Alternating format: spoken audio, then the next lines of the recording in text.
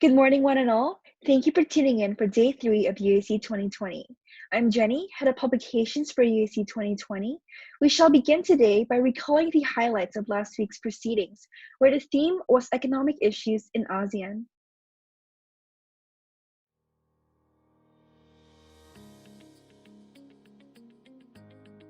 I am deeply honored and privileged to welcome you all to UNSW ASEAN Conference 2020. This year is a historic year for the world. We all face a health pandemic, the extent of which is unheard of in the last century. I believe we need to understand its impacts beyond health alone. With the theme, Inspiring the Present and Visioning the Future, we believe the pandemic should not only be a time of mourning, but a time to restart and build a brighter future for ASEAN, Australia, and the world. But we're still doing more and more online, and it works. Australia has finally defeated the tyranny of distance. But beyond that, I have learned something else. Because of world time zones, our interactions with ASEAN countries are easier than interactions with our historic partners. Youth should keep learning new skills, be able to both engage in the real and virtual world, and be flexible, agile, and adaptable. I hope this conference will empower and inspire other youth to be more proactively engaged with the global community and contribute to the well-being of the society. In my judgment, Australia and ASEAN are just natural global partners, and we've learned very much the habits of collaboration. And so therefore, when I see the ASEAN +1 arrangements between the 10 member states and Australia, and as it has evolved over many decades, it's probably, in my judgment, the closest of the ASEAN Plus arrangements which exist. Let me put it to you in very blunt terms. If the Anglo-white guys are too lazy to do this, that is, people like me, then we actually need you guys to build the bridges, and I'm all for that. Despite our common aspiration and interest, you all know how very different the 10 countries of ASEAN were. Our ideology, our political system, and especially our levels of economic progress were not the same. But I am glad and proud to say that regardless of our challenges and difficulties, intra-ASEAN cohesiveness was fundamentally strong. Togetherness is the answer. It is a solution. So what we are seeing here is surely social entrepreneurship is a term, but how it can develop and how it can really grow depends on the kind of embeddedness in that society, where kind of culture really encourages people to use communal ideas for business in a sustainable way, particularly financially, economically, environmentally sustainable. Over the past years as an entrepreneur, I've understood that there are 3 elements that are very important: a mentor, access to money, which is the second M, and access to market. We've gotten some funding from Japan to help us in this framework. We have now started the work between Thailand, Brunei, Vietnam, and all the other countries. Built around a philosophy called social constructivism, which is really the idea that you learn best when you're actively engaged, intrinsically motivated, when you're doing things, when you're solving problems, working on projects, and when you're constructing and co-constructing knowledge, which I think is quite relevant in this context. So in order for any organization or university to really, get the most out of it, they also have to understand and embrace this particular style of education. So the question I've been posed is whether we are ready to achieve the digital health vision, which is to harness digital health to achieve universal health coverage and to achieve the sustainable development goals. We think about how we want to move healthcare forward is really now, if we were to start at where we are today, and we call it, say, healthcare 1.0, where healthcare is delivered in a very hospital-centric manner. Since with the pandemic, it has really helped accelerated this path towards healthcare 3.0, where almost both of it is running in parallel now, where we are trying to tackle this by providing an integrated disease management program. Patients themselves are equipped with the literacy to know how to think about their health in a coordinated manner. Clinicians actually, they don't care much about AI as much as about the outcomes of their patients, given the resources and the constraints that they have. Why don't we think about these keywords on this slide? Care, the quality, the safety, the patient-centeredness that we need, the information that the patients, the values that the patients seek. Need to use AI and should frame it as something to reduce errors, improve quality, access, and patient-centered care, for example. The principles of solidarity, togetherness, and collaboration, and also leadership as the important principles for the world to be able to build back better. You know, diversity inclusion is very broad, right? So the Bumiputra, non-Bumiputra exclusion, that's kind of one aspect, right? And it gets tricky because the racial hierarchy isn't very clear, right? And I think that can apply for many countries in Asia. We're still seeing challenges when it comes to fulfilling the human rights of many people in the world. And in the Asian context, of course, we're seeing this challenge quite big time, you know. Women belong in all places where decisions are being made. We all should encourage everyone, both men and women, to dare to make better recovery for the world. Women are continuously creating, designing, and innovating to make better life for our families and our communities. We are creating the better future. For when women empowered, the future is also empowered. Thank you.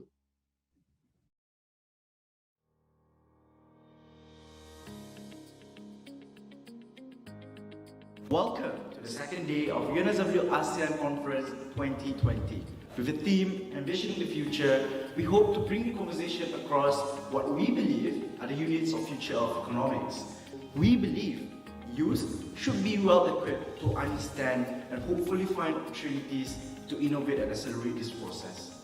Without doubt, the devastating swiftness with which COVID-19 has swept around the world has had economic impacts which are unprecedented. And yet, there are many opportunities arising from the new normal with demands in e-commerce, online collaboration platforms, contactless payment and delivery, just to name a few. Effective reform is difficult precisely because it requires a cultural change and shift in mindset. The decisions and actions that are made now will have a general systemic and long-lasting impact, particularly on our youth and MSMEs. So, we have a collective responsibility to ensure that measures, policies, initiatives are inclusive and don't just help us survive the pandemic of today, but also to navigate the challenges of tomorrow. Have we confronted a development challenge as nefarious as COVID-19? Only when the waves have receded will we be in a position to accurately assess the true extent of damage done. And I hope that the next generation of scholars will be ready and willing to step up to the plate. The relationship between ASEAN and Australia goes beyond governments. People-to-people relations are as important, if not more, than between governments. I would like to appeal to all of you to understand the importance of we feeling within countries such as ASEAN, as well as ASEAN and Australia, to maintain and expand the existing sectors in industry of interest and ultimately create new sector in order to increase welfare in the regions. Combine together a large market in terms of consumers, a growing GDP, and also one of the larger GDP areas when we group together the 10 countries. This makes this region a very economically vibrant region. The good news about trade in goods and to a lesser extent services is that even though people within ASEAN cannot travel, goods can travel. E-commerce has the potential to actually grow significantly within ASEAN. I think the regionalization of supply chains post-COVID-19 is something that many people have talked about, and this actually allows ASEAN to package itself very well. The biggest sources of greenhouse gas emissions comes largely from a wide range of industries, coal-fired power plants, the agriculture industry, transportation especially. So the reality is that our global systems are very vulnerable to climate change. it disrupts food supply. Climate change is a global health threat. So the healthcare sector is also very much exposed to this impact. The fact is that environment and prosperity are not antagonistic, but rather synergistic. Campaign for a rise of a new lifestyle that is more friendly to the environment. When we talk about global economy, packaging, food, with plastic packaging, if it's economically viable, we need to recycle. We can acknowledge that 3R, reduce, reuse, recycle, is definitely not enough. So the idea is that we all need this 4R or 5R or 7R, and we need to have an underlying deeper contextual understanding. This will lead to a different plastic policies, different preferred solutions to solve the plastic waste pollution. For ASEAN, it is important that the ASEAN government has a program, and also to address the different mitigation to the climate change issue. Informal employment comprises 78% of total employment in countries in Southeast Asia. It is illegal, yes, in the sense that it is not registered. They operate without getting a business license, but they are definitely not hidden or underground because we see them everywhere. The large percentage of informal economy is driven by these demographics, and they can be attributed to traditions, habits, institutional practices, work-based social hierarchy, and entrepreneurial norms in ASEAN countries. There is still a large inequality status, especially in rural parts of ASEAN. Just because an economic activity is in the informal sector does not mean that it doesn't have value, and formalization does not necessarily mean that that we should lose some of those valuable services and products that the informal sector produces. And in terms of ASEAN level efforts, I think this has been high in the agenda for ASEAN governments. They're planning on establishing a regional database for informal employment statistics so that they can better monitor the issue to help these informal sector workers who may need some additional help. I think it's the right moment and the right time to actually looking into the challenges that we actually foresee. And this is to address the skill gaps that we have within the ASEAN region to stay relevant by realigning the skills, to bridge the skills needed within ASEAN, and also to enable ASEAN to have a better balance in terms of demand, supply, workforce, and industry. We have to unite all the sector of society, from the government institution and businesses, in order to transform our business, upgrade our capability to catch up with this growth. I think there are some key political lessons that we have to learn. Public health infrastructure and investment matters. Good governance and political leadership matters. Social cohesion matters. We can't solve the economic crisis without solving the health crisis. ASEAN is no stranger to the upheaval and havoc caused by crisis. It's weathered and gone on to thrive from the Asian financial crisis, SARS, and the GFC. And factors such as a young, fast-growing consumer class, increasing urbanization, exponential growth in the digital economy means that ASEAN will continue to be of key importance as a destination for trade and investment. Hearteningly, what we are starting to see at the economic level is recognition that we are all vulnerable and can only overcome the ravages of this pandemic through regional and global cooperation. According to Carmen Reinhardt, the chief economist of the World Bank, we are now in the mode of war, actually. What we should do, of course, try to find a way to provide programs or policies that can be really more sustainable, to make sure that everybody can really be pulled out of this pandemic and also hardships. Definitely, we need to carefully rethink and to embark actively on the SDG. And we need to act right from the economic recovery plan rather than waiting until the crisis to be over before we can take actions. Students, like what you are doing right now from ASEAN, is a very, very important thing, because tomorrow, most of you all are going to go on and become business leaders, national leaders, and it's those sort of appreciation for sort of relationship that has been built today which would take you forward. Go out there and be agents of change. Don't wait for somebody to tell you. Be curious and do the right thing. It may not always be the best decision at that point in time. It will be something that it will pay off eventually. So always do the right thing. Thank you to the IT and marketing teams for putting this together. The theme for this afternoon's proceedings is political security issues in ASEAN. Without further ado, let us now welcome C2 Zin, Secretary General for UAC 2020, to deliver today's opening. Minglava. I would like to start by acknowledging the traditional custodians of the land that University of New South Wales stands on, the Badigal people of the Eora Nation, and pay my respects to the elders, past, present, and emerging. Ladies and gentlemen, welcome to Day 3 of UNSW ASEAN Conference 2020. The first 2 days of the conference have been a tremendous success, with over 2,300 registrations from over 40 countries.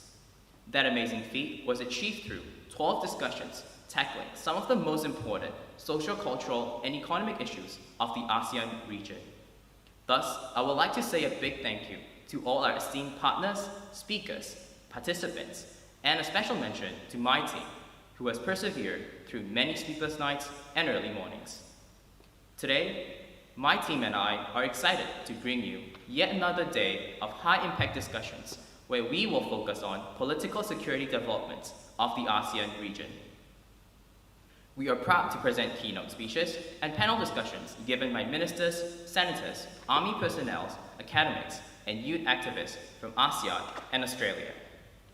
While our region grapples with volatile political development and ever-growing security concerns, we hope to inspire further discussions within the youths and hopefully inspire strength through a cohesive and peaceful ASEAN. To amplify this hope, we are honored to have His Excellency Mr. Will Nankervis, the newly appointed ambassador of the Australian mission to ASEAN, to deliver our opening remarks. And we're also very honored to have Dr. Lauren Bay, Assistant Secretary of the ASEAN and Regional Architecture Branch at the Department of Foreign Affairs and Trade, Australia, to deliver our closing remarks today. Next, we'll have Professor Carl Payer from the Australian Defence Force Academy at the University of New South Wales, Canberra, to deliver the opening keynote address on global threats and challenges of the 21st century. The keynote will then be followed by 3 panel sessions. With the constant evolving role of technology and the rising conflicts between major powers, our region faces a new common threat of cyber terrorism and a challenge to ASEAN centrality. Our first 2 panel sessions will be discussing these issues of ASEAN regionalism and cyber threats and cybersecurity in ASEAN. Ladies and gentlemen, from the 1988 uprising in Myanmar led by university students to the protests in Thailand happening presently, youths have played a leading and vital role in shaping of our region's politics. Our last session, People, Power, and Politics, will dive deeper into the narrative of the latest Southeast Asian political landscape. Additionally, we will also converse into how youths, activists, and the civil society can come together to amplify political maturity and literacy within the region. Lastly, we're also honored to have Dr. Dino Patijalal, the former Indonesian ambassador to the United States and the former Vice Minister for Foreign Affairs, to close the day and the whole conference with a keynote address on looking forward, discussing how ASEAN can move forward as a united front and on ways to overcome these challenging times. For all the young professionals and future graduates in our audience, I would like to highly encourage you to participate in our mentoring sessions happening next week as well. We will be having mentors from different fields, ranging from brand strategists at TikTok to consultants in KPMG and PwC, software engineers working in Microsoft and Facebook, to analysts in Commonwealth Bank and McKinsey. It is a program you truly do not want to miss. Thank you very much for tuning in this morning, and we hope our conference have sparked conversations and have inspired you to continue these discussions to bring about a more connected, strong, and resilient ASEAN community. Stay safe and hope you enjoy the rest of the conference. Thank you, C2. May we now welcome His Excellency Mr. Will Nankervis, DFAT Ambassador to ASEAN, to deliver today's opening remarks.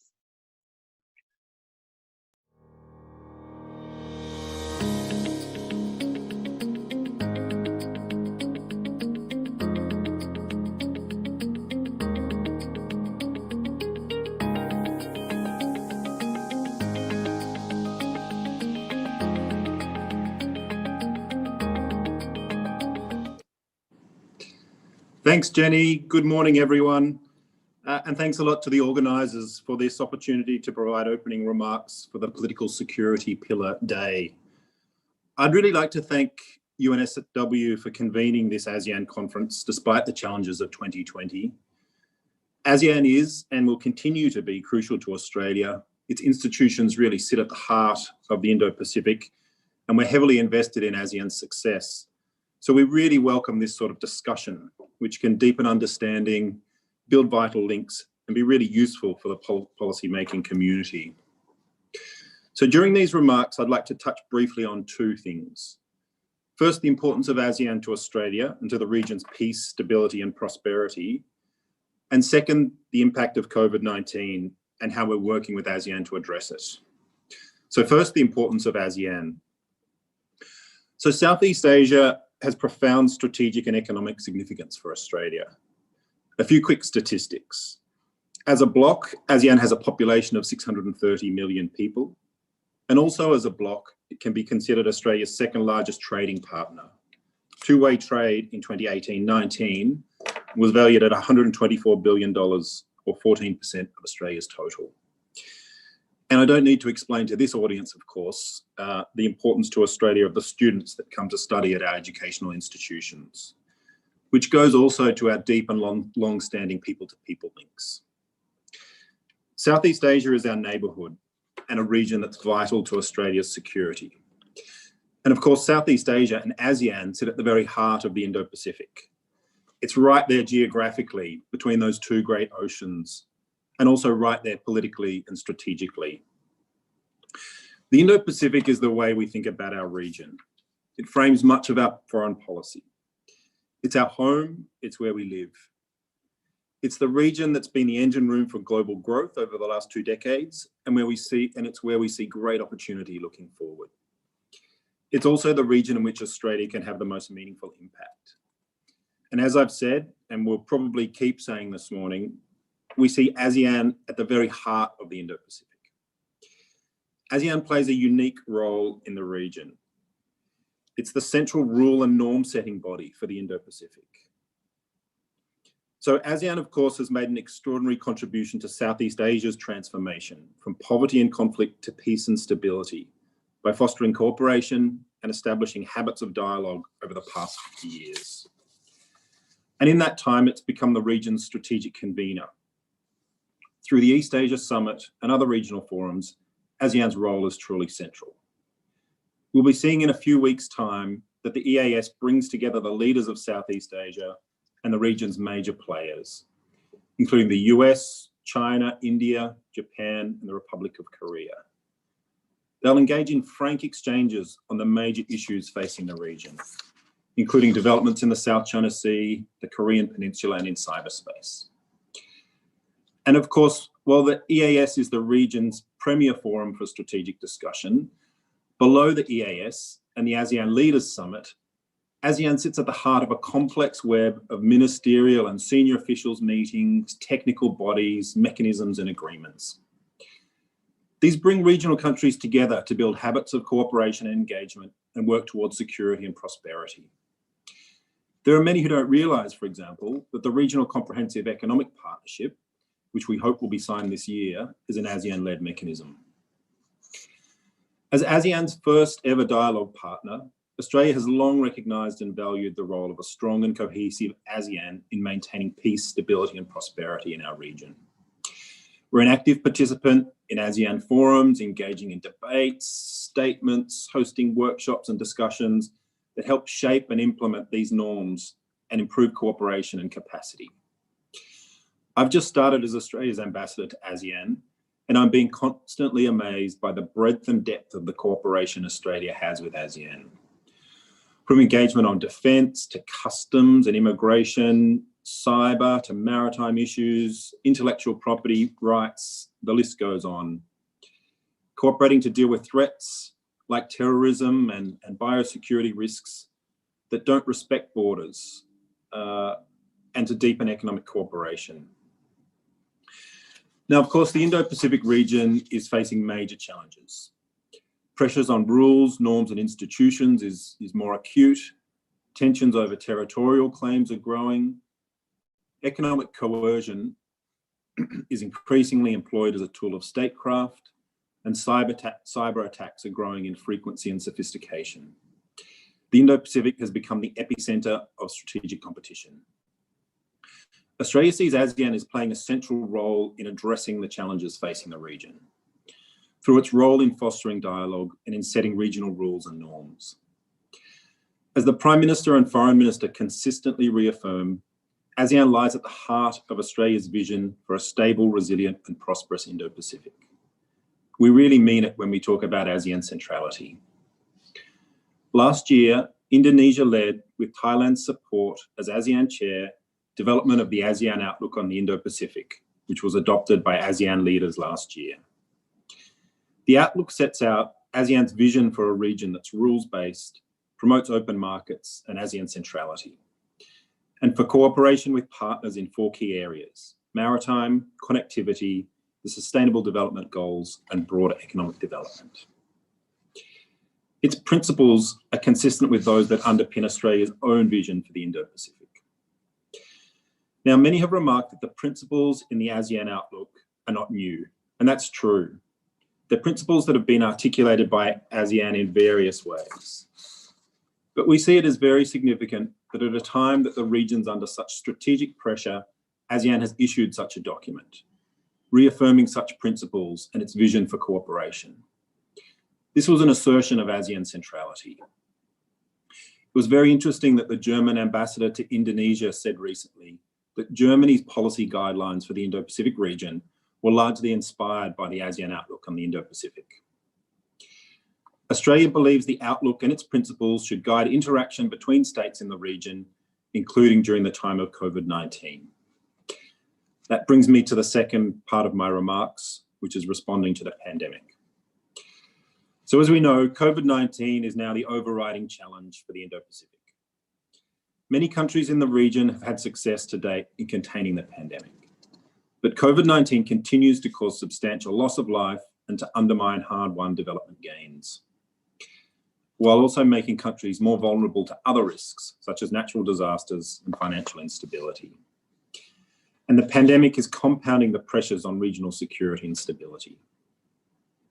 COVID-19 has reinforced that Australia's security and prosperity is tied to that of the wider Indo-Pacific.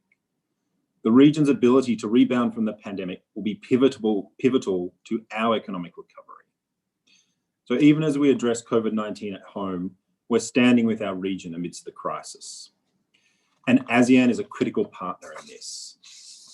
It has a vital role to play in galvanizing our region's response, charting a course for economic recovery, and shaping the post-crisis regional order.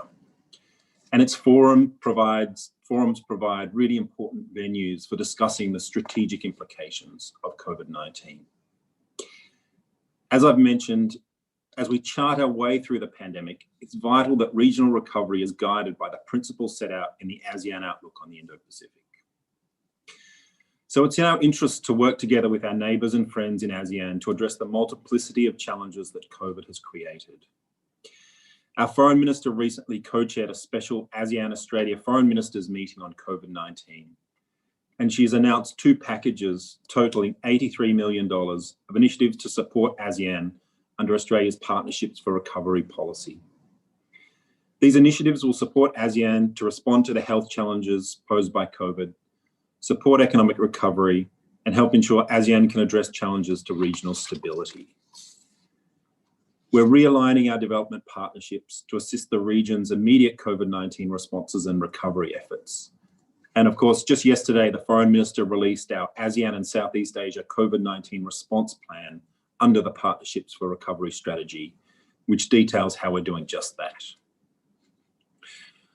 Of course, the pandemic has also put led to challenges and exacerbated challenges to economic openness. And Australia remains committed to supporting the multilateral trading system and is working with others in the region in support of that system. We remain committed to signing the Regional Comprehensive Economic Partnership, RCEP, in 2020, which will send a really important signal of support for trade liberalisation and rules-based trading arrangements during this time of significant global trade tensions. In closing, our interests remain in supporting ASEAN as a coherent, resilient grouping. ASEAN's success is our success. Its ability to withstand, regroup, and rebound from this crisis is important to our long-term strategic, security, and economic interests. I'd like to emphasise again the importance of our people-to-people links, particularly through our close education ties in the region. This opens doors for us, and the goodwill it generates has us in high standing. And to underscore the contribution that events like this can make to deepening understanding, sparking ideas, and informing policy making. I'm really looking forward to the discussion today, and I'd like to thank you again for the opportunity. Thank you. Thank you, Mr. Nankervis, for your kind words. We shall now have a short break, but up next, Emeritus Professor Carl Thayer from the Australian Defence Force Academy at UNSW Canberra will be here to deliver a keynote on the global threats and challenges of the 21st century for UAC 2020.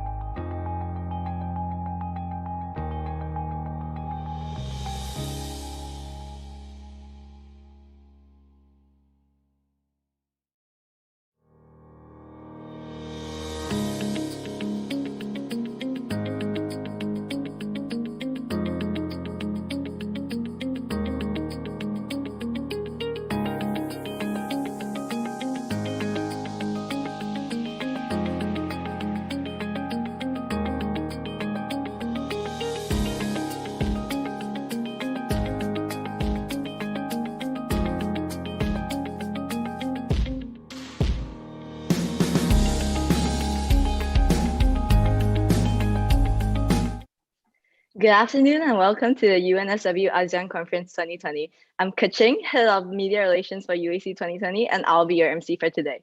We are very honored to have Emeritus Professor Carlisle Taylor of the Australian Defence Force Academy at UNSW Canberra and the Director of Taylor Consultancy here with us today to present a keynote speech on the global threats and challenges in the 21st century.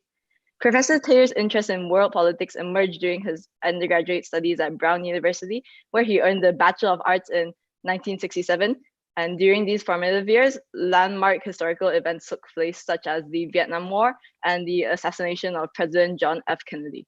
Professor Taylor developed an intense scholarly interest in the Sino-Soviet dispute, politics in Southeast Asia, and communist decision-making in Vietnam. He later earned a Master of Arts in Southeast Asian Studies at Yale, a PhD in International Relations at ANU in 1977. And in 1979, Professor Taylor joined UNSW and taught first in its Faculty of Military Studies at the Royal Military College Duntron, then transferred to the University College at the Australian Defence Force Academy in 1985. He served as the head of the Department of Politics from 1995 to 97 and was promoted professor in 1998. Professor Taylor retired from UNSW in 2010 and conferred the title Emeritus Professor. He remains active as Director of Taylor Consultancy, which provides political analysis of current regional security issues and the other research supports to selected clients. As a subject matter expert, Dr. Taylor addressed the second expanded ASEAN Maritime Forum in Vietnam in 2014. And the following year, he addressed the ASEAN-China Joint Working Group in the implementation of the Declaration on the Conduct of Parties in the South China Sea. In April 2015, he was appointed eminent person by the Department of Defence's Australian Civil Military Center to facilitate the East Asia Summit Rapid Disaster Response Lesson Learned Seminar, which was held in Sydney. Dr. Taylor is the author of more than 500 academic publications, including books, monographs, journal articles, and book chapters. He has a high international media profile, giving more than 200 interviews a year to various reputable news media organizations such as the New York Times and Reuters. Without further ado, we should now invite Professor Taylor to deliver the keynote speech on global threats and challenges in the 21st century. Professor Taylor, please. Thank you, Kaching. I'd like to begin by thanking my colleagues in Sydney at the University of New South Wales who've organized this. I came to Australia in 1971, 4 years after ASEAN was created. And this shows how much Australia, which hosted an ASEAN summit, has engaged with the region and with an expanding number of countries that have belonged.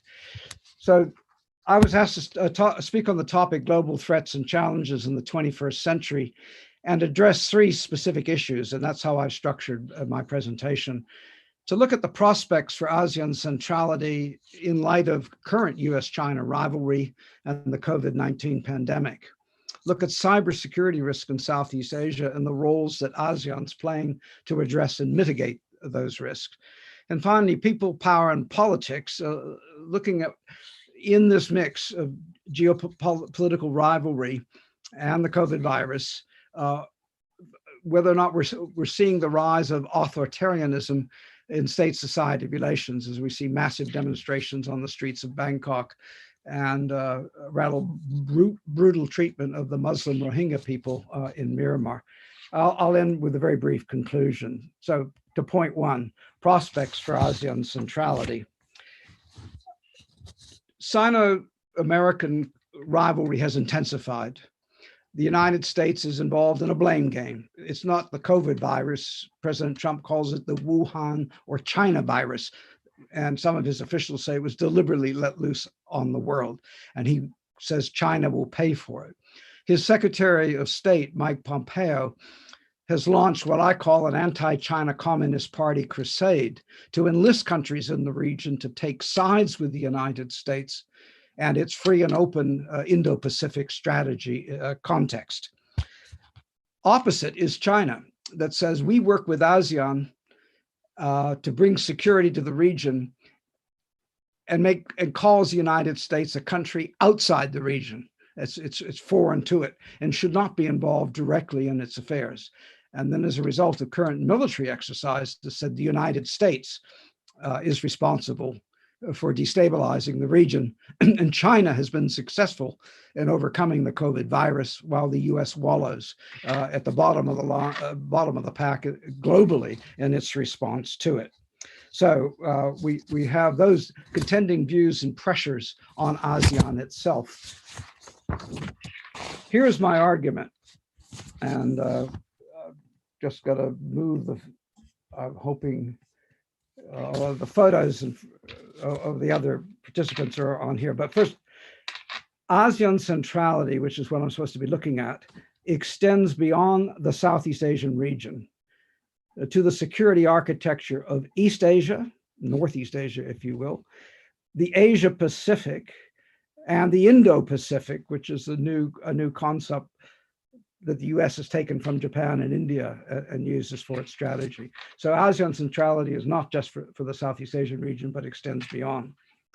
ASEAN centrality is shaped by the individual and collective leaderships by Southeast Asian states. Each year there's a rotation of an ASEAN chair, and countries like Singapore can play and have played a very strong role in other countries when they are ASEAN chair, or they can play a quiescent role, proactive leadership versus reactive leadership, as we see. So that affects ASEAN centrality. ASEAN centrality is also affected by the unity and cohesion amongst its members. We've had a Thai-Cambodian border conflict, which makes it difficult to get broader policies when the two are actually firing artillery at each other at times. And finally, in addition, ASEAN centrality is also shaped by the major powers. They see a utility in dealing with ASEAN as an organization. And that's particularly the case with Western powers, the US, in the post-colonial era, where Southeast Asians guard their national sovereignty jealously. And it's easier to deal with an organization they set up rather than try create an alternative like a Southeast Asia Collective Security Treaty, or SEATO, in the 1950s.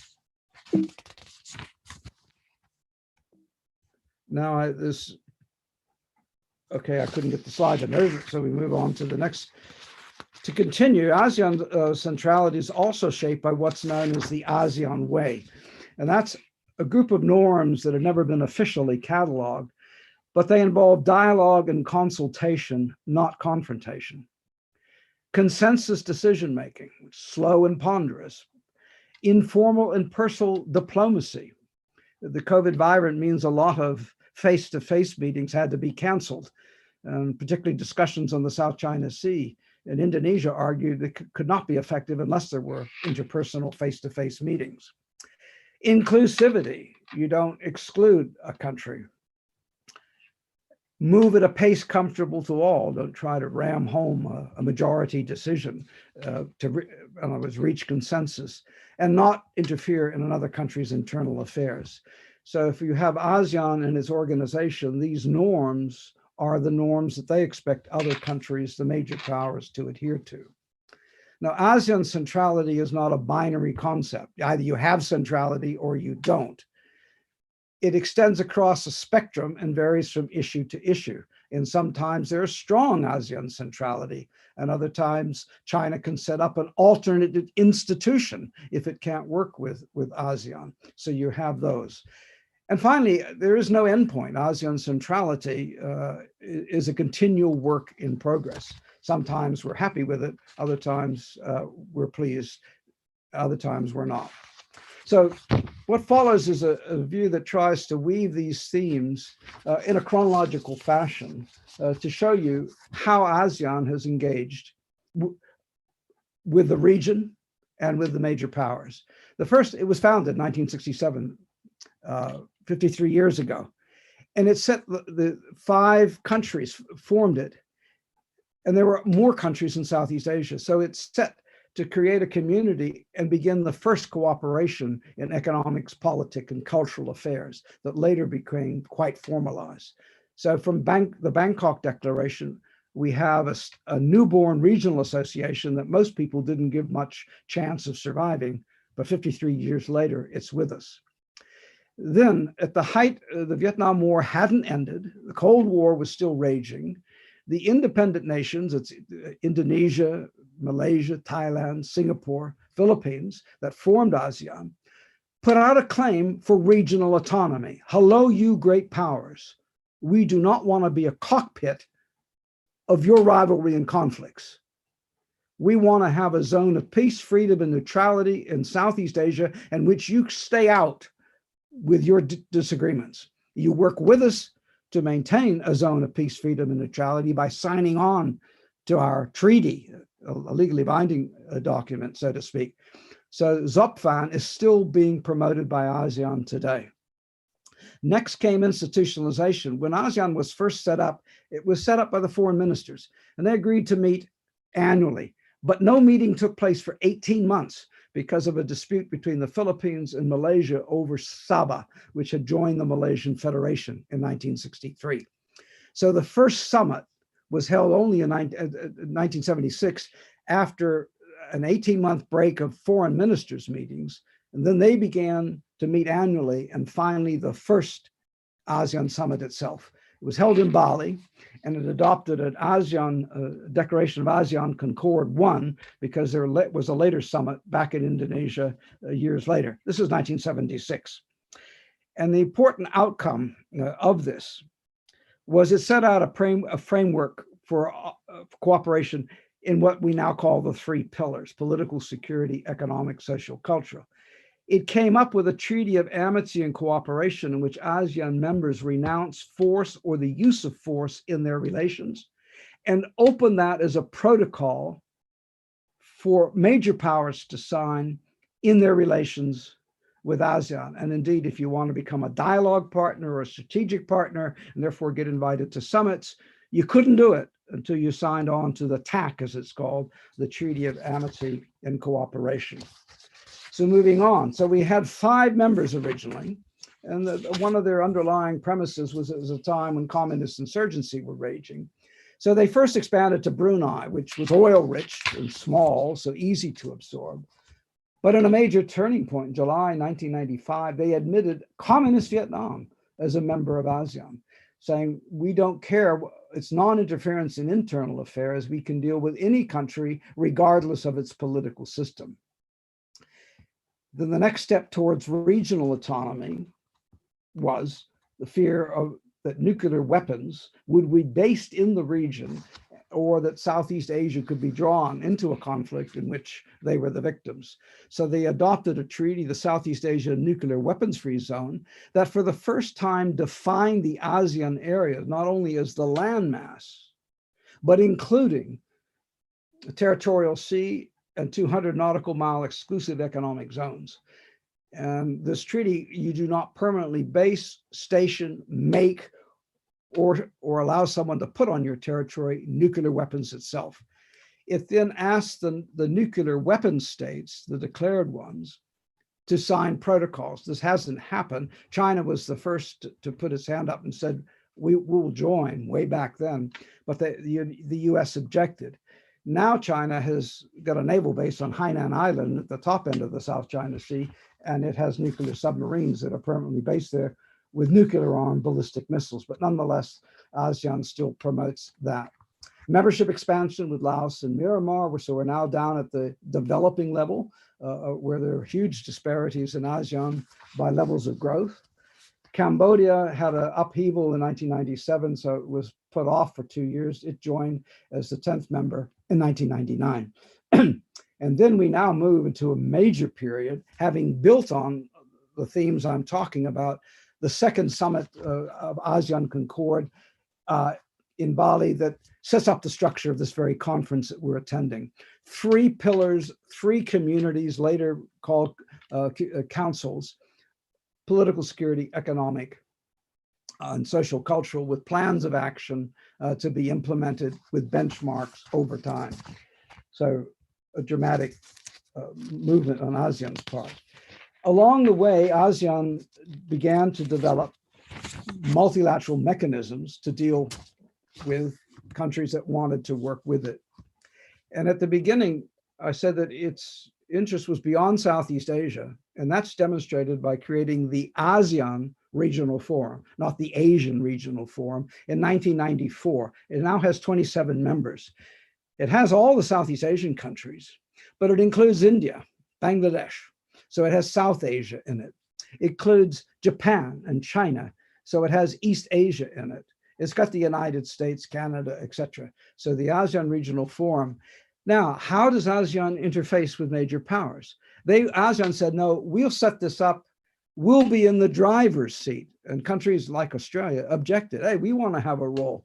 So what ASEAN did is that the work program of the ARF, as it's called, has intersessional meetings and groups that are given a renewable mandate.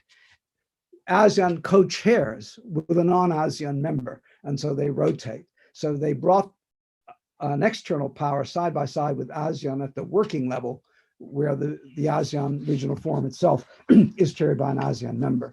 Next, following the Asian financial crisis of 1997, China, Japan, and South Korea, their leaders met in summit with the ASEAN leaders to work out how that region should respond to that crisis.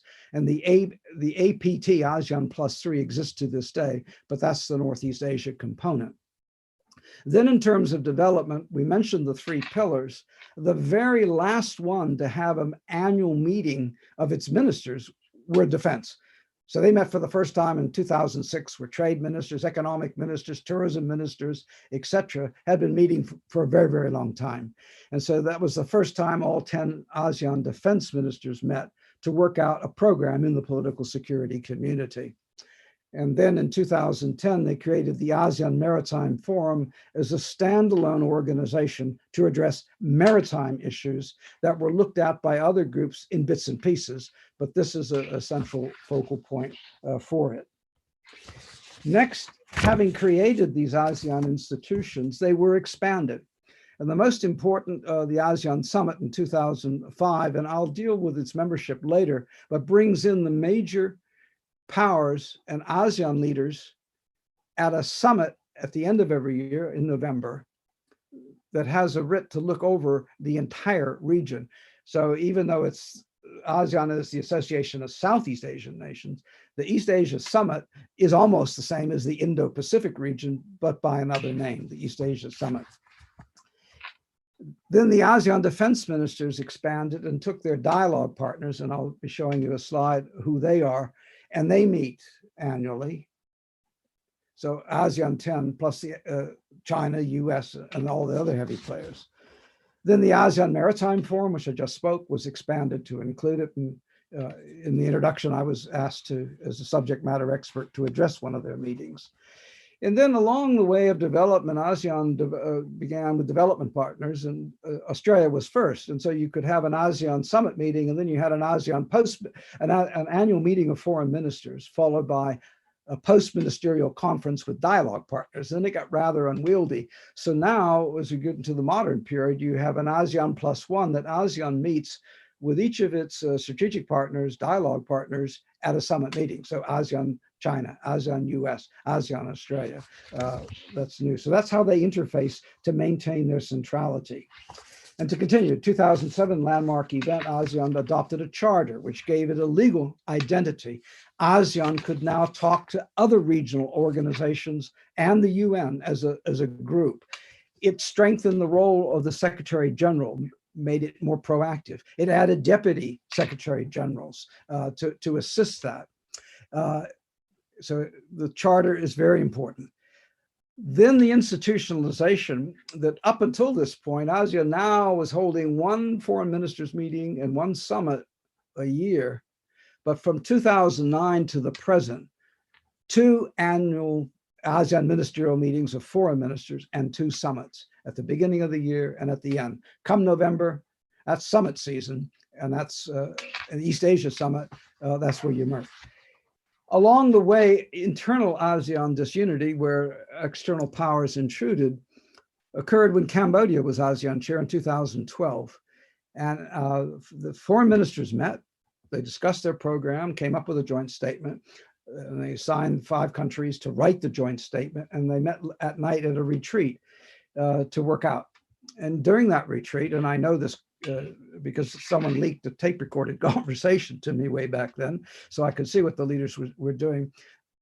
The Cambodian chair refused to have any discussion of the South China Sea included in the joint statement, and therefore, for the first time in its history, ASEAN didn't issue a joint statement. Cambodia declared everything is bilateral between China and the countries concerned, has nothing to do with us as an organization. So having done that, Indonesia intervened, and its foreign minister went all around the region and got agreement on 6-point principles where everybody in ASEAN could agree, gave it to Cambodia, and their foreign minister, as ASEAN chair, had to read it out loud and say, this is where we are. So centrality restored after this bit of hiccup where Cambodia either acted at China's behest or China asked Cambodia to do it. Then we get up to the present, where the United States has hopped on board the free and open Indo-Pacific. The Prime Minister Abe was working with India and come up with an Indo-Pacific strategy. And ASEAN responded by coming up with an ASEAN outlook on the Indo-Pacific, basically saying, do whatever you want, but you've got to do it through ASEAN-led mechanisms, the East Asia Summit, the ASEAN Regional Forum. And today it's music to ASEAN ears when the US says, oh, we love your ASEAN outlook, AOIP, on the Indo-Pacific because it reinforces our Indo-Pacific strategy. But it's ASEAN holding firm, not aligning. And then to continue, we have these 3 pillars. They have blueprints up to the year 2025. They're now doing a midterm review during the COVID virus virtual conferences, and all the plans of actions are being upgraded to take into account response to COVID, but to continue ASEAN into the future itself. Now, I mentioned the dialogue partners, and they're both dialogue partners and strategic partners. And the one difference is that Canada is not a strategic partner. So those are I kind of color-coded the ones that are friendly with each other: Australia, Japan, South Korea, New Zealand, Canada, and the United States. 2 independent actors, EU and India, plus Russia and China. And then there are sectoral partners down below and development partners, and we needn't get into them. But you end up having summits with the dialogue partners, and they play an important role initially to develop ASEAN because it was composed of least developing countries.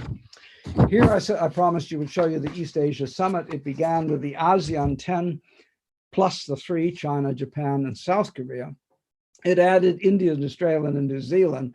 And then as a later development, a coup got the US and Russia to join. That's a pretty heavy-hitting team. It's a leaders-led summit. Unfortunately, people like Donald Trump have not shown up to 2 of them because he's too busy and doesn't put much faith in it, which I said that ASEAN centrality is affected by how major powers act, showing up and using the East Asia Summit or staying away. It constrains them. So how does ASEAN respond to COVID, which was permeating this discussion? When Vietnam took on as ASEAN chair, and you look up the ASEAN calendar, it was a 40-page A4 document listing the hundreds of, actually over 1,000 meetings that were planned for the year. When COVID broke out, ASEAN hit a brick wall. You could no longer hold face-to-face meetings. I mean, the year started out with face-to-face meetings, defense ministers, but bang, it ended. And so Vietnam took the leader and pioneered virtual conferencing. And one of the first they did was to convene all the ASEAN health ministers on the same day in a morning session, followed by the meeting between ASEAN, China, Japan, and South Korea economic ministers to plan out how to react to COVID, because that's the region then that was affected. It later spread to the entire world. Then ASEAN was supposed to have a summit, and that got postponed, and instead they convened a special summit on the coronavirus disease, then followed by a summit of the ASEAN +3 on COVID. What ASEAN is doing is building up connections with those countries where you have land supply chains running that are affected by COVID, and therefore you have more at stake than countries further outside the regions, although those other countries do have interest as well. That having set the cornerstone of its and using the expertise and financial support from its donors, then ASEAN began holding virtual meetings with dialogue partners that were willing to step up their cooperation: Australia, China, EU, Russia, and the United States. A COVID response fund was set up. That's controversial because the finance is, where the finance is going to come from is still being debated, because in one area it was to borrow Peter to pay Paul, to take money devoted to certain development projects that couldn't go ahead because of COVID, and use that money for the emergency to both deal with COVID, to mitigate it, and now moving into post-COVID planning, how to get the economies going again, as well as the health. But COVID itself has risen and fallen in various countries. And all the 3 ASEAN community councils, political security, economic, social, cultural, have been tasked, as you are redoing your community building plans, as you're coming up with your multi-year plans of action, embed how you're going to treat with COVID in it. So under Vietnam's leadership, COVID has come front and center. This is remarkable because when COVID first broke out, every ASEAN country acted independently. Everybody closed their borders. Everybody left other ASEAN citizens on their home territory and didn't really help them.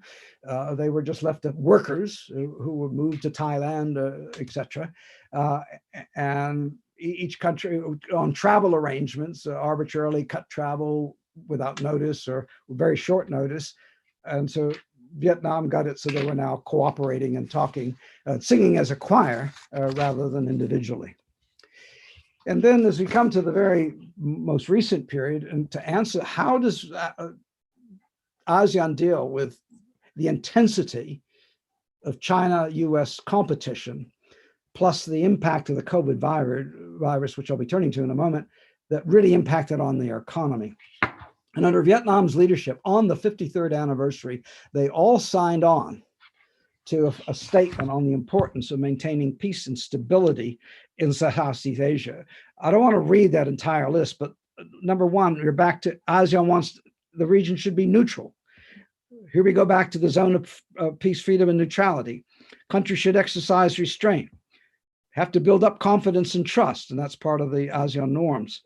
And then there's a whole paragraph on ASEAN centrality that I've just described. It's ASEAN and their external partners through ASEAN-led mechanisms, the East Asia Summit, ASEAN Regional Forum, Defense Ministers Plus, to reaffirm the ASEAN outlook on the Indo-Pacific.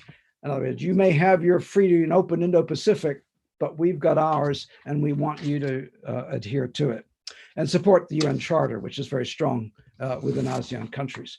So I turn now to the second task that I was given, and that was to cyber risk in Southeast Asia and the roles that ASEAN has. First, it's a hotspot. And the risks come from traditionally before COVID, how are terrorists using that encrypted communication to organize attacks?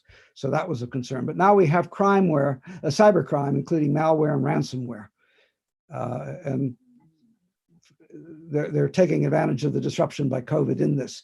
Disinformation and fake news of all sorts, not just criticism of governments. Advanced persistent threats, specific non-state actors or very closely allied actors that have the resources to launch persistent attacks. And in 2020, they rose. State-sponsored hacking, and you can identify certain countries. China comes in the frame for having a number of programs that even targeted the ASEAN Secretariat, defense establishments, aerospace, and others. And cyber attacks of a strategic nature that could affect critical infrastructure. And we have no major examples of that yet.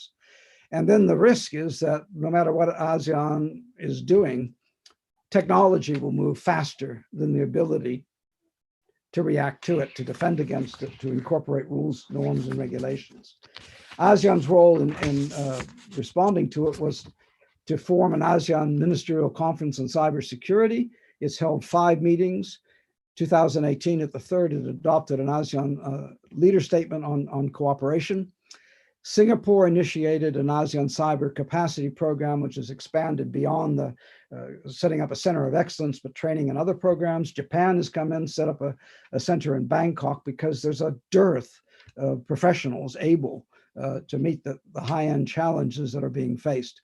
And at the most recent summit in June, cybersecurity has got to address the fact that ASEAN is trying to move post-COVID to a digital economy, and how do you protect that vital infrastructure itself?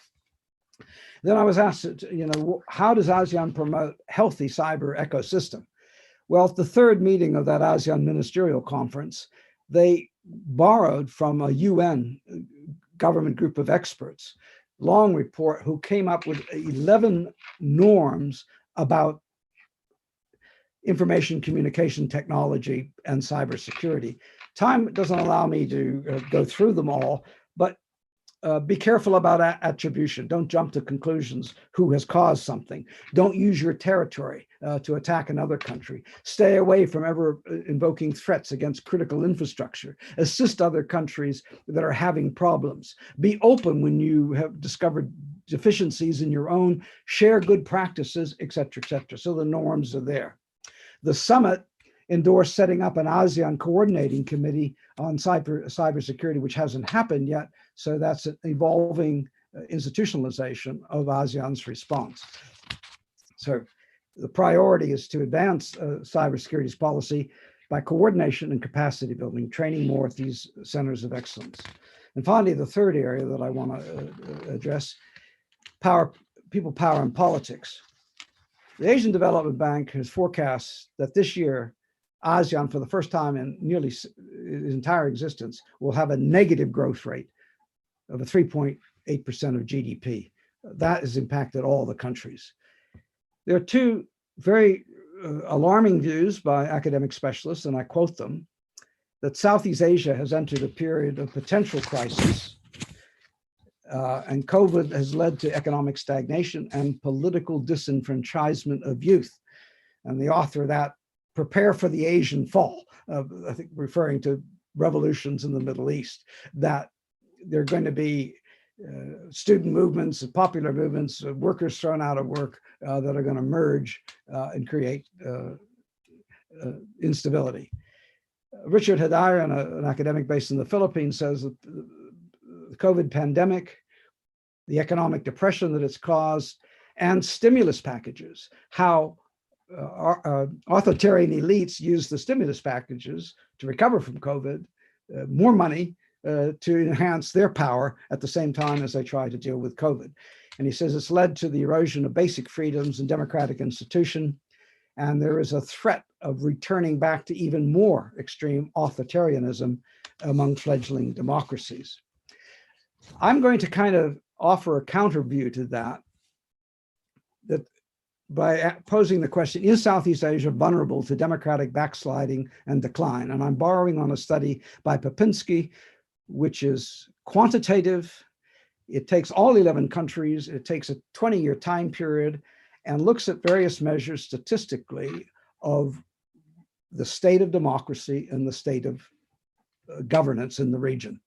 So yes, you can see crowds in Bangkok, but we're looking at average. What's the central tendency that's going on?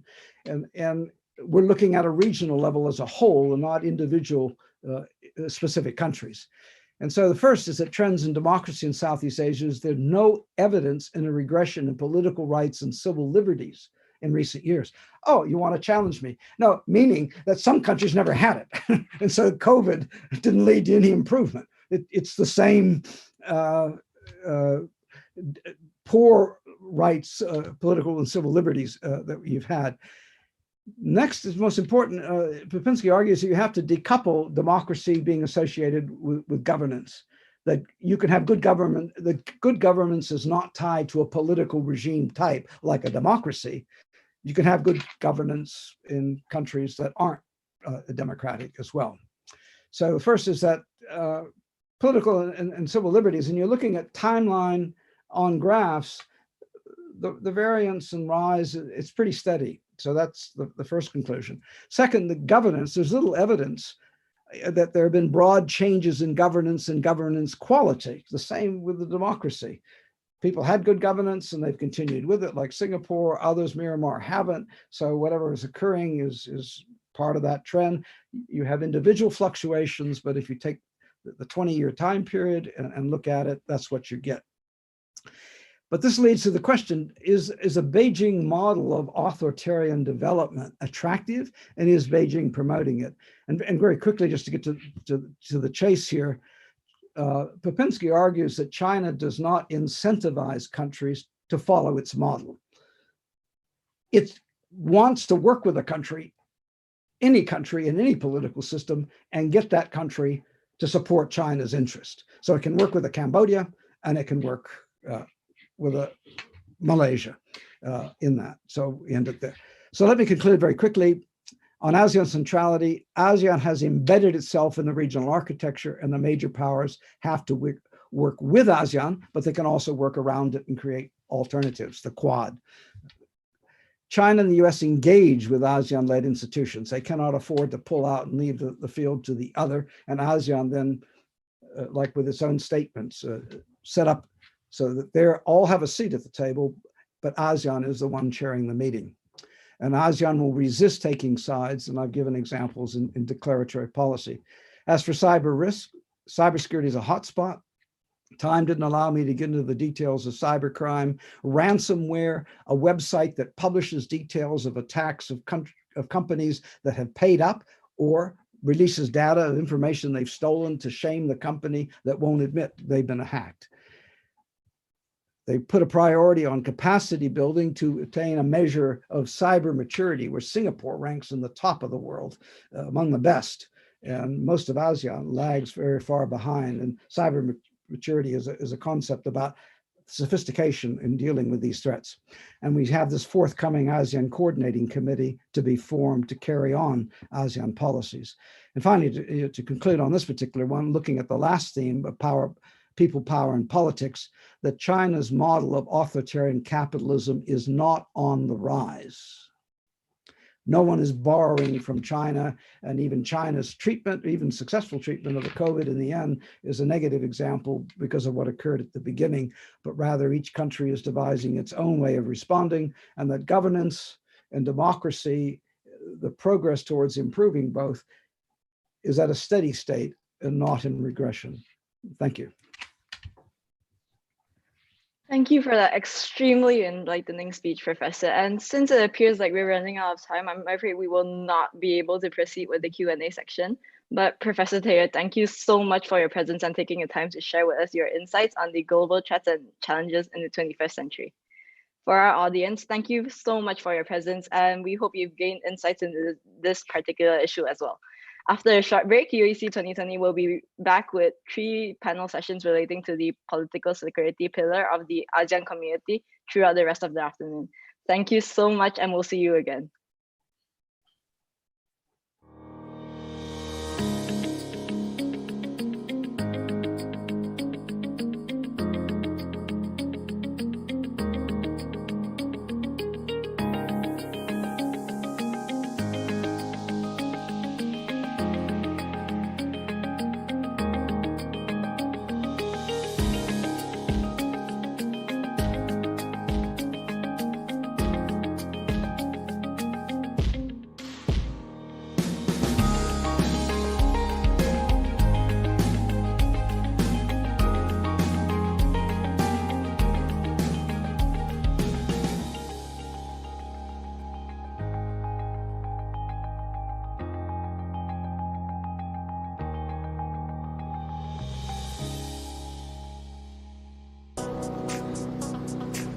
What is UAC Mentoring Session 2020?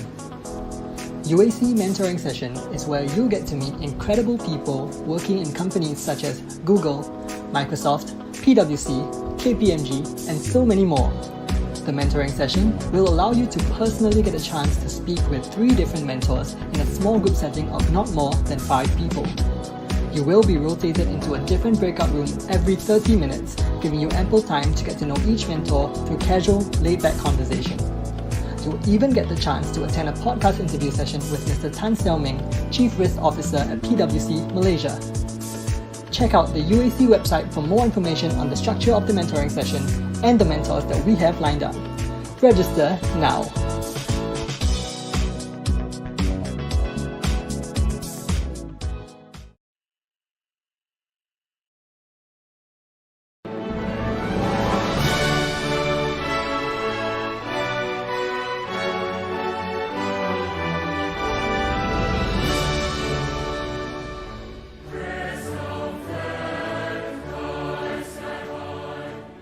The ASEAN political security community looks toward a region where member states of ASEAN intensify their cooperation to ensure, for the benefit of people, a just, peaceful, democratic and harmonious region, which is also at peace with the rest of the world and can serve effectively as a force for moderation and global harmony.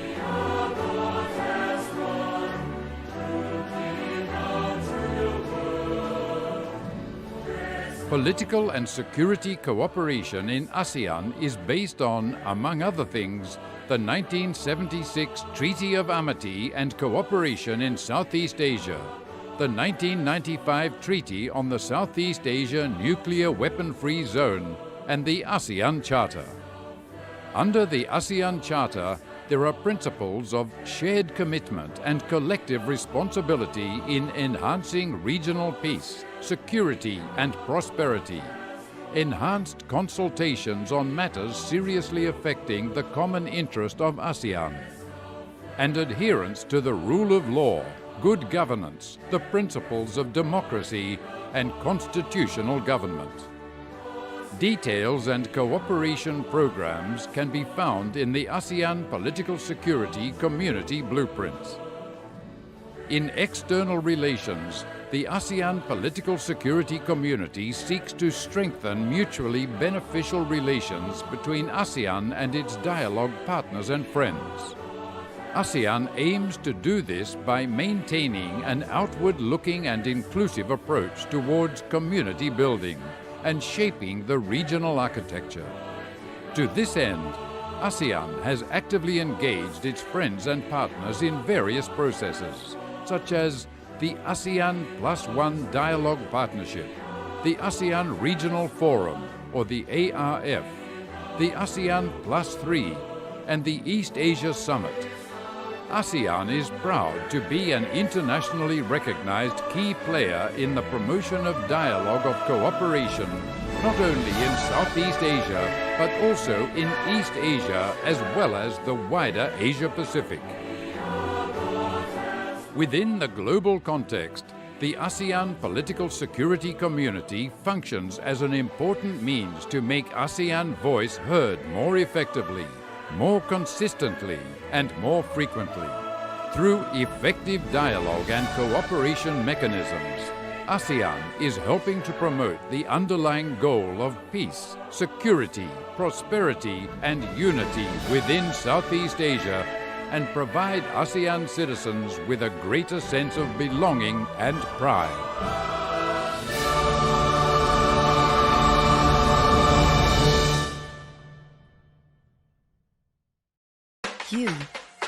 You're the person the world needs. Life is changing and the future is uncertain. You may not know how or why yet, but you know you're here to make a difference. You're not waiting for the universe to give you the answers. You're finding them for yourself.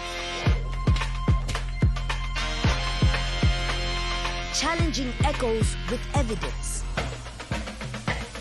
Few people have great ideas. Even fewer make them happen. It takes a dreamer, an explorer, a researcher, a leader, a thinker. It takes someone like you.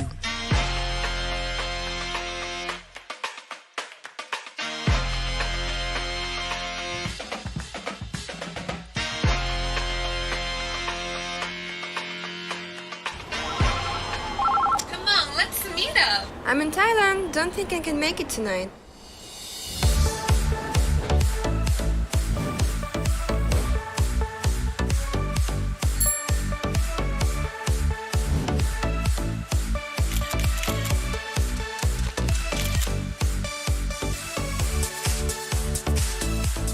Sanuk mai?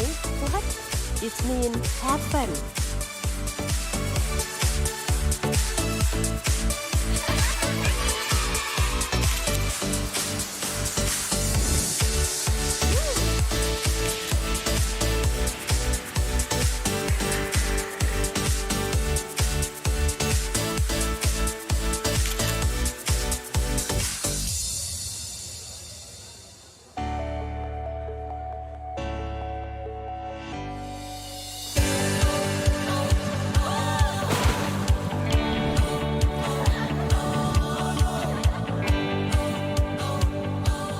Thailand, Sanok is not just about fun with the group.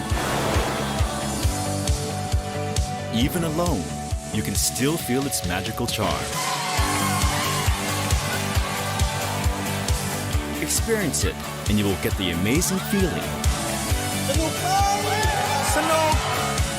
Amazing Thailand.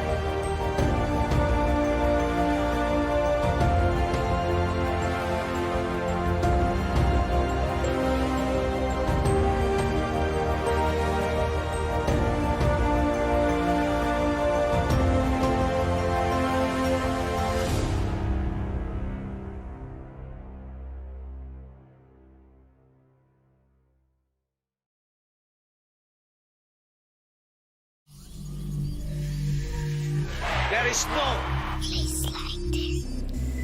There's no place like this. This is the place. This is the place I call home. Our home. This is where 1212 and 112 are not just dancing steps. Where our back streets live on as galleries and museums. This is where we live amongst trees, carve them out of metal, and make them electric. Where impossibilities lead us to endless possibilities. This is where old school, new school, and what no school can teach come together. Here, every day is a new canvas. The old school cool. This is where rhymes, chimes, and the daily grime meet. There's no place. This is where who you were will not be who you will become. This is where all that you're passionate about, all that drives you, is made possible.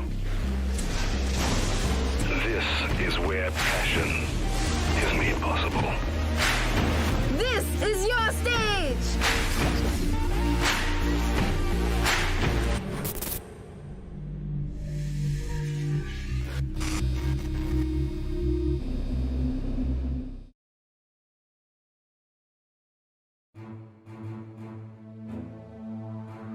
Be astonished by our beautiful sights.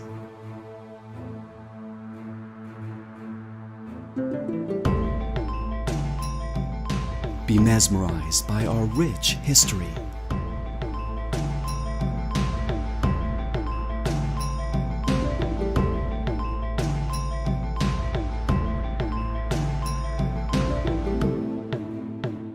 Be serenaded by our breathtaking sunsets.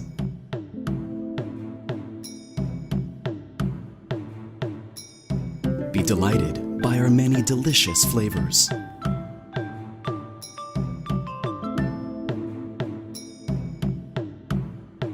Be charmed by our warm people.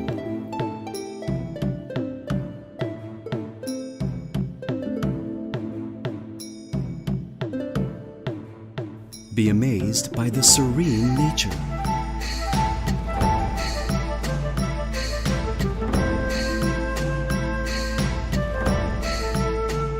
Be exhilarated by the adventure that awaits.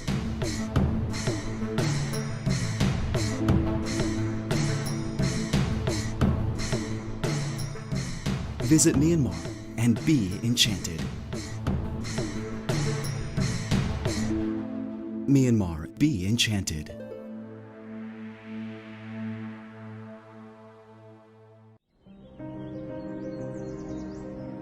Saatnya berhenti sejenak untuk mengambil jarak dengan kerabat dan sahabat. Saatnya berhenti sejenak demi menyendiri sebagai wujud peduli.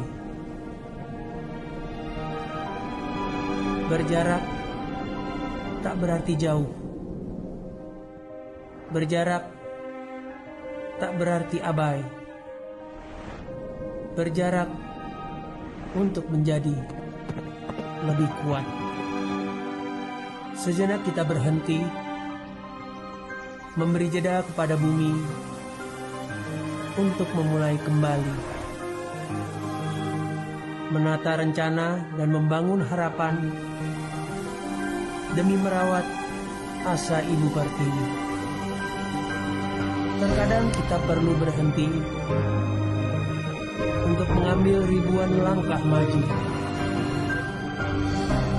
Semakin cepat kita berjarak, semakin cepat kita kembali. Semua demi masa depan yang lebih baik bagi bangsa dan umat manusia. Keindahan alam bangsa ini akan selalu menanti untuk dijelajahi di kemudian hari.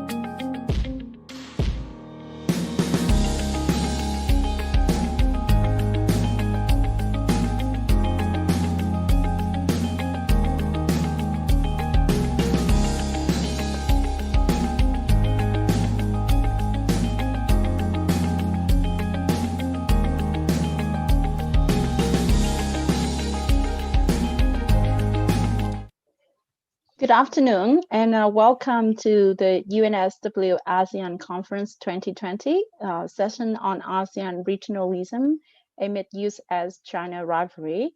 I'm Ngọc Nguyễn, a PhD researcher at UNSW in Canberra. I will be your moderator for today's sessions. To give a little bit of context to the topic today, as you may know, after half of century of existence, ASEAN has achievement despite the numerous challenges that it had to overcome along its journey. The ASEAN organization has been hailed for its extraordinary role in facilitating and fostering regional and global peace. Yet, recently, the grouping is facing great challenges amid the strategic competition for influence in the Asia-Pacific between the US and China. Countries in Southeast Asia have been forced to choose sides. ASEAN, on many occasions, has been locked up in the strategic competition between the US and China, and it can continue to be the case if ASEAN fails to navigate the geopolitical challenges effectively. And on top of that, ASEAN countries tend to have very different interests and priorities. Each face their own unique social, economic, and political challenges, and therefore at times they have no choice but to focus on their own national interests, which can undermine the solidarity and centrality of ASEAN. Therefore, the pressing question for ASEAN these days is how it can retain its relevance and centrality amidst the rising competition between the great powers. So luckily, today we have a very distinguished panel of regional experts to help us shed light on this question. So joining us today, we have Mr. Ben Bland, a research fellow and the director of the Southeast Asia project at the Lowy Institute in Sydney, Australia. We have Dr. Malcolm Cook, a visiting senior fellow at the ICS, Yusof Ishak Institute in Singapore, and a non-resident fellow at the Lowy Institute in Sydney, Australia. Next, we have Dr. Ha Anh Tuấn, Assistant Director General of the EC Institute, the Diplomatic Academy of Vietnam, and the Executive Director of the Foundation for EC Studies in Vietnam. And we also have Dr. Peter Monjafonton, Australian Researcher Council DECRA Fellow, and Senior Lecturer in International Relations and Development at the UNSW Canberra in Australia. So next, I will ask each of the panelists to introduce themselves and their research and to give a short statement from their perspective on the topic today. So I will now hand the floor over to Ben. Ben? Thanks so much, Mark. So I'll just be very, very brief. So my name is Ben Bland. I work at the Lowy Institute. I've been here in Sydney at the Lowy for nearly 2 years, where I research a range of things. Chief countries of interest are Indonesia, Malaysia, and Vietnam. I just published a book, which is the first English language political biography of Indonesia's president, Joko Widodo, in which I also look at his foreign policy. And prior to being a think tank researcher, I was a foreign correspondent for the Financial Times. I spent a decade living in China and Southeast Asia. So I lived in Singapore, Jakarta, Hanoi, Hong Kong, and Guangzhou, and traveled all around the region, which was great.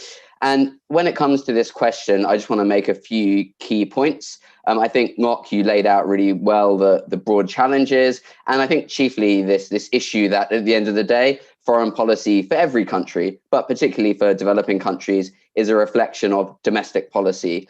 And right now, so many of the countries in Southeast Asia and ASEAN are really facing deep structural issues even before the pandemic hit. So whether we look at the balance between the military and democracy in Thailand and Myanmar, whether you look at Indonesia's challenges for economic development, religious stability, whether you look at the question of the place of the Malays and the balance of power in Malaysia, there are these deep structural challenges Then we have the pandemic on top of that. So this is really a time where countries naturally are looking inwards. So that's the first thing I'd say. Secondly, I think ASEAN's actually done a good job in the last few years of coming back together to a lowest common denominator. So I had the joy and the pain of covering many ASEAN summits over the last decade. And I was actually in Cambodia in 2012 when there was this famous breakdown of consensus, a failure to issue a statement. I think ASEAN's come back now to a point where the countries can basically put the China issue to one side. There's a brief mention of the South China Sea in the necessary statements, and there's a lowest common denominator position, which isn't really satisfactory if you're Vietnam or others pushing a maximalist position, but it at least means that the organization does have coherence and unity, and that lowest common denominator is necessary to have unity, which brings me to my very last point, which is that ASEAN remains inadequate and insufficient for the challenge, and yet indispensable. Because if you didn't have ASEAN, what would you have? You would have a much more Sino-centric order. So at the end of the day, until the countries of Southeast Asia are willing to put more money into the organization and pull more sovereignty, you're going to be stuck with this lowest common denominator position, but it's still better to have that than to have nothing. Thanks. Thank you, Ben. Over to you, Malcolm. Hello, everybody, and thanks for tuning in. I'd first like to congratulate the organizers of this conference. You've put a huge amount of work in and even got former Prime Minister Rudd and President Yudhoyono to launch it off. So congratulations to the organizing committee. I'm talking to you from just down the hill from UNSW in Sydney on Bondi Beach, and I just moved back to Australia from 6 years of living in Singapore. And as noted by the moderator, I'm still a visiting senior fellow at ICS Yusof Ishak Institute, a government-funded think tank in Singapore looking at Southeast Asia. And I used to do Ben's job at the Lowy Institute a long time ago, and they've kept me on as a non-resident fellow that now I come in every once in a while. I wanted to make 3 points, maybe 4 quick points about ASEAN. One, which is a bit of a bugbear of mine, ASEAN is a lightly institutionalized and kind of lightly funded regional organization. And it's often conflated with Southeast Asia, the region as a whole, and the individual Southeast Asian countries. And certainly Southeast Asian diplomats and political leaders often make this conflation and talk about ASEAN when they're really talking about Southeast Asia. So it's good to always keep those two things separate. I think that often leads to great expectations on ASEAN that can never be realized, as Ben touched on in his last point. Talking about great power rivalry, in many ways, great power rivalry created ASEAN. So if you go all the way back to when it was formed in 1967, without a Cold War, I don't think you would have had an ASEAN, and the decision by the neighboring countries that had recently certainly had tensions with each other and didn't know each other that well would have agreed to form a regional club that is now probably one of the world's most successful without the Cold War separating the region. And up until the end of the Cold War, only non-communist members of Southeast Asia were allowed to join ASEAN.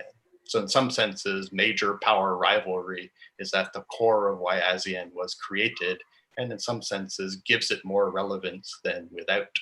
Because if you look, without ASEAN, there's probably no way that you'd get the major power attention and visits to the individual Southeast Asian countries that you get every year. So certainly when Brunei hosts ASEAN, as it will in 2 years, the President of the United States is likely to be there, the Prime Minister of Japan and Australia, the Chinese premier, not president, and probably the Russian foreign minister.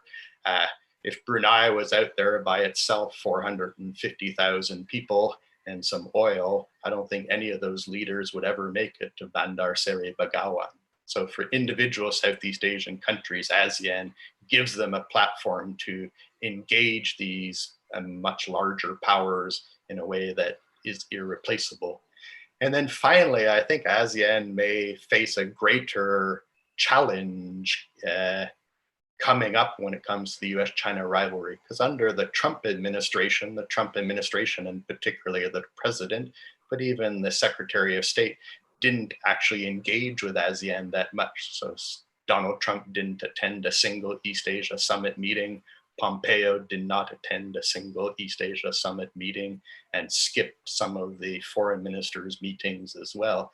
And the Trump administration never really pushed either individual Southeast Asian countries or ASEAN as an organization to make choices between China and the US and punish those that didn't choose the US. So in some senses, Trump gave, I think, Southeast Asia and ASEAN a relatively free ride, quite different than what it was in terms of China or Northeast Asia. If there is a change of administration in the United States, and in January 2021, we have a Biden administration, I think they may want Southeast Asian countries individually and ASEAN as an organization to take a clearer set of positions on the US-China rivalry and to join the United States in pushing back against at least Chinese behaviors that the United States doesn't like, something the Trump administration really didn't do. So if we have the conference in 2 or 3 years, we may see that ASEAN is facing more difficult choices then than it is now when it comes to the US-China rivalry. Thanks. Thank you, Ben. And next, Dr. Ha Anh Tuấn. Thank you, Ngọc. First of all, I'd like to thank the organizers for inviting me to this very interesting event. It reminds me about the fond memory of living in Sydney, studying at the UNSW. A very, very good place to have a kind of balance between living and studying. So I think when we talk about ASEAN, I remember December 2015, when ASEAN community was officially established. I post on my Facebook, I'm an ASEANese.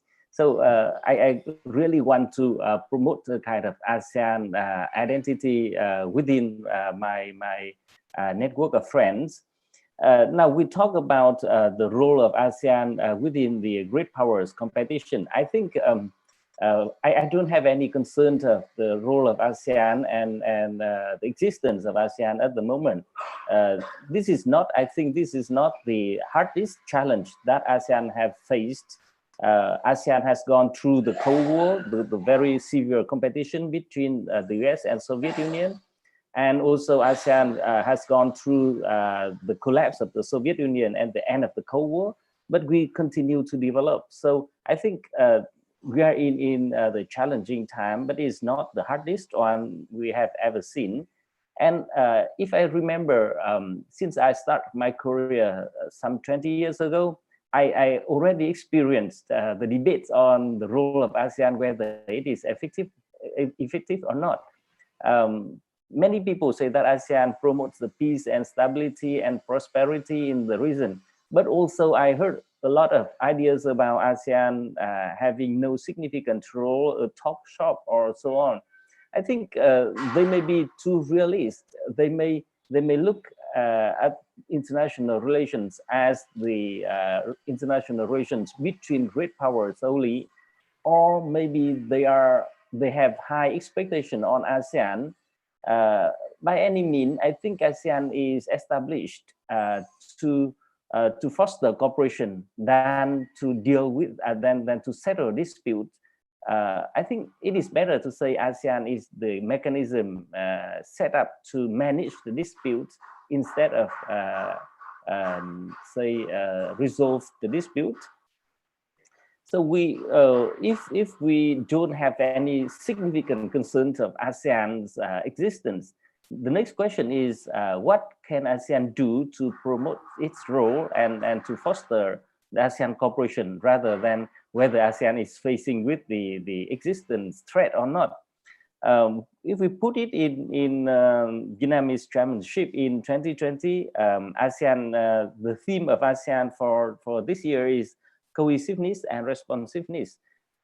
We see that the theme is formed say months before the outbreak of the COVID-19.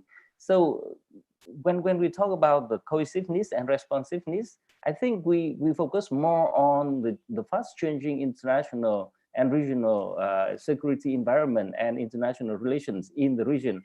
So it refers more to the US-China competition rather than the COVID. But when the COVID comes as, I think is very big intervening variable this year. So ASEAN focused more on two directions. One is to cope with the COVID-19, and the second one is to foster ASEAN cooperation within the strategic competition between the great powers. Concerning the COVID-19, people say that the best way to cooperate in COVID-19 is to stay away from one another, so we cannot get infected. But if we look at what ASEAN has done, we see that although it is very new and it is not expected,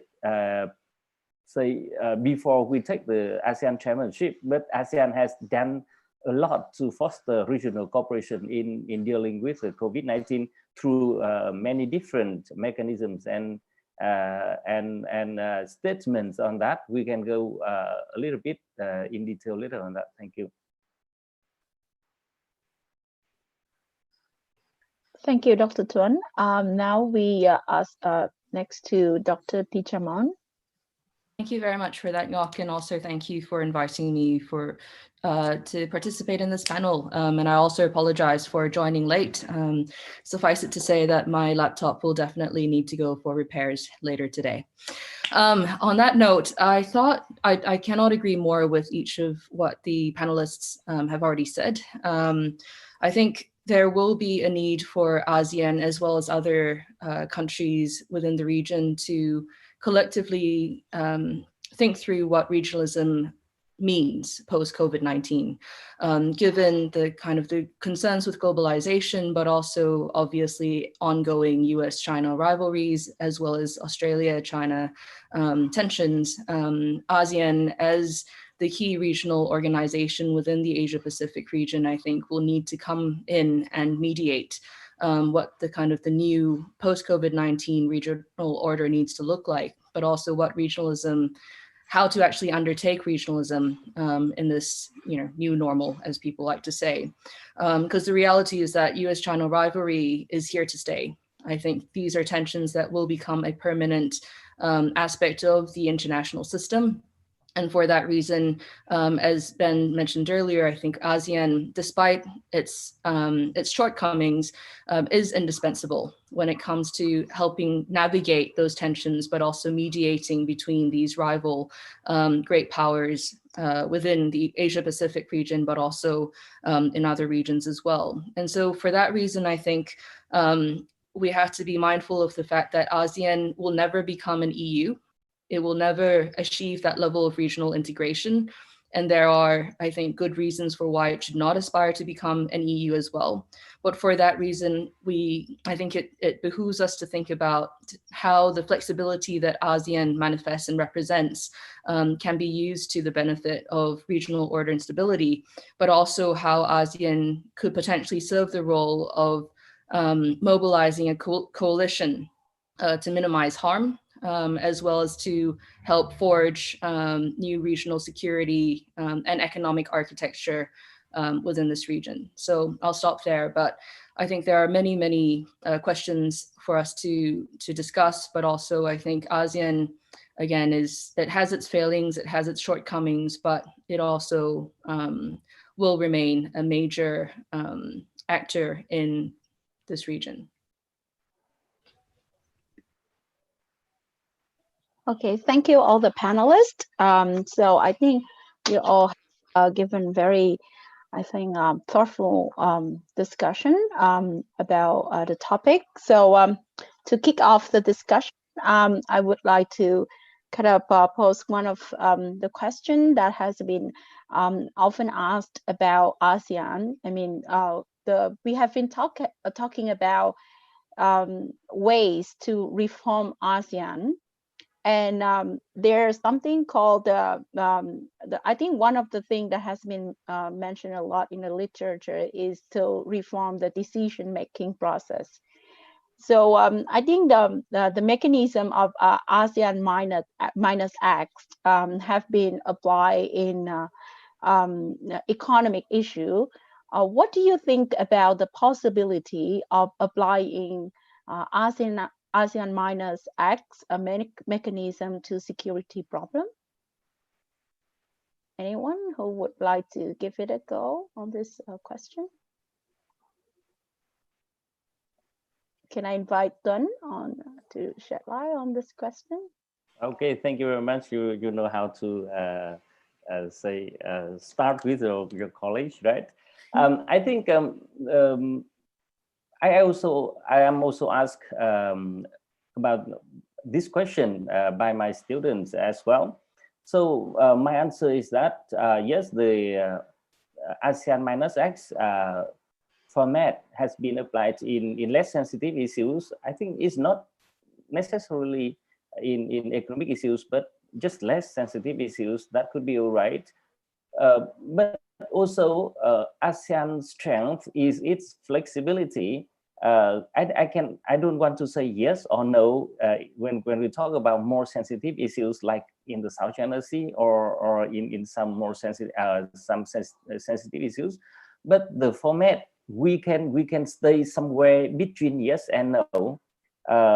Now, for example, if you look at the ASEAN statements in the past, we often see, for example, foreign ministers of ASEAN countries agree or raise concerns, so on and so forth.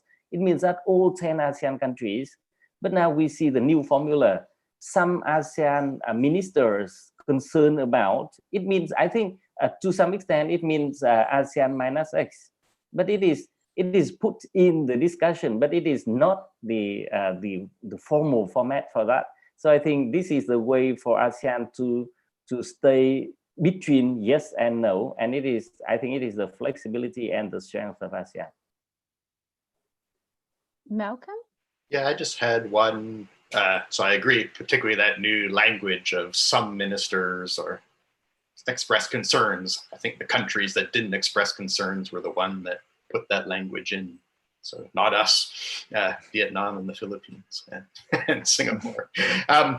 But I think one big difference between the economic examples, well, there's two differences. Most of the economic examples is a timing one. So the more advanced, mostly maritime Southeast Asian countries will lower tariffs before the poorer mainland ones, for example, in the ASEAN Free Trade Agreement. So we're all going to get there just at different speeds. That's not necessarily applicable to security issues where they're quite long-standing and structural, as Pichemon mentioned just then.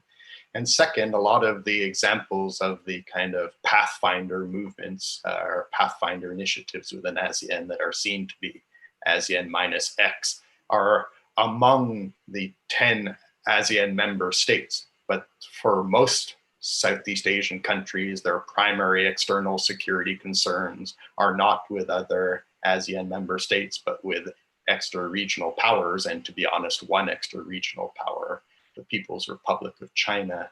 So I think that would also limit the ability to transfer the internal economic examples of pathfinder initiatives or ASEAN minus X movements towards the external security environment. Yep. Ben and Pichemon, do you have anything to add? I'll just add very, very quickly that this, I mean, ASEAN minus already exists, right? I mean, as a loose grouping, these countries are free and do, as sovereign nations, do many sorts of security arrangements, from the five power, the FPDA with Malaysia, Singapore, or Australia, New Zealand, and the UK. You can look at things like the coordinated patrols in the Malacca Straits, or the trilateral Indonesia, Malaysia, Philippines patrols in the Sulu Sea. So there are plenty of things that already happen. It's obviously not branded as ASEAN minus. The other thing I'd say is that often the ASEAN minus idea is pushed by sort of pro-US or even people from the US or Australia, thinking ignore Cambodia and Laos and we can get the good guys on side. But if you're going to do that, of course, China is free to do its ASEAN minus with Laos and Cambodia and Brunei and whoever else it may be at any particular time. So minilateralism works both ways, and you tend to find that actors in Australia who want to see, you know, the powers they're close to do more, see their kind of minilateralism, and they tend to not see that those countries are also doing other kinds of minilateral groupings with China and Russia and others too.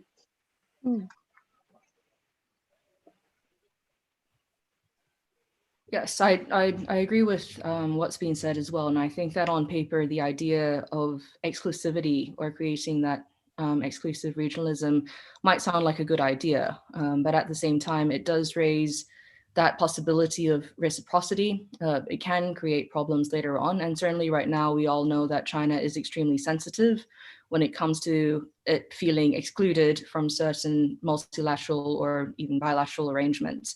So ASEAN really needs to tread carefully in that regard, and really needs to weigh the pros and cons, obviously, of whether exclusive regionalism is what ASEAN stands for. If we consider the ASEAN way, it has often touted the importance of inclusivity. So I think, again, it sounds good on paper, but when it comes to actual practice in the real world, I think there are many more sensitivities that ASEAN will have to navigate as a result. And China, I imagine, will be the biggest consideration there, again, given China's proclivity to siege mentality, informed behavior, and so forth. Yeah. Okay.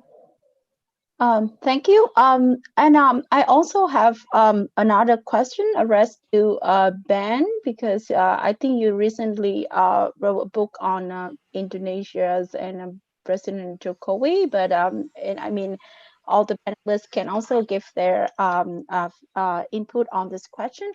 ASEAN has been actually been a force for regional stability, and we cannot discount the role played by Indonesia. So in your view, under President Jokowi, does ASEAN play as a priority and in his foreign policy? And we see any active role played by Indonesia amid the US-China rivalry? Thanks for the question. I think we have to differentiate here between Jokowi, kind of the man and the leader, and then the foreign policy establishment in Indonesia. So Jokowi himself is not interested in formal diplomacy. He's much more interested in informal diplomacy, and particularly anything that involves, the search for investment, for access to new markets for Indonesian products and companies. So I think Jokowi himself, he doesn't like to attend ASEAN meetings, although he of course does, because he thinks it's very formulaic. He didn't attend a single UN General Assembly until the most recent one, when he was able to do it virtually, because he didn't think it was worth his time. It's a distraction, which I think reflects how he feels about the formal language of diplomacy. But at the same time, he clearly has allowed his foreign minister, Retno Marsudi, to kind of grow into the role. I would say she was quite low profile when she was appointed, but she's become more active on a number of key issues, certainly advocating for the position and of the Rohingya and their right to return to Myanmar and to be treated better, albeit within the bounds of the limits on interference in others' internal affairs. So she's been quite active there. And some would point to this ASEAN outlook on the Indo-Pacific, which Indonesia has pushed to be included in key documents. I'm personally skeptical of what that means. If you look at the recent statements from the foreign ministers and leaders meetings, it's just a throwaway paragraph, really, which I think reflects how most of the rest of the region feels about it. And when I talk to other Southeast Asian diplomats, they say that Indonesia is broadly a bit less active in official ASEAN forums than it was during Susilo Bambang Yudhoyono's years, which I think reflects, Jokowi's kind of pragmatic or even mercantilist view, as opposed to Yudhoyono and his foreign ministers, who did advance a much more internationalist position. But the last thing I'll say is that, be careful what you wish for, because a more active Indonesia within ASEAN wouldn't necessarily be to the benefit of other members of ASEAN or even Australia, because it would be likely to be throwing its weight around. So people keep waiting for the Indonesian giant to rise, but I wonder if they'll actually like it when Indonesia is out there saying, hey guys, we're the biggest country, you listen to us, we don't care what you think, we're pushing things in this direction. Thank you. Another question addressed to the panelists, which I think have also been raised in the discussion, Asia, is that what do you think about the impact of great powers on ASEAN centrality? Do you think, because I think in most of the discussion about ASEAN centrality is in the South China Sea issue is China is the one to blame for ASEAN increasing lack of unity. But is it really the case, or is it because of the structural weaknesses within ASEAN itself? Malcolm, can you? Okay. So certainly ASEAN documents now often put a capital C with ASEAN centrality, lifting it up to a proper noun or proper phrase. So I think there's two levels to ASEAN centrality. There's that external one. Can ASEAN as an organization play a key role in managing broader regional power dynamics? And I think the answer there is no, or increasingly no. I think the post-Cold War period interregnum, when ASEAN started a lot of its ASEAN Plus bodies, ASEAN Regional Forum, and even the East Asia Summit, that was in a period of muted great power rivalry where smaller countries and middle powers had more agency. I think that's changed. And it is interesting, if you look at the quadrilateral consultation forum that had its first ministerial meeting recently, the four countries are to the east, west, north, and south of Southeast Asia, but don't include any Southeast Asian countries. So that will tell you something about how at least those four very powerful maritime democracies see how they should advance their common interests, not through ASEAN forums, but outside. But I think the other often less talked about, particularly outside of Southeast Asia, but even in Southeast Asia, element of ASEAN centrality is internally. How important is ASEAN membership to the 10 Southeast Asian countries that are members, and Timor-Leste sometime in the distant future, maybe.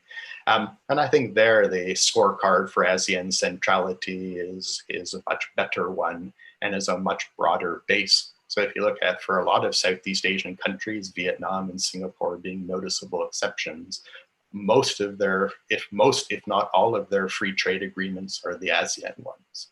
So there are very few bilateral free trade agreements, for example, that the Philippines has signed, or Myanmar, or even Malaysia and Thailand. So in those other areas that get away from the high politics of South China Sea and US-China rivalry, I think ASEAN is becoming a more important organization for its member states' engagement with the world. So I would think, but when it comes to ideas of ASEAN being a middle power and somehow moderating US-China relations or Japan-China relations, I see very little evidence of that. Mm-hmm. Pichamon, do you want to? Sure, I think ASEAN, so I agree with what Malcolm has said, but I also do think that ASEAN can play a bigger role when it comes to mediating between these great powers. And I suppose I look in terms of, well, there's the South China Sea dispute, but also other, ongoing disputes or low-level disputes, like over the Mekong River, with Chinese hydropower development upstream, but also in other issue areas like trade. Not so much that is a dispute, but especially with calls for decoupling and supply chain diversification post-COVID-19.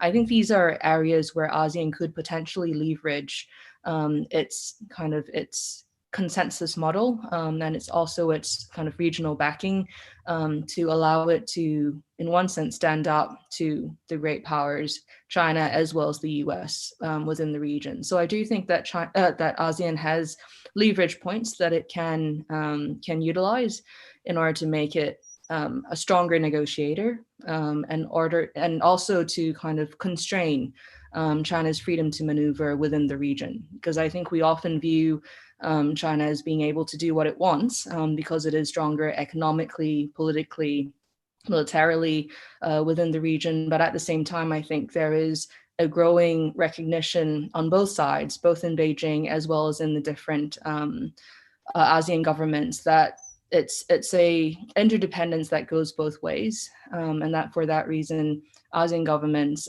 ASEAN countries can also hold China to account to a degree for its behavior in geopolitical terms. So I do think ASEAN can do certain things in order to hold China more accountable, but also to constrain how Beijing behaves within the region.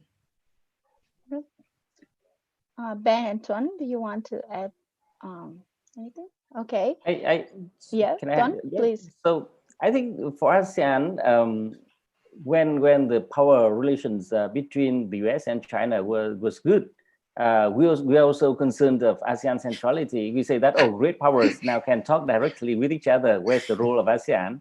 And now they are fighting with each other. We say, oh, ASEAN centrality may be undermined. It means that we always have the concern of ASEAN centrality. But in fact, if we manage our expectation of ASEAN, then it will be all right. I personally see ASEAN as a kind of family. Most of the time, we make friends, we work with other people outside of our family. But whenever we feel a threat, we feel we need to have support, then ASEAN, our family could be of help. So to some extent, ASEAN can be a kind of family to help us to go through the turbulent period. Thank you. Thank you. I will now take on the question from the audience.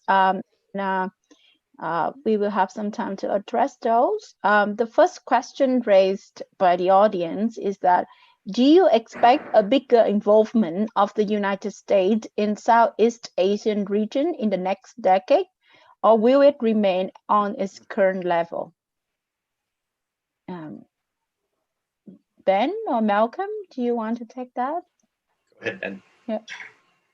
I think this is really a question more about the US than about Southeast Asia, of course. Mm-hmm. I mean, my own view, given that everyone in the world, is allowed to have a view on US politics. We're all allowed to interfere, not just the Russians or the Iranians or the Chinese. My own view is that Trump is more symptom than cause. And that we basically see, US is a really influential, important power, still the biggest economy in the world and a source of much technological innovation, but it has so many domestic issues, racial issues, social inequality, political division. And I think Trump represents that rather than being a driving factor. So I just expect that even if you were to have a Biden administration, you're going to just see, a lot of focus on domestic issues, not least adding to that, of course, the pandemic. So I don't expect you'll see a massive withdrawal. Again, you often have this false dichotomy. Will the US step up or abandon, Southeast Asia? I suspect it will be neither, but I think there'll be a focus on domestic issues. So I don't expect to see a massive transformation. And if there is, as Malcolm was saying, be careful what you wish for, people in Southeast Asia. If you want a more coherent, united US government that wants to work more with you, as Malcolm said, they're probably going to be asking you to take more tough choices on China, which actually may not be what governments and people in the region want. Yeah, Ben?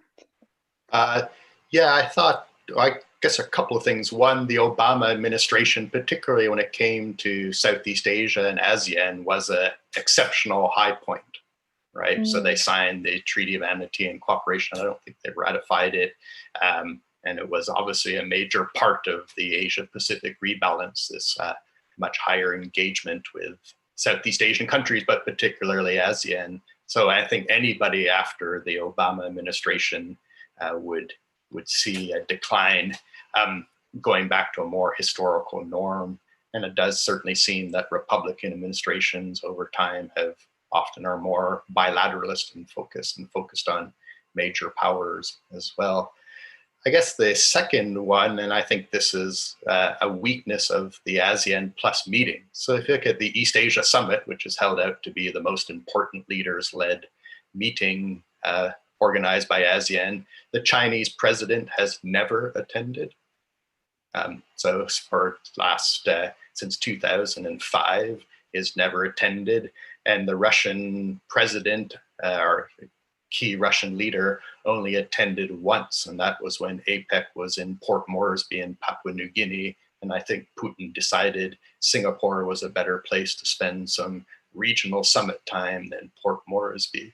So I could certainly see, and I know there are people in the US that would argue that if the US, for example, continued sending either the vice president or the secretary of state to the East Asia Summit, that wouldn't be a sign of significant US withdrawal of interest, but would be on par with what the Russians and the Chinese, who are much closer, certainly the Chinese are much closer geographically to Southeast Asia, choose to send. Thanks. Tuấn, do you want to take a question? I think I agree with Ben that it's about the US, not about the Southeast Asia. But I believe that the US has significant interest in Southeast Asia, both strategically and economically. If we put Southeast Asia as a whole, we have, say, over 600 million of people, the very, say, interesting market for the US companies to come in. And if we look at the strategic angle, we see the Quad is ASEAN or Southeast Asia is in the middle of the Quad. So geographically, it is at the center of the Quad's interests. It's not to say that ASEAN is very close to China. So I think it is the interest of the US that it will continue to engage in Southeast Asia. Pijamon, do you want to take the question? Again, I think I agree with all of the speakers. I think it's also important for us to perhaps deconstruct a little bit what it means for the US to engage or withdraw. And I think there are different aspects to that, right? There's the political, the security / military, as well as the economic side to things, or commercial. And I think certainly even if we talk about the US security umbrella becoming less reliable for ASEAN countries, commercially and economically, the US will continue to have very clear interests in the region. I mean, certainly, especially now with, again, the need for supply chain diversification, we're already seeing a lot of US businesses and multinational corporations moving their manufacturing bases to Southeast Asia, especially countries like Vietnam, Cambodia, Thailand, and so forth. So I think even if the US were to want to withdraw, it's just not possible, because if you consider those commercial and economic linkages, it means that the US still needs to retain its presence within the region. I think the question, if we were to turn it into an more ASEAN-centric question, is if ASEAN wants to see the US enhance its role within the region, in what ways would it want the US to enhance its role? And whether there is that consensus across ASEAN as well,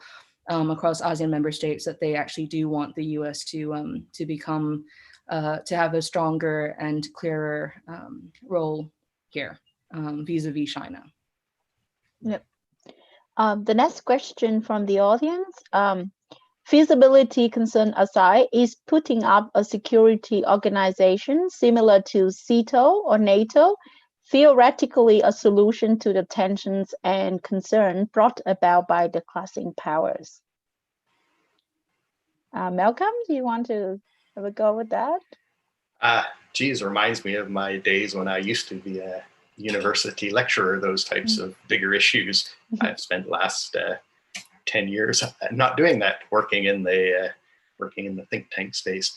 Yeah, again, theoretically anything could happen. Theoretically, the US and China could choose that it isn't in their interest to have a structural rivalry, and there you go. Feasibility. So I think the feasibility of any type of formal regional security organization that would include the People's Republic of China, Japan, the United States, and others, and Southeast Asian countries, and Australia, I think is close to nil. And I think even when one suggests those kinds of ideas, concerts of powers are being suggested that cut out small states. Those that see that they would lose from it react very badly. So Singapore and Southeast Asian countries reacted very badly in 2008 and 2009 to Prime Minister Kevin Rudd's surprise announcement of Asia-Pacific community that appeared to take place outside or above the existing ASEAN-led architecture. And Southeast Asian countries, as Tuan noted, acted as a family threatened by outsiders and sunk that. And Australian foreign policy and engagement with Southeast Asia learned a lesson. So I think theoretically, sure, possible, and theoretically you can argue it could be beneficial. practically the chances are nil. And practically, if a state or a small group of states were to push that idea, I think those that would oppose it would react as they have in the past and sink it quickly. Any panelists would like to add on anything? Well, I'll just briefly step in here to say, when it relates to China, we have to understand that they don't do military alliances apart from supposedly North Korea, but that's not really a military alliance in the way we would normally understand it. So I think that's an important factor here. But if you're trying to think outside the box, I always like to think, people talk about the risks of war in the South China Sea. I think the bigger risk in a way is capitulation, right, for a lot of Southeast Asian nations with China, and it's kind of what you might call Finlandization, the sort of route that Cambodia appears to be taking, but certainly hasn't gone the whole hog yet, and some sort of de facto agreements to move away from the US in exchange for agreeing on joint exploitation of resources in the South China Sea, or whatever the particular bilateral disputes of the day might be. So I see that as being kind of the more likely way that the security architecture might shift in the longer term than something like an anti-China NATO or even a pro-China, formal bloc. Okay, so I will jump to the next question. What are your thoughts on the impact of non-state actors like the social groups and public opinion to ASEAN regionalism? Pichaman, do you want to take that? Sure, I think that's a really interesting question. And when I was thinking of that previous question, I was also thinking that when we think of security, we tend to think it in very traditional security terms, right? But of course, one of the big issues that the region, as well as the world, faces at the moment is environmental degradation, climate change, and so forth. So if you look at the priorities of civil society, organizations, activists, the ordinary citizen within the ASEAN region, a lot of it will center on issues such as food security, air pollution, the things that impact them in a very real way on a daily basis. So I think those considerations are also very interesting, because if there's one area that ASEAN has done, I wouldn't say too well, but has done fairly better, or in a way that is more evident and having more evident impacts, would be in the non-traditional security cooperation area. I think that is perhaps an avenue, an opportunity to see greater cooperation, not just within ASEAN, but also with the great powers, the US, China, but also with middle powers like Australia. And certainly Australia has played a big role when it comes to things like water governance, civil society promotion, and so forth within the region. So I do think that in terms of regionalism, I think ASEAN, like individuals, civil society within the ASEAN region, don't actually think too much about regionalism, but they practice it. In the ways in which they interact with one another, in the ways in which they formulate and conceptualize these big overarching problems of climate change, environmental degradation, food insecurity, for instance. So perhaps there is something for ASEAN as an organization to learn from those interactions and those grassroots engagements. Yeah. Dr. Tuan, do you want to add? Actually, I think for this kind of question, Ben is much more relevant to answer, because he focused more on say, the sub-state actors. I'm more of the, say, international relations, focusing more on the state actor. But I think the non-state actors, like big corporations, Google or Facebook, they may have very much impact on the regional integration by, say, foster the connectivity between the different societies in the region. Thank you. Ben? Well, I think it's very difficult. I mean, this year is actually the year of ASEAN identity. Not a lot of people know that, which tells you what a good job ASEAN has done or not done of promoting the idea. But I think the challenge here is that ASEAN, naturally as an organization, formed of intergovernmental relations, is not very good at engaging with civil society, with the wider public.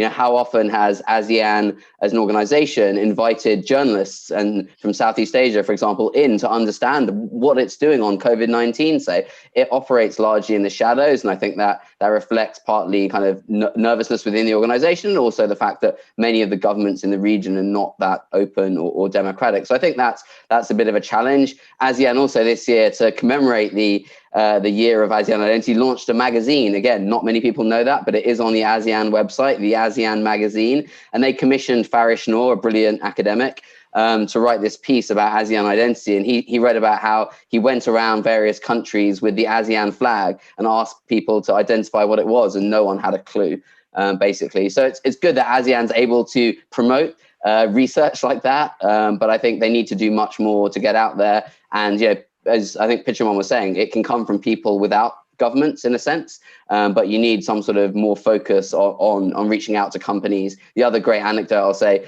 some time ago, Tony Fernandez, the founder of AirAsia, tried to set up an AirAsia ASEAN office in Jakarta. And when he did that, I think he got a call from someone at ASEAN saying, oh, you can't use ASEAN. That's only our organization. We're the only ones allowed to use it. So how are you going to promote the ASEAN identity if you're even trying to control the word ASEAN? So I hope you guys ask for permission to use it in the title of your conference.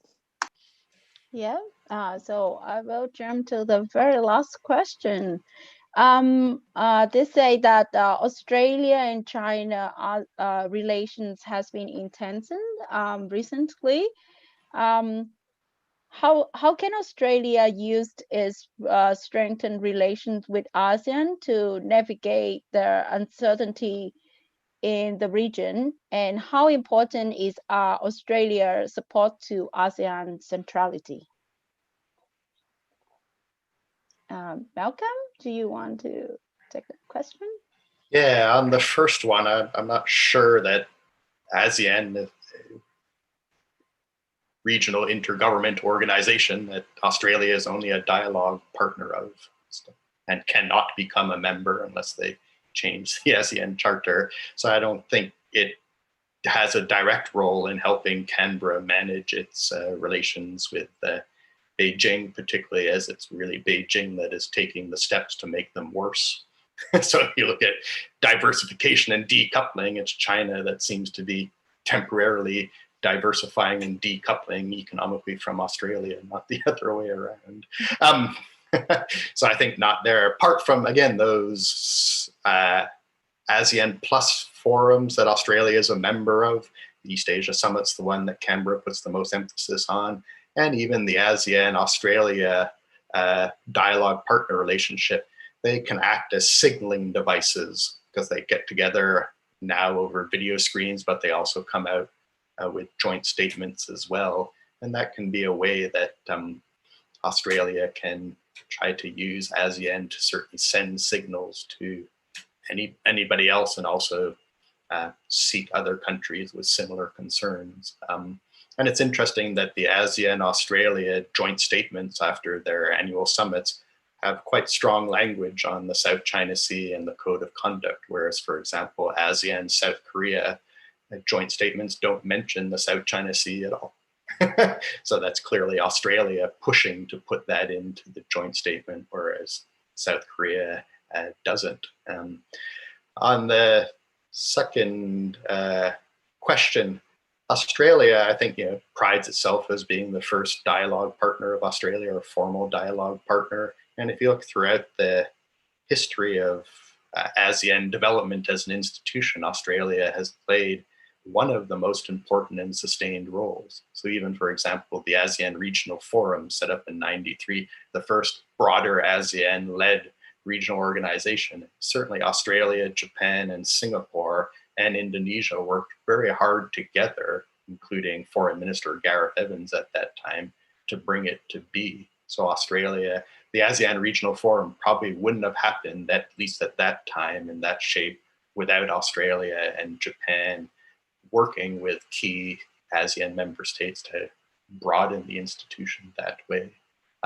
So I think Australia, again, given its location geographically, it's not a surprise, has been a very strong supporter of ASEAN's institutional development and broadening. And I don't think that's changed regardless of which prime minister is there. Thanks. Ben and Pitcherman, do you want to take that question? Pitcherman, feel free. Mm-hmm. Well, Thank you. I think if I can address the second question first, I think I agree again with Malcolm, and I don't think there's much more to add, aside from the fact that again, when there was a lot of interest in the Pacific Step Up, less news coverage was dedicated to the fact that the Australian government was also planning to up its game in the ASEAN region as well. We still haven't heard too much, I think, publicly at least, about what initiatives are underway or what that actually will look like or is looking like in practice. But it is interesting that, it is not the case that with its kind of shift looking more towards the Pacific, that Australia is forgetting about its very real interests and long-term deep-seated engagement in the ASEAN region as well. As for the first question, I think again, it kind of depends on how Australia views its interests in ASEAN, and also how it views its bilateral relationship with individual ASEAN countries as well, because I think that has historically, but also will continue to inform how Australia chooses to engage with ASEAN. And also how it kind of navigates ASEAN's continued reluctance to, stand up or confront China on some of its behavior, especially in the South China Sea. But also, I think for Australia, it is a very slightly precarious diplomatic maneuver that it has to undertake here, and because it does not want to alienate ASEAN countries, more so than it has with its support for the idea of the Indo-Pacific. So again, it's an interesting, I think we'll have to essentially watch this space, but I do think that so long as Australia continues its rather consistent policy towards ASEAN as well as ASEAN member countries, I think that will probably be the best kind of course of action at the moment when there's so much uncertainty with COVID-19 and other issues. Yeah.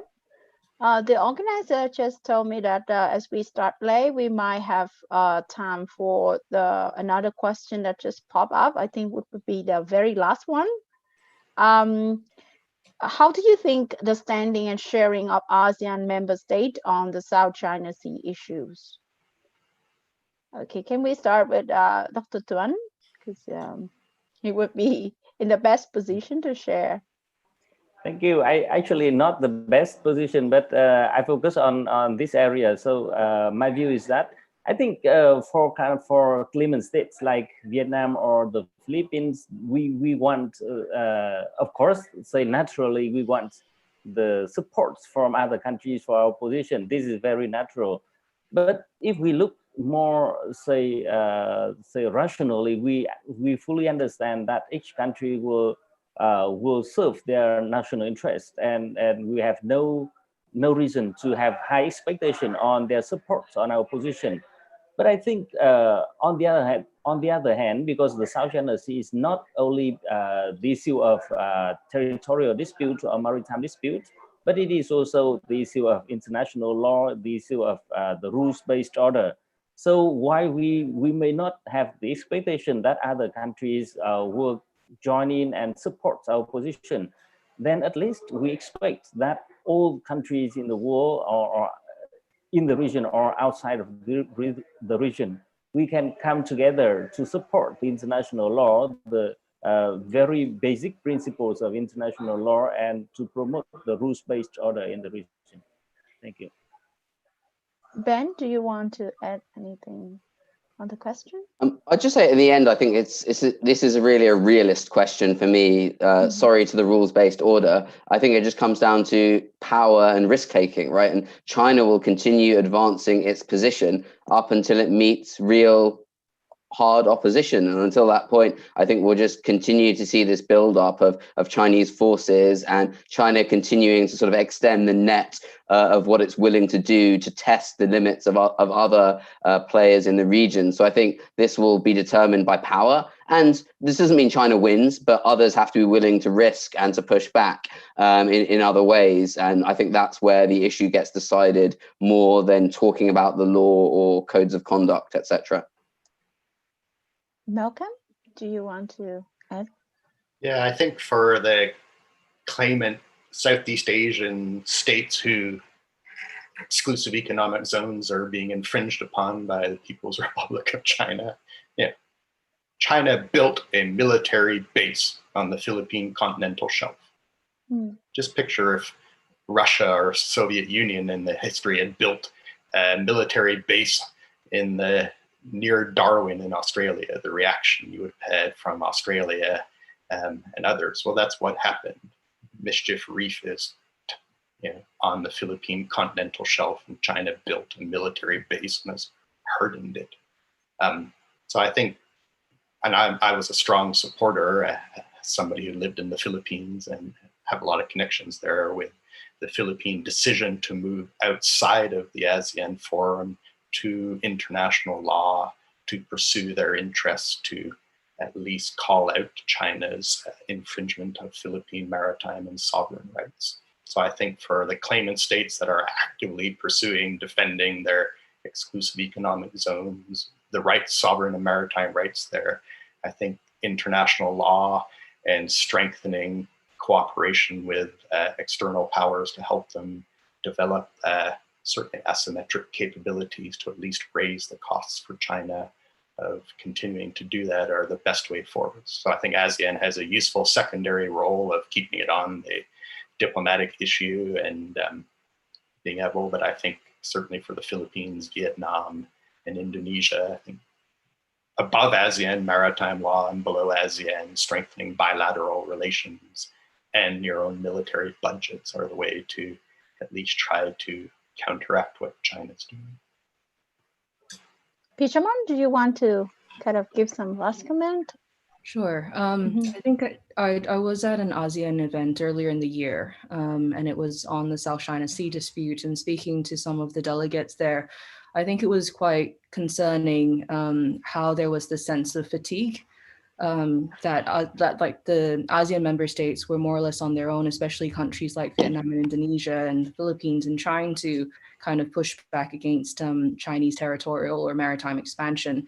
And they felt like it was, like Indonesia in particular, I think they view themselves as the honest broker, as the country that may well be able to kind of mediate between the claimant parties with China. But with what has recently, happened, the Tuna Island, so on and so forth, I think that it's the case that even for Indonesia, they feel like there are limits to how much they can do and how much they can accomplish.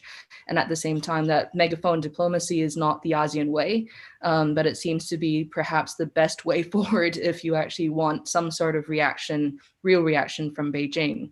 But so I think what kind of emerged from those conversations was also a degree of concern about ASEAN's reluctance to actually embrace a much more rigorous dispute settlement mechanism, something that can actually see the legalization of, the negotiations that are happening between ASEAN member states and China, but also to try to take it to the next level. And I think that perhaps is also part of the problem, part of the puzzle to how ASEAN countries could be better supported in their disputes with China when it comes to the South China Sea. Thank you, Pichaman. So it will bring me to kind of the end of the sessions. I think it's very hard to sum up such an extensive discussion. But I think we did talk about ASEAN being able to survive even the even harder challenges of the Cold War, and being, as Ben say, being maybe insufficient for the challenges, but yet indispensable.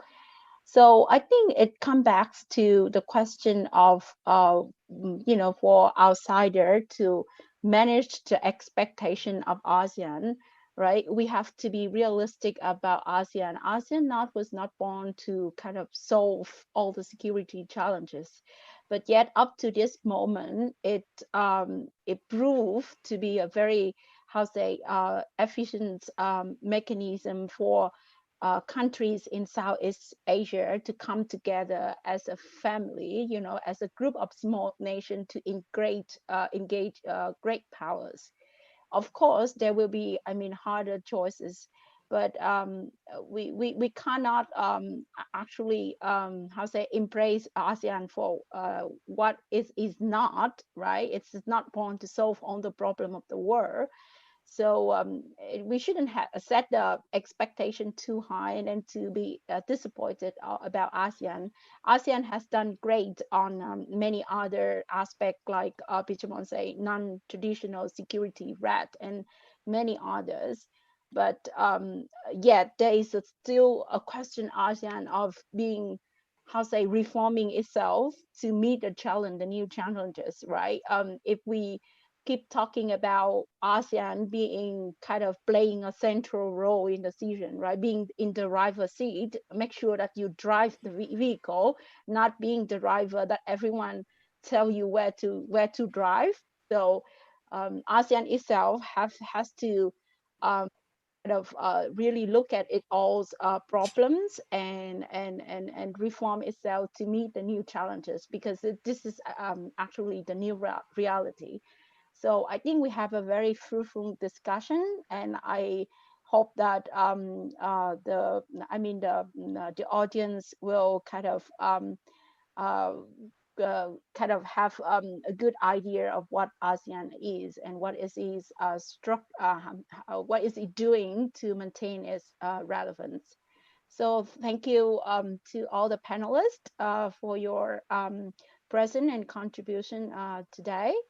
And I believe that after this session, after a short break, the UAC 2020 will return with a panel session on the non-traditional security issue in ASEAN at 2:30 p.m. Sydney time.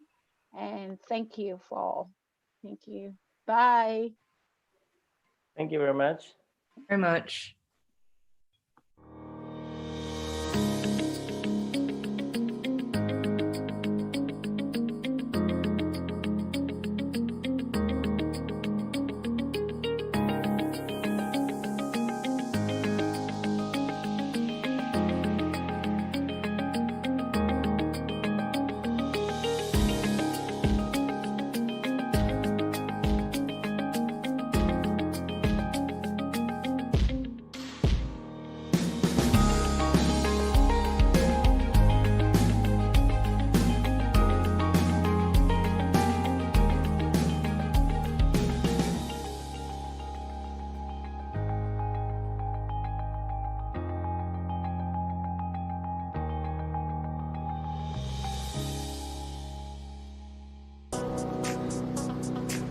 What is UAC Mentoring Session 2020?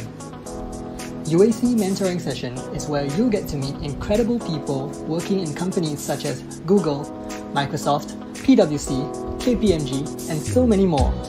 The mentoring session will allow you to personally get a chance to speak with 3 different mentors in a small group setting of not more than 5 people. You will be rotated into a different breakout room every 30 minutes, giving you ample time to get to know each mentor through casual, laid-back conversation. You will even get the chance to attend a podcast interview session with Mr. Tan Xiao Ming, Chief Risk Officer at PwC, Malaysia. Check out the UAC website for more information on the structure of the mentoring session and the mentors that we have lined up. Register now.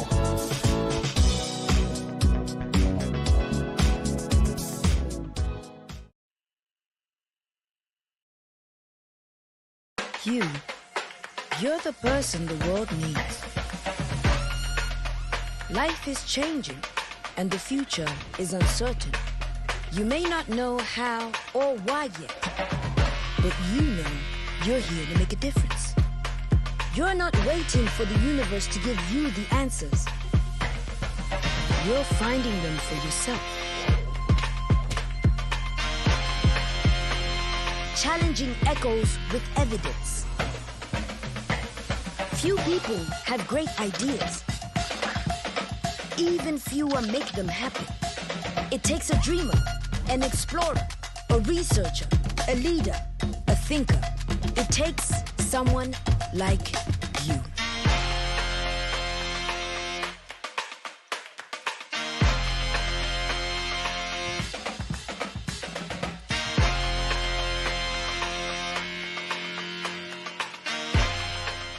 Dear our beloved nation,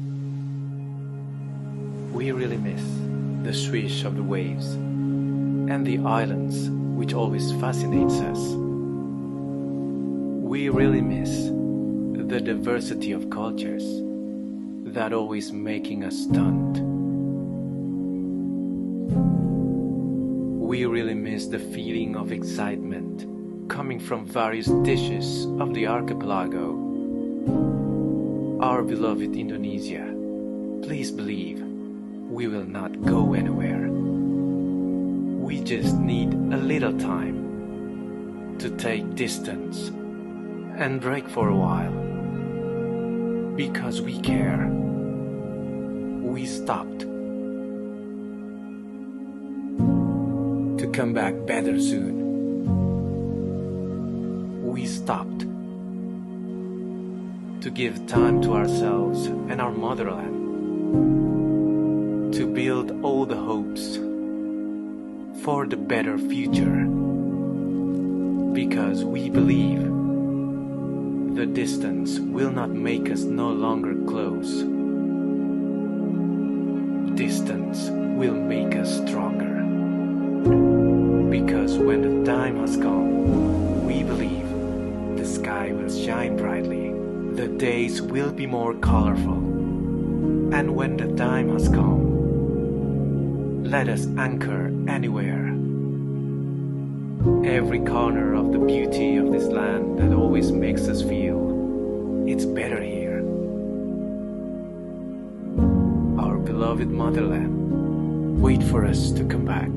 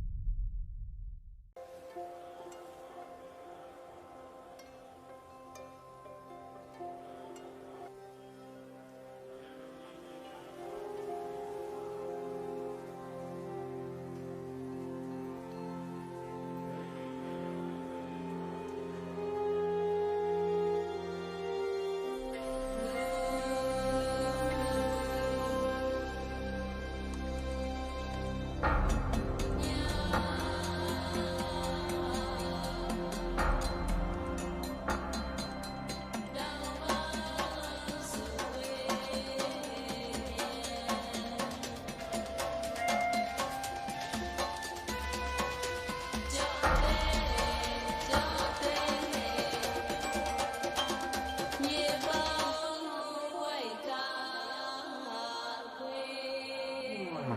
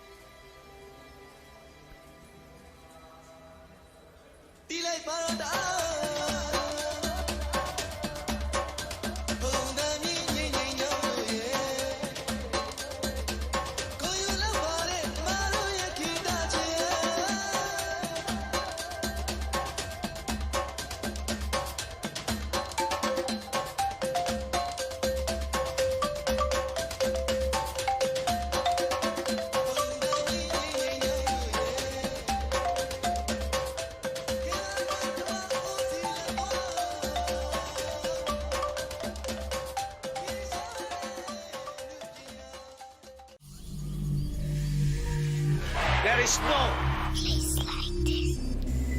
There's no place like this. This is the place. This is the place I call home. Our home. This is where 1212 and 112 are not just dancing steps. Where our back streets live on as galleries and museums. This is where we live amongst trees. Carve them out of metal and make them electric. Where impossibilities lead us to endless possibilities. This is where old school, new school, and what no school can teach come together. Here, every day is a new canvas. The old school cool. This is where rhymes, chimes, and the daily grime meet. There's no place. This is where who you were will not be who you will become. This is where all that you're passionate about, all that drives you, is made possible. This is where passion is made possible. This is your stage.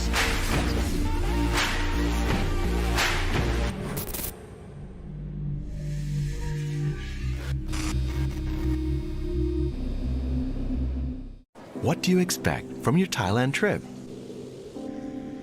Chatuchak Market, Patong Beach. Pad Thai. Julian, mango with sticky rice. Don't just read the guidebooks. Ask your friends who've been experiencing Thailand. From the north to the south, from northeast to west, from world-famous beaches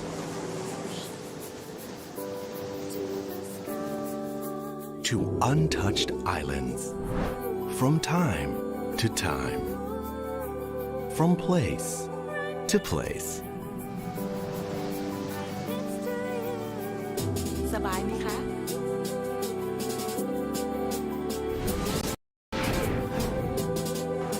From the ocean up to the sky,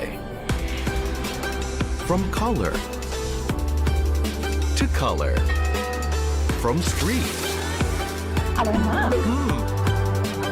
to rooftop,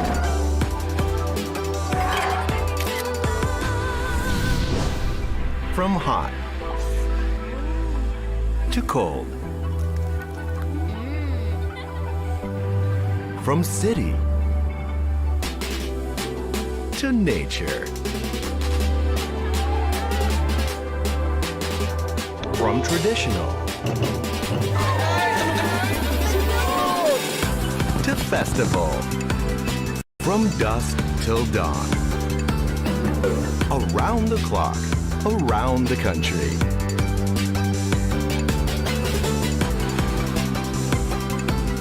Because there is so much more for you to explore. Much more than what you can imagine. Amazing feelings are still waiting to be discovered. Visit now so you can feel it yourself. Amazing Thailand.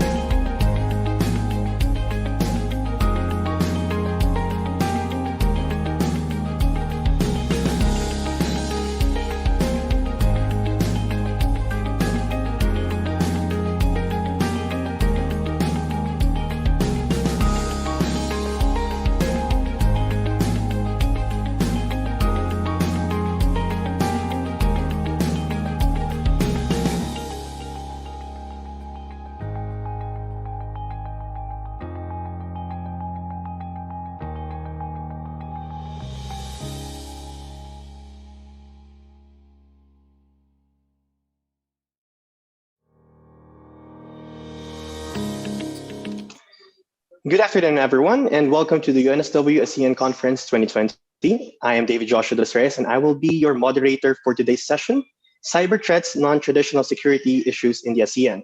So to kick off, I'm just going to introduce our speakers for this afternoon. To begin with, His Excellency Dr. Shashi Jayakumar. He is the head of the Center of Excellence for National Security and the executive coordinator of future issues and technology at RSIS NTU. Next one will be Mr. Benjamin Ang. He is the deputy head of Center of Excellence at RSIS as well. And next one will be Lieutenant Colonel Francel Taborlupa. She is the Chief Information System Management Division of the Armed Forces of the Philippines. And last but not the least is Lieutenant Colonel Roland Javines Ong. He is a Territory Manager and Solutions Consultant at FireEye Incorporated. So to begin with, may I just invite Mr. Benjamin Ang to begin sharing his slides.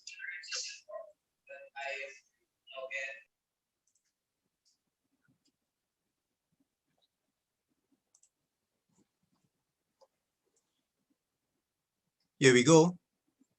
David, you can see this? Yep, indeed. So I was asked to spend about 5 minutes talking about the state of cybersecurity in ASEAN, which could last us for hours, but I'll summarize. Borrowing from the FBI Cyber Division's analysis of different cyber threat actors, these are the cyber threat actors that are actually attacking sites all over the world, not just ASEAN, but definitely ASEAN is under attack from them as well. Whether they are hacktivists who use the computers for political causes, or it's cyber criminals, the second one, who want to use it to make money, or whether the third one is insiders who are making use of their inside information for their own gain, or whether the fourth one is spies who are using it to steal secrets, whether it's state secrets or company secrets. The fifth one being terrorists who want to engage in this for purposes of terror, to strike fear in the population. And the last one, whether it's state-to-state warfare. Although the word warfare is now really something which you don't really see, because all of these battles are taking place at a level which is not yet at the level of what we normally call war, even though they can be very serious.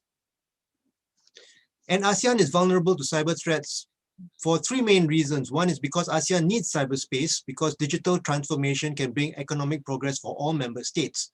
So all member states are very committed to the digital economy.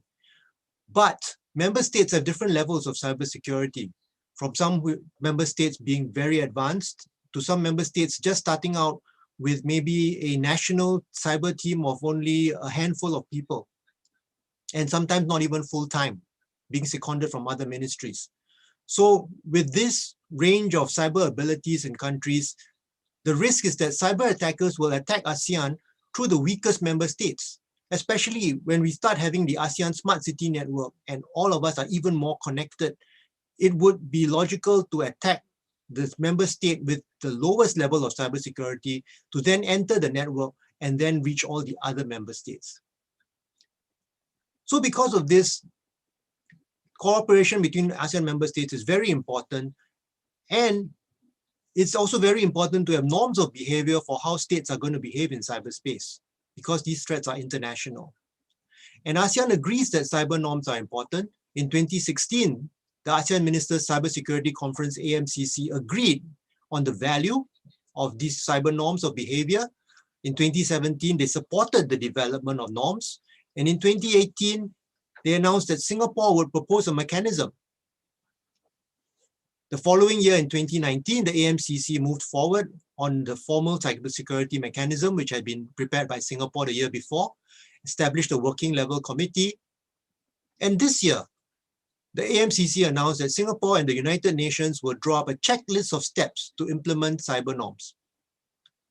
These could include changing laws or having treaties or having legal frameworks to cooperate.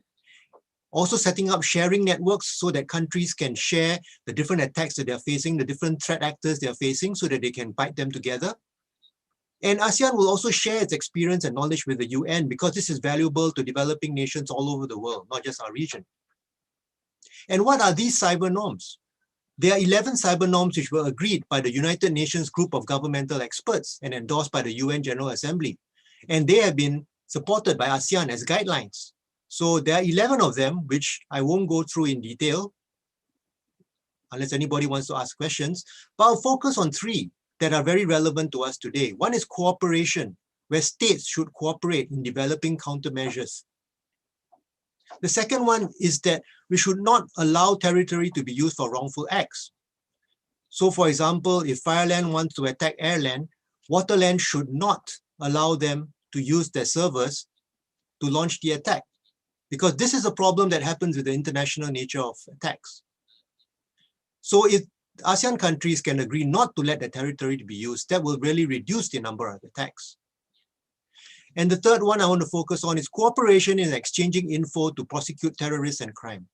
Very happy that among the ASEAN member states, there's been good mutual legal assistance. The MLAs have been good for helping when you want to catch a hacker who is actually in another jurisdiction. And there is a history of ASEAN member states cooperating on this. So more cooperation always helps. What's next? Capacity building program so that everybody gets up to the same level. Singapore has the ASEAN Singapore Cyber Center of Excellence, and there's also the ASEAN Japan Cybersecurity Capacity Building Center in Thailand, and many other projects assisted by the US State Department, the Netherlands MFA, and Japan. And also confidence building measures, joint training between member states to improve communication and sharing threat information. With these 2 joint efforts, that's the way in which ASEAN as a whole will be able to address these cybersecurity threat actors. Thank you. Thank you very much for that very insightful presentation, Mr. Benjamin Ang. Now we shall proceed with the presentation of Lieutenant Colonel Fansel Taberlupa. When you're ready.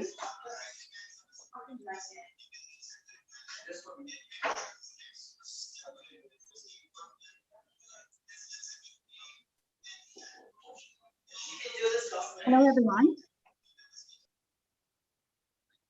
Good day to you, as we have a different timeline from where I am. So I just would like to say that with the current COVID-19 epidemic, we are all forced to go digital. So our transactions are almost all online, if not all. As we are all trapped in this confines of our homes, I'm sure most, if not all of you, are actually guilty of opening your lives to the greater public via social media like Facebook, LinkedIn, IG, Twitter, and services that are also online, such as internet banking and the like. So as going digital eases our lives in multifarious ways by saving us precious time, say, for example, simply traveling or lining up to make a bank transaction. But in all of my lectures on cybersecurity, being a certified ethical hacker, which is actually a misnomer because there's nothing ethical in hacking as it violates privacy. Well, I always am the devil's advocate in most conferences because with all these new technologies, they test some functionalities and not more on security. And so with these technologies that comes into play, there is always going to be a threat. For example, smart cities, while it offers a lot of services, there's also a lot of threats behind it. So I would say that there is no impenetrable system. So digitalization is actually a two-pronged concern. On the one hand, digital technologies such as cloud services, artificial intelligence, and the Internet of Things are opening opportunities for advancement and improved efficiency. But on the other hand, they are also increasing the attack surfaces on various fronts as diverse threat vectors abound and becomes more and more sophisticated. So let me introduce to you, allow me to look at cybersecurity through a gender lens, being the only female in this panel. It is actually an issue that I'm most passionate about, as I recently just took my master's in international development in Monash University. And so we can discuss more about the actual topic that I'm assigned, which is economic implications, during the panel discussion. So let me also state that I am not an economist. So recently, I was adjudged as one of the top 10 women in cybersecurity of the Philippines. So this is really a very good award for my in my case. But it's actually sort of like a no-brainer competition or no competition because in actuality, there's not much many women in the IT arena. So the women do not enjoy equal access to ICT. According to the ITU in 2019, the proportion of women using the internet globally was only 48% compared to 58% of men. And in number two, in terms of the threats, online gender-based violence is experienced on a continuum, as it is demonstrated by the fact that the online doxing of women can result in person, such as actual rape or threats or even bomb scares. And in the third, in many contexts, the use of internet is gendered because in some cases women has access and they are reliant on the internet, especially as of this time there were a lot of women who were um, they lost their jobs, and so they resulted into online selling. Therefore, the threats into cyberspace now can have a compounding effect on women because the empowering effect of the internet can have for them. So if you cut the internet, there's actually, based on studies, a greater effect on the women. So because the women can be particularly reliant on the internet for earning income or pursuing an education. So how do we support women's participation in cybersecurity? So ASEAN needs to start implementing initiatives to raise awareness about the importance of cybersecurity policies that are actually gender sensitive, and to nominate a more gender balanced delegation to its activities and provide incentives to facilitate women's participation whenever possible. And at the same time, it also works to encourage its member states to include provisions to promote equal access to science and technology education and professions for women. And lastly, there should be a Cyber Women Challenge, which is focused on developing cybersecurity skills in women in the ICT industry to help bridge the diversity and skills gap. So I can say that I agree with most when they say that data is the new currency. It is the new oil. As more and more of our information is online, is also a lot of threats to it. And so our data can be sold. Thus, we should be wary of what we post online as it leaves a digital footprint of our identity. So having said this, we'll discuss more in our panel. So I am Filipina, I'm Asian, and I'm gonna do the most Asian thing by starting or ending with a quote. And I will end by quoting General Gordon Sullivan of the US Army Chief of Staff when he said in 1993, while the core of the 20th century land warfare has been the tank, the core of the 21st century will be the computer. So I'm looking forward to discussing more during the panel. Thank you. Again, thank you very much for that very insightful presentation. And I'm looking forward for discussing more topics with you with regards to our panel discussion. Now we shall proceed to our next speaker, Dr. Shashi Jayakumar. Sir, may you proceed with an introduction? Thank you very much for your introduction. And I do want to say it's an honor and a privilege to be here. So thank you for that. I do want to say I've learned a lot in the last few minutes just from listening to the past presentations. I'm going to talk very briefly about my perspectives in terms of cyber. And the overall takeaway point I want to make is that if you look at what's happened over the last year, especially with COVID, cybersecurity has become that much more little bit difficult. There's been a huge increase, as Benjamin has alluded to, in terms of opportunistic attacks, espionage. And the issue is that nothing is off limits. You've got medical infrastructure, vaccines, especially from individuals who are trying to, or entities who are trying to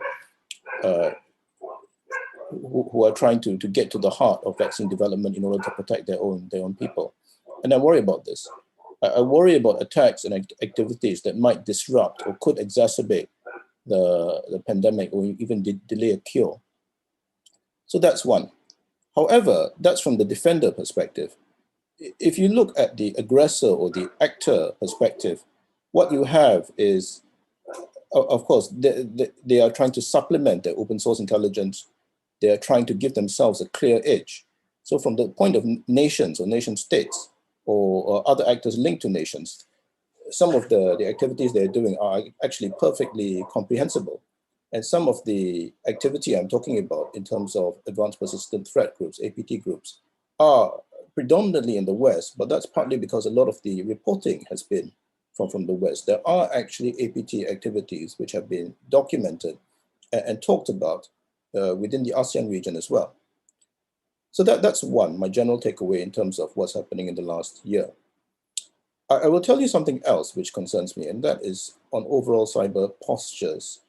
You do have, over the past 3 to 4 years, certain nation states, the United States is the best example, which have come to a view, and indeed this is a core rationale when it comes to their cyber deterrence posture, that you need this persistent engagement. That's one phrase which has been used.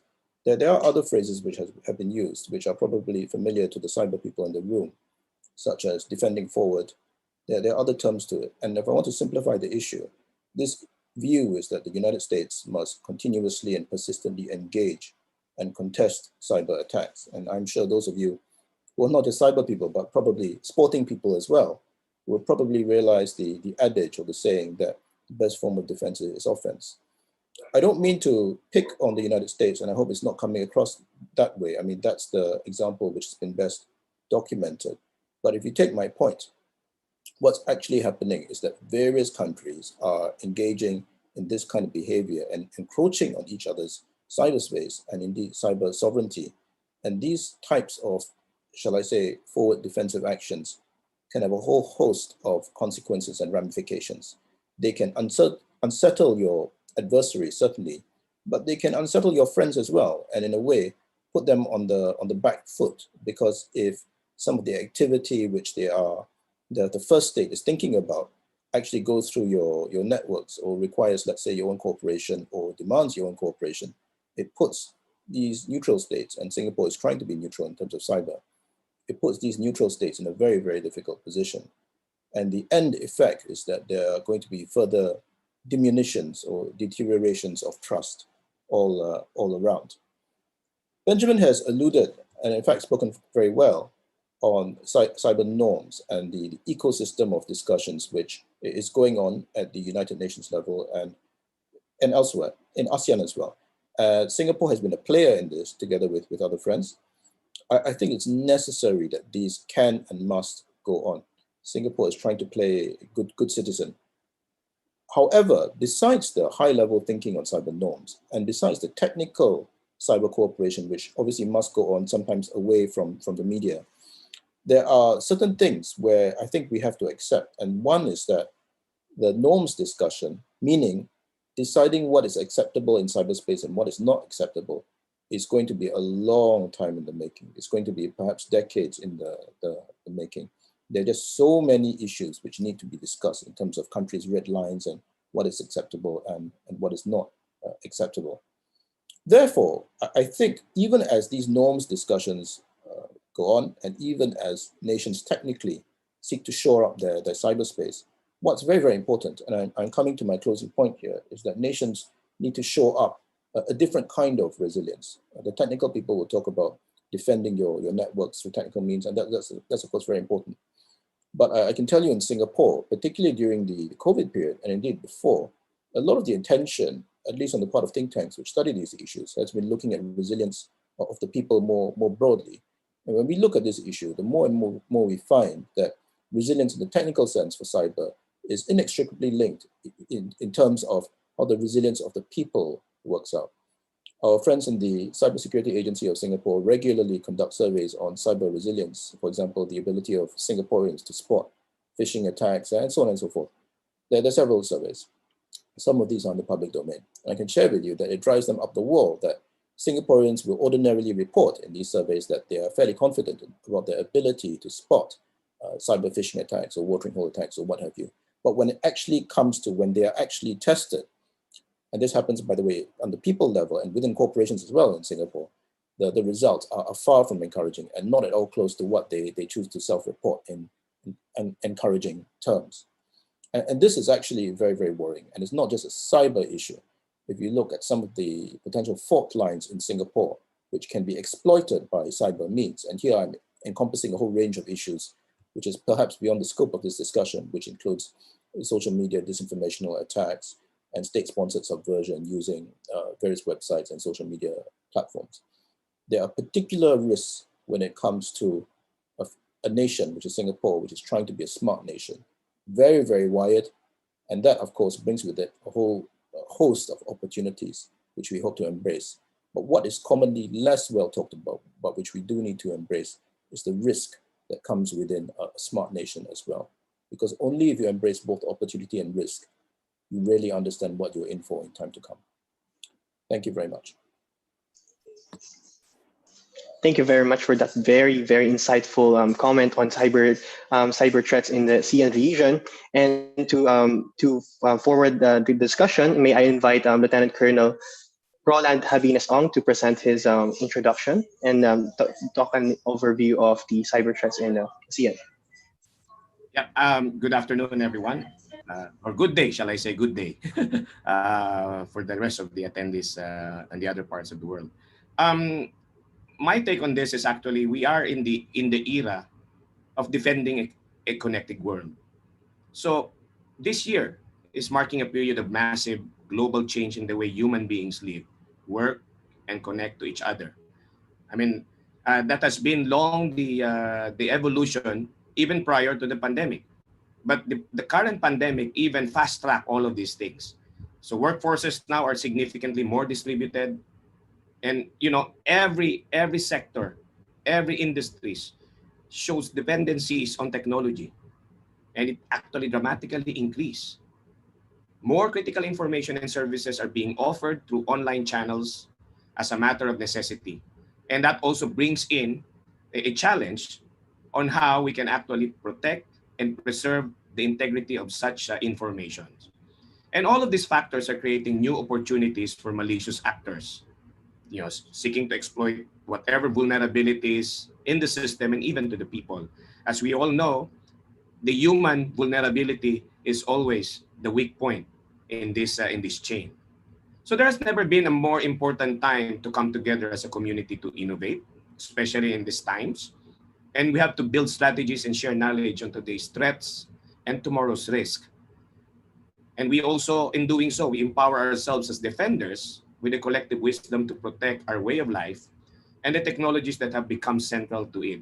So the need, as what the previous speaker had reiterated, the need for us to come up with cooperation, and at the same time, I would say building up capability building in order to fight a common enemy, which is always, in most cases, a step ahead against the good guys. And that I see is the immediate thing that we need to address in this era and in this very period of the pandemic. That's all. Good afternoon.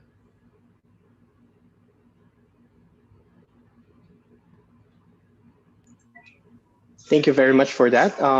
And for those who are joining us this afternoon and this morning, depending on where you are, I hope you do have a very good insight on what's happening with regards to cyber threats and cybersecurity in the ASEAN space.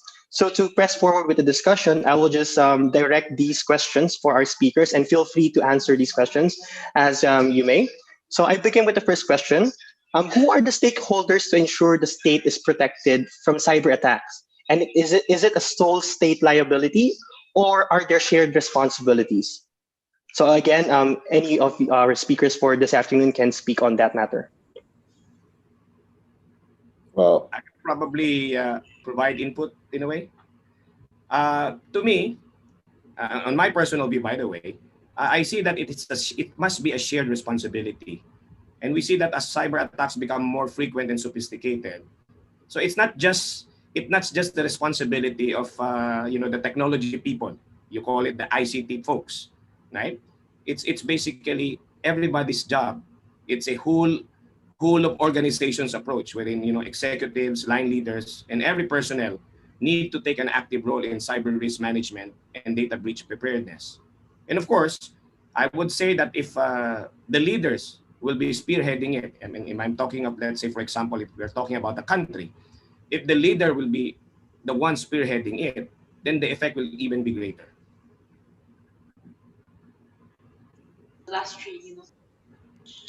Thank you for that one. Yes. And there's a lot of question about this.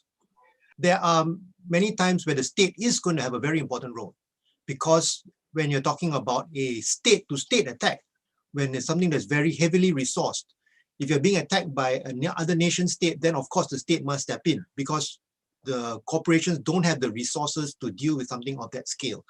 And sometimes the response is not just a technical response. Sometimes it's a government-to-government response where the Ministry of Foreign Affairs has to be involved, or maybe the defense organizations, or even tracing.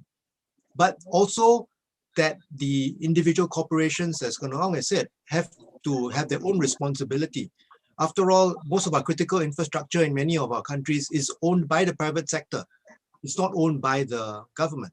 So the critical infrastructure owners have to take ownership and take care of their own cybersecurity.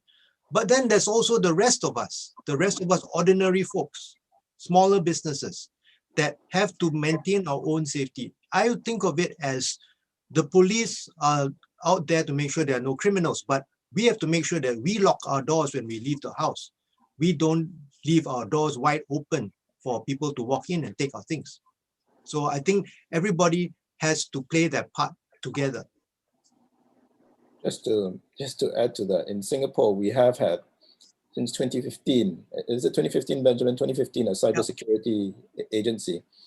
And without meaning to poke fun at anybody, sometimes when you have one agency, which is called the cybersecurity agency in Singapore, everybody else, people on the ground, in government, different agencies start to think to themselves, that's great, that's fantastic, because cybersecurity is now taken care of by something or some other agency.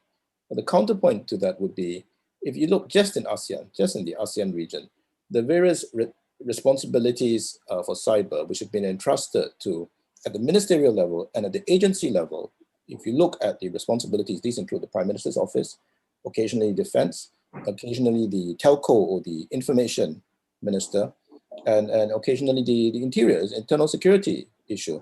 I think this says something about the need to look at cyber through many, many perspectives. But this also, turning back to Singapore, shows the need, which it hardly needs to be stated, it's quite obvious, of various government agencies, not just the cyber agency, to realize they have a continued stake in terms of cybersecurity, even after the formation of CSA, especially after the formation of CSA. And if you look at various hacks, high-profile hacks, which have taken place against agencies in Singapore, and when these have been reported, it's not the cyber agency which have been hacked, it's the Ministry of Defense on a couple of occasions, it's the Foreign Affairs Ministry which have been hacked, it's the health data, which is from an entity linked to the Ministry of Health. And all these, and there were reports, especially for the last one, the health data one, which showed that these were internal failures, or indeed a cascade of failures, both technical, but more prominently human failures, which actually had not that much to do with issues with the cybersecurity agency, but more the agencies in question. I think that really underlines the point that Ben is trying to make, that it's collective responsibility. So can I just marry all of the points that were raised by my colleagues? It's just that you're saying that it's a top-down and down-up approach. So from the lowest person to the highest organization, it all encompassed. There's a responsibility for each, because the lowly person who's disgruntled employee, for example, might think that he has nothing to lose, but he's actually the target for a cyber attack and could be the gateway for a much bigger attack. So other than that, there's a bigger field to this, because the boundaries are not set in terms of the digital divide. So thus we should have that connection with other countries, because we're all interconnected to one another. So I think that's the key word here. Interoperability, integration, connectivity, and responsibility for all. So, yeah. Indeed, it is apparent that the cyberspace should be a shared responsibility, and everyone should take part in this partaking. And thank you very much for such an insightful comments on that for all our speakers. And now, may I just present you questions coming from the audience right now. This first question is directed to Dr. Shashi. So the question is, social media has become an echo chamber for misinformation, false news, and hoaxes. So how should ASEAN respond to this? Thank you for the question, which is a key question. And I think answering this question could take up an entire day's worth of seminars. If you look at the legal perspective, there are various ASEAN nations which have attempted to legislate on the issue of fake news and disinformation. Singapore has its Online Falsehoods and Protection Against Online Falsehoods Act, POFMA for short, which was introduced late last year. It's already been used. Vietnam has a cyber bill, I understand, which is not called a fake news bill, but the various clauses which are generally worded can and do actually cover what is considered anti-state information. And so the Thailand, which again, it's not a fake news bill, but it's a cyber bill as well. So legislation is one. I'm going to venture my personal opinion that legislation is actually not the key here to defeating the threat of disinformation and fake news. Because if we're talking about a particular kind of viral, polarizing information, which can easily seep through society and exploit fissures or fractures within society, that's not really a legal fix at all. It's actually strengthening the resilience of, well, in the case of my country, Singaporeans, and strengthening the social fabric. There are various ways to do this. The Education Ministry has revamped or is tweaking its curriculum to look at issues pertaining to critical thinking, for example. I think critical thinking and to be able to read a text and interrogate it with not a jaundiced or cynical eye, but with some healthy skepticism, with some emotional skepticism, is actually going to be very, very important in time to come. If you look at a lot of the fake news washing around Singapore during the COVID era, now this is not state-sponsored, I don't think it is, but a lot of fake news, particularly in WhatsApp, yeah, and particularly in the WhatsApp groups which you cannot exit, which is the family WhatsApp group. I believe that's probably the same in the Philippines or indeed any other country. This can be defeated actually by having some healthy doses of emotional skepticism, and sometimes, if necessary, to rebut your elders or your aunties or uncles for sending this information, which to them is perfectly plausible. And the ability to not say this is rubbish, just junk it, but to explain or take someone who is less digitally literate through the motions of interrogating a text or even a bite-sized snippet of information. It's very, very important to do for agencies to come up with curricula and guidelines, which is happening at the agency level. But at people level, I think we have to be prepared to be change agents ourselves and have to be prepared to empower ourselves. We can't just leave it to others. Thank you for that. I hope the audience who raised that question will have a very good overview on how this era of false news and misinformation can be addressed. And it is apparent, as just like what Dr. Sashi has mentioned, even to the normal, ordinary person can combat these things in these days. Thank you very much for that, Dr. Sashi. So the next question was raised to be answered by Lieutenant Colonel Fansel. So the question is, what are the ways we can actively protect and empower women in the digital spaces? I actually have a slide for that. Can I share my screen? Into the cyberspace, as I said earlier. Yeah, so there are certain parameters that each member state should have to address gender implications for women. So the thing is, as I have said in my introduction,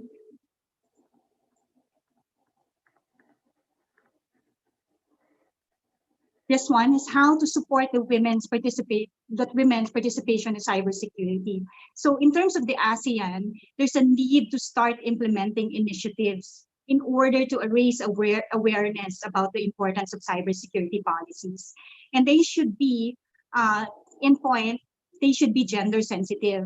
And they should nominate a more gender balanced delegation to its activities. So, we have to take into consideration different factors that are gender sensitive. And with this, we should provide incentives to facilitate the women's participation whenever possible. So in line with this, also at the same time, we should work to encourage the member states to include provisions to promote equal access to science and technology education and professions for women. So I said a while ago, there should be somewhat like a cyber women challenge, but it actually depends on each member state on how to do it.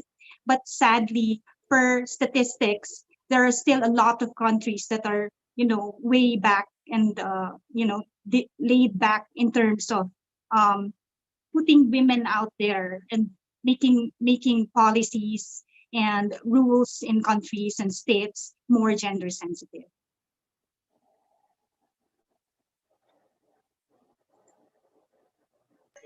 Thank you very much for that, Lieutenant Colonel Franco. Indeed, as we can see right now, and correct me if I'm wrong as well, but the cybersecurity space seems to be more of a male-dominated space, and it is actually good that we can hear someone from the women to speak up. And how can the women groups can actually participate in the cyberspace and not be a sort of a minority, but instead there should be a push on gender equality. And thank you very much for that question. So the next question will be directed to all of the speakers, so any of you can speak up on this. So the next question is, what are your thoughts about major IT corporations such as Amazon, Google, and Facebook holding most of the world's individual cyber data?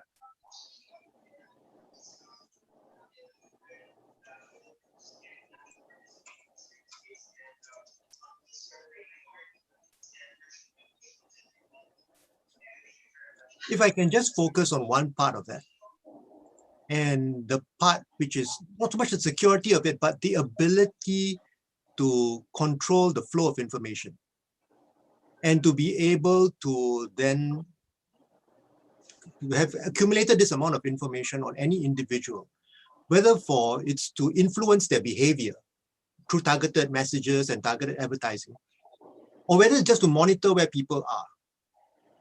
It's very interesting to see that there are many people in the world who would be afraid if their government had this much information, but are happy to give the whole thing to a corporation whom they don't actually know.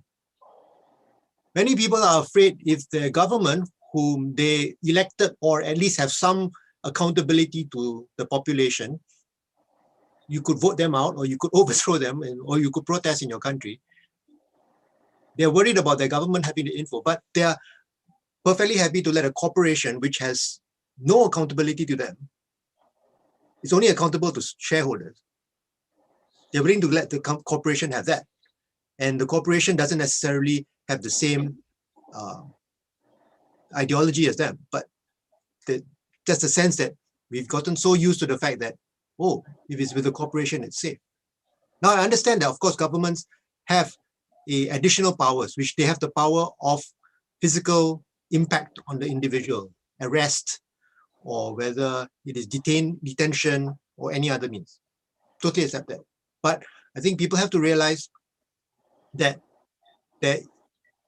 when we worry about giving up our information, we need to be very clear that we should be careful in all senses. Yeah. And can I add to that? There's actually a question of whether you know where your data is. As we go put our data more online, there is actually that fear of not knowing where our data is actually stored, in what place, where the servers are located and all that. So it goes even for organizations and companies. So in the Philippines, our Department of Information and Communication Technology set out a policy that we are cloud first. So that question again, where the cloud actually is. So now, as I'm working in the National Task Force, there are a lot of organizations, they are trying to, donate systems for the use of the Philippines. But I said in my introduction that data is the new currency. So after all of this, what will they make use of with the data that has been gathered? So the question again is, how do we implement policies? Certainly because it's an emergency situation being in a pandemic mode. So now we want to implement applications and information systems without considering the security implications at the back of it. So the question is, would we do on-premise, save our data on-premise, or do we go out or the cloud, or just accept, donations and not even know where the data would be stored? So these are questions that really we need to answer and we should be very wary about. And as I've been teaching in security, even in VIP security for physical security, the key word is being paranoid. If you're paranoid, you're going to put all the necessary securities in place. Thank you. Yeah, let me substantiate what Lieutenant Colonel Taborlupa had mentioned earlier. I think the recent pandemic actually, puts us all, off the track with respect to how will we go about with this current situation we're facing. And I believe the typical human nature approach that they do is, okay, I would probably stop do my business or do my day-to-day operations, move it to the cloud, and tap the private corporation that has an established cloud solution. Primarily because, well, for one, they know that these entities. Well, of course, there's no doubt on the point that Sir Benji had mentioned earlier.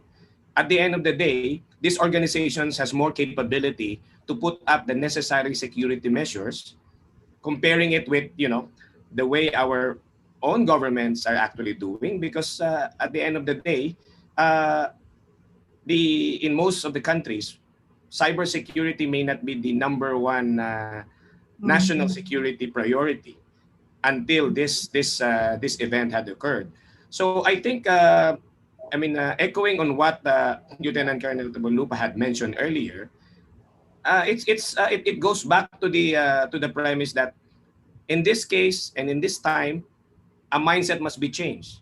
Number one, in every decision making that we have to undertake, especially if it involves our digital way of life, we have to accept the inconvenient truth that breaches are inevitable.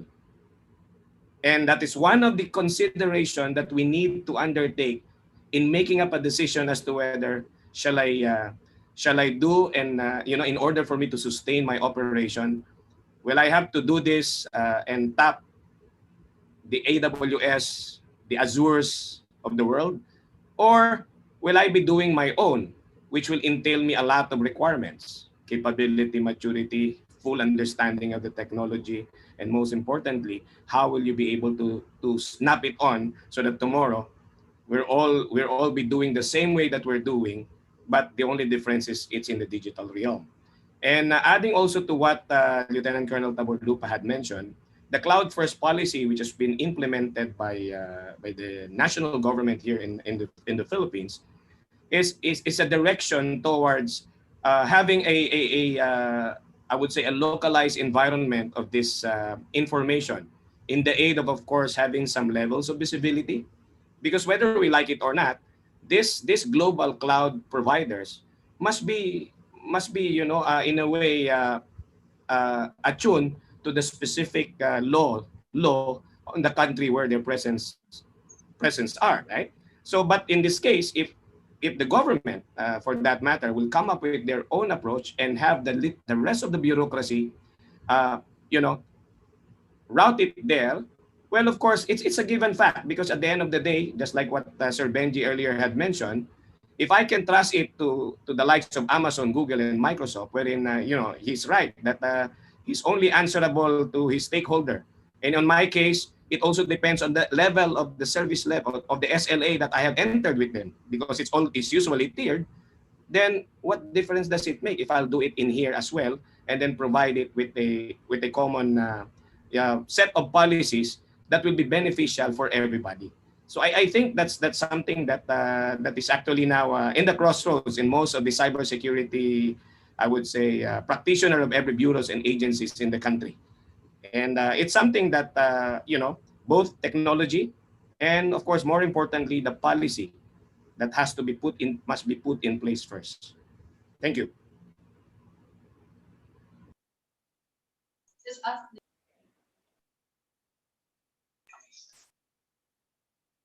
Yes, Dr. Sashi, you were going to say something?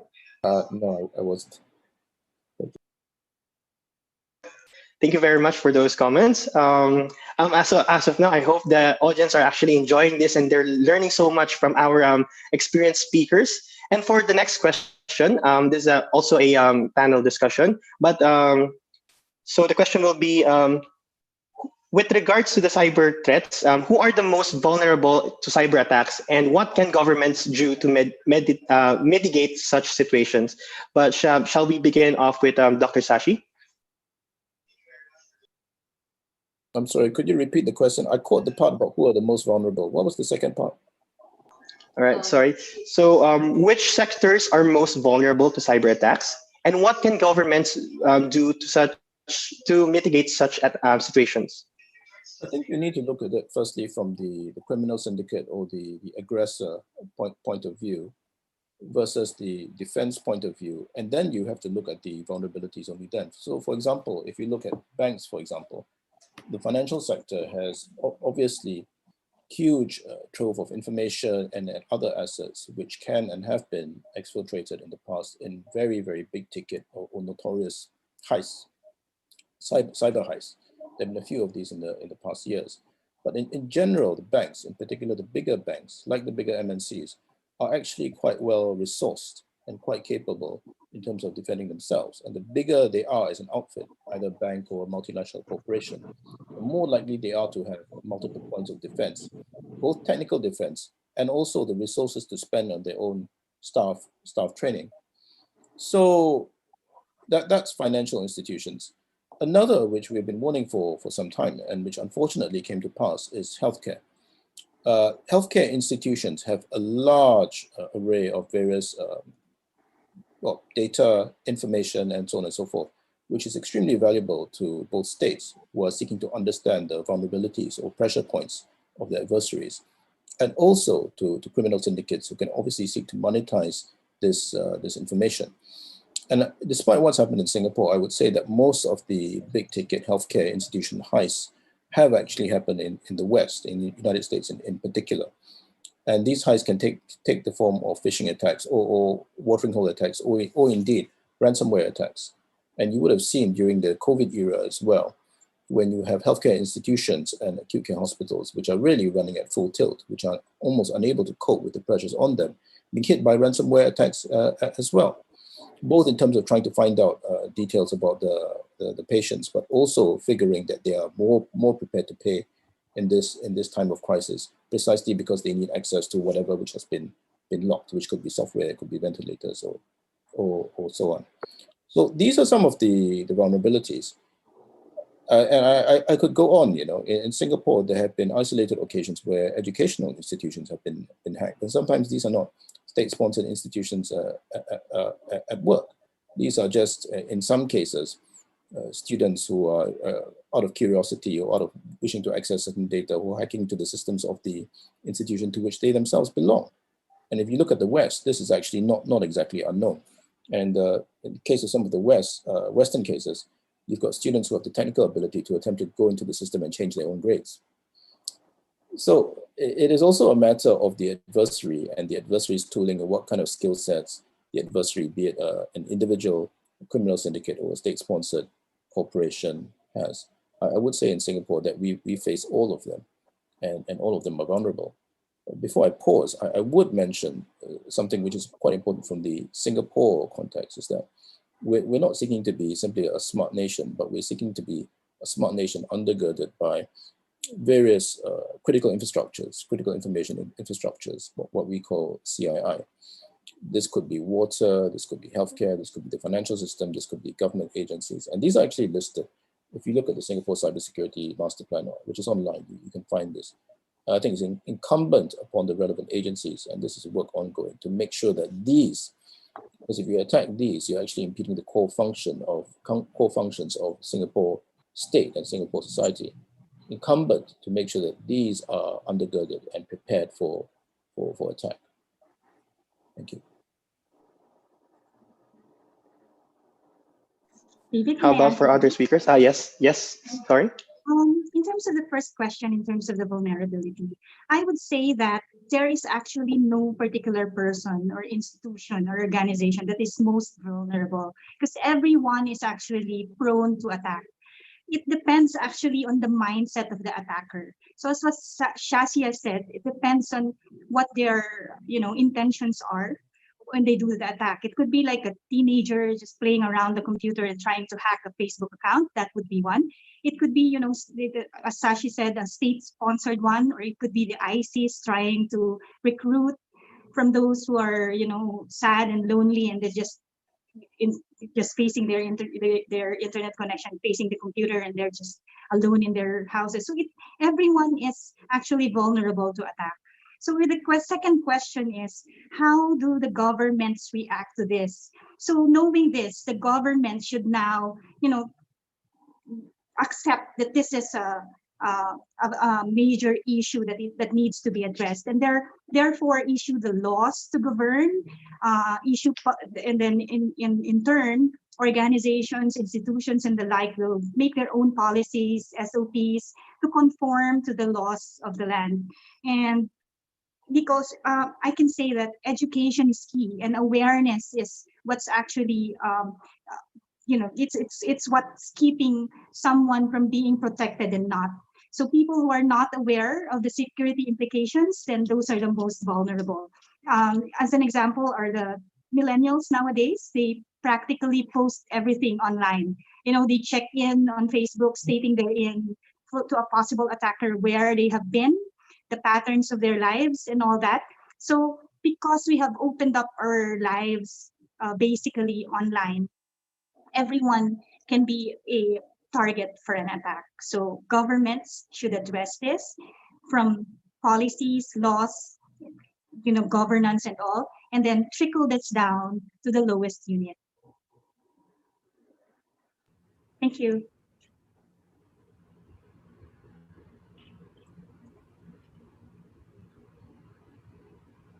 Yes, Mr. Benjamin, you were saying? I agree with everything that Dr. Shashi has said and everything that Lieutenant Colonel Tavalupa said.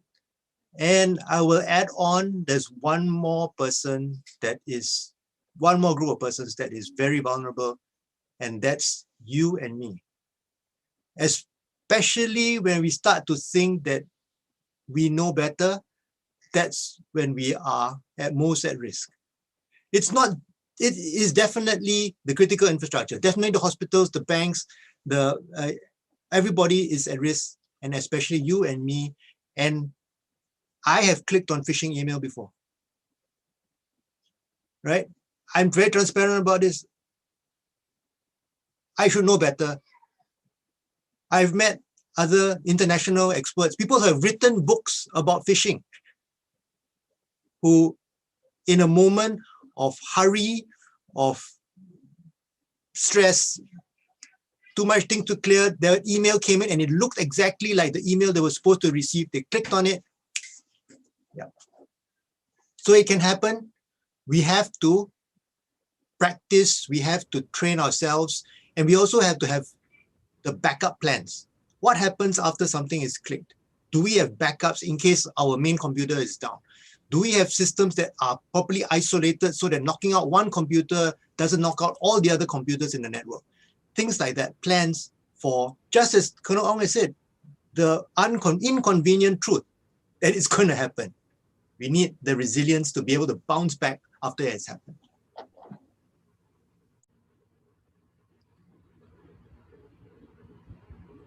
Lieutenant Colonel Roland? Yeah, thank you. I fully agree with Dr. Sashi, Sir Benji, and Lieutenant Colonel Taborlupa on their points. And to be honest, there are lots and lots of studies and surveys that are being made by reputable organizations, putting in a specific percentage in terms of the breaches on the different sectors. But one thing that I can actually I would say, summarize in this is that Sir Benji and Dr. Sashi and Lieutenant Colonel Taborlupa is completely correct, that it's actually you and me, because the threat actors are leveraging the human vulnerability in us. And one thing that we can actually say is the notion that, oh, I'm just a simple lowly guy and I don't think anyone would even bother to attack me. But mind you, most of these major attacks even came from someone who unaware that he or she was the springboard of the attack. Because at the end of the day, you might be either the direct target or a route to the targeted entity or targeted person. So at the end of the day, we have to be very vigilant that it's becoming very blur when it comes to our the real life and the digital life. And I totally agree that number one, going back to number two question, what needs to be done? Then of course, information, right information for that matter. So education, and of course, it all boils down to the things that each one of us, which is actually vulnerable at some point, just like what Sir Benji had mentioned. I myself was even a victim at once, because realizing that the source of the source of the email communication is legitimate, only to realize that, oh, why is this attachment is something that shouldn't be coming from this person, although this person is legitimate. So I'm short of clicking. I opened the email, but since the payload is in the attachment, I realized, and then began to ask, and then ask first the source, and then realizing that it's not coming from him. So at the end of the day, it boils down for us being vigilant, and when whatever we receive, I mean, in the advent of so many fake news now, it all boils down to extra research and of course proper discernment before coming up with such action in relation to whatever we are facing in the cyber world. Thank you. Indeed, that was very insightful for all of you guys, and I hope that those who are like tuning in are learning something from the cybersecurity issues with regards to the CN. And again, so thank you very much for our panel, Dr. Sashi, Lieutenant Colonel Roland, Mr. Benjamin, and Lieutenant Colonel Fansel for providing your time and your expertise on this matter. And I'm sure that we can make a whole university course about cybersecurity, but then and again, that's the only time that we have. And unfortunately, our session has ended. For those who are tuning in today, we hope that you have learned a lot from our session. And after a short break, the UAC 2020 will return with a panel discussion on people, power, and politics from 4 p.m. City time. Thank you very much.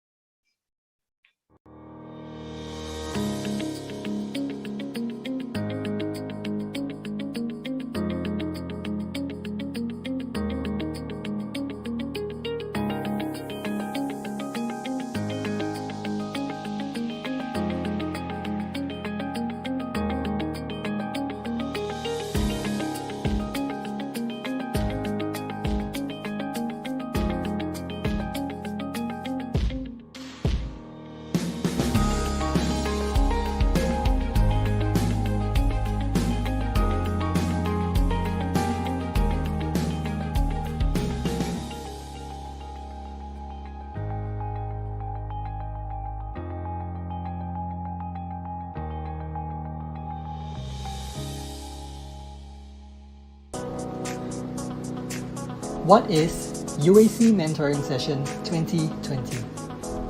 UAC Mentoring Session is where you get to meet incredible people working in companies such as Google, Microsoft, PwC, KPMG, and so many more. The mentoring session will allow you to personally get a chance to speak with 3 different mentors in a small group setting of not more than 5 people.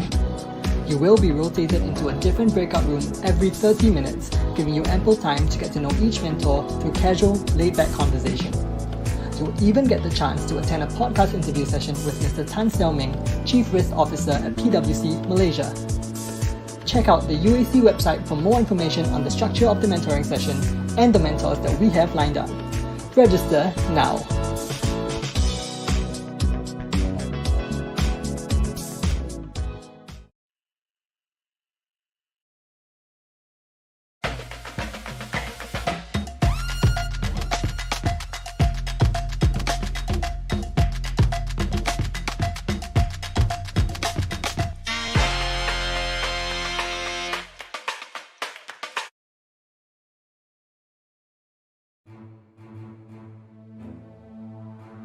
Be astonished by our beautiful sights.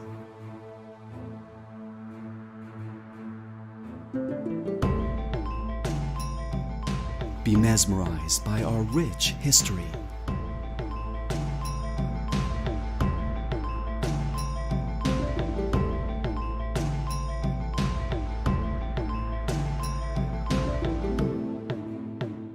Be serenaded by our breathtaking sunsets.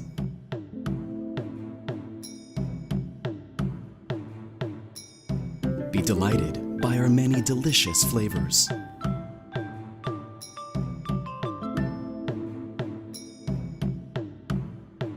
Be charmed by our warm people.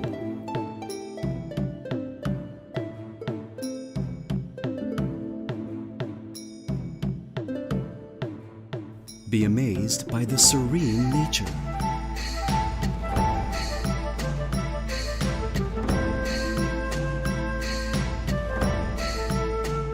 Be exhilarated by the adventure that awaits.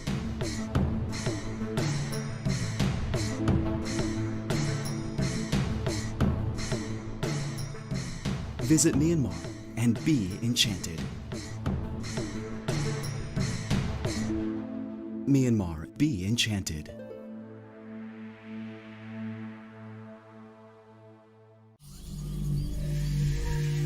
There is no Place like this.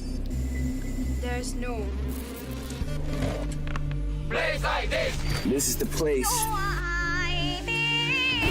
This is the place I call home. Our home. This is where 1212 and 112 are not just dancing steps.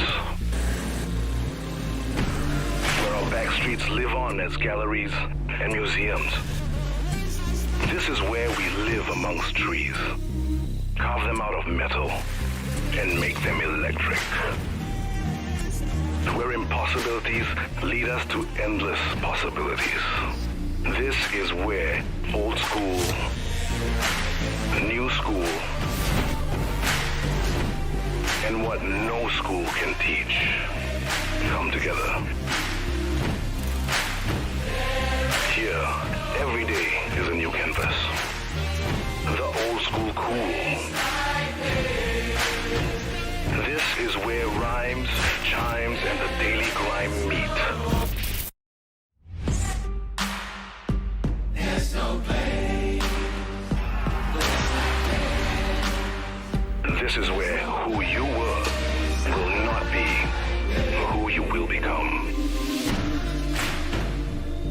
This is where all that you're passionate about, all that drives you, is made possible. This is where passion is made possible. This is your stage.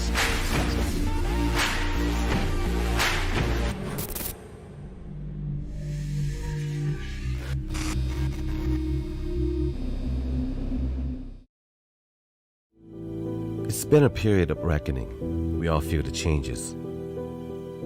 The distance we now have to keep, the new norms we now have to practice. Traveling in Thailand would not be the same.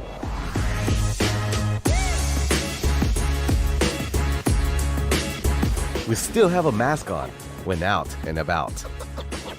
And also when diving down and greeting these underwater wonders, all renewed and thriving. Self-isolating can be done on a beach that's never been more beautiful.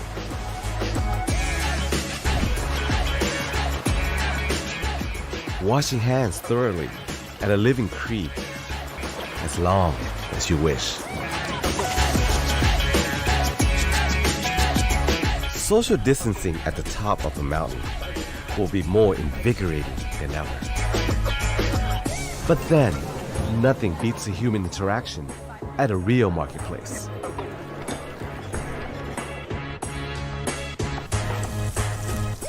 Delicious and hygienic food delivery here is packed with friendship and big heartwarming smiles. Conference calls can now be made with a natural scenic background. No download needed. You can be a chef, a dancer, whoever you want to be.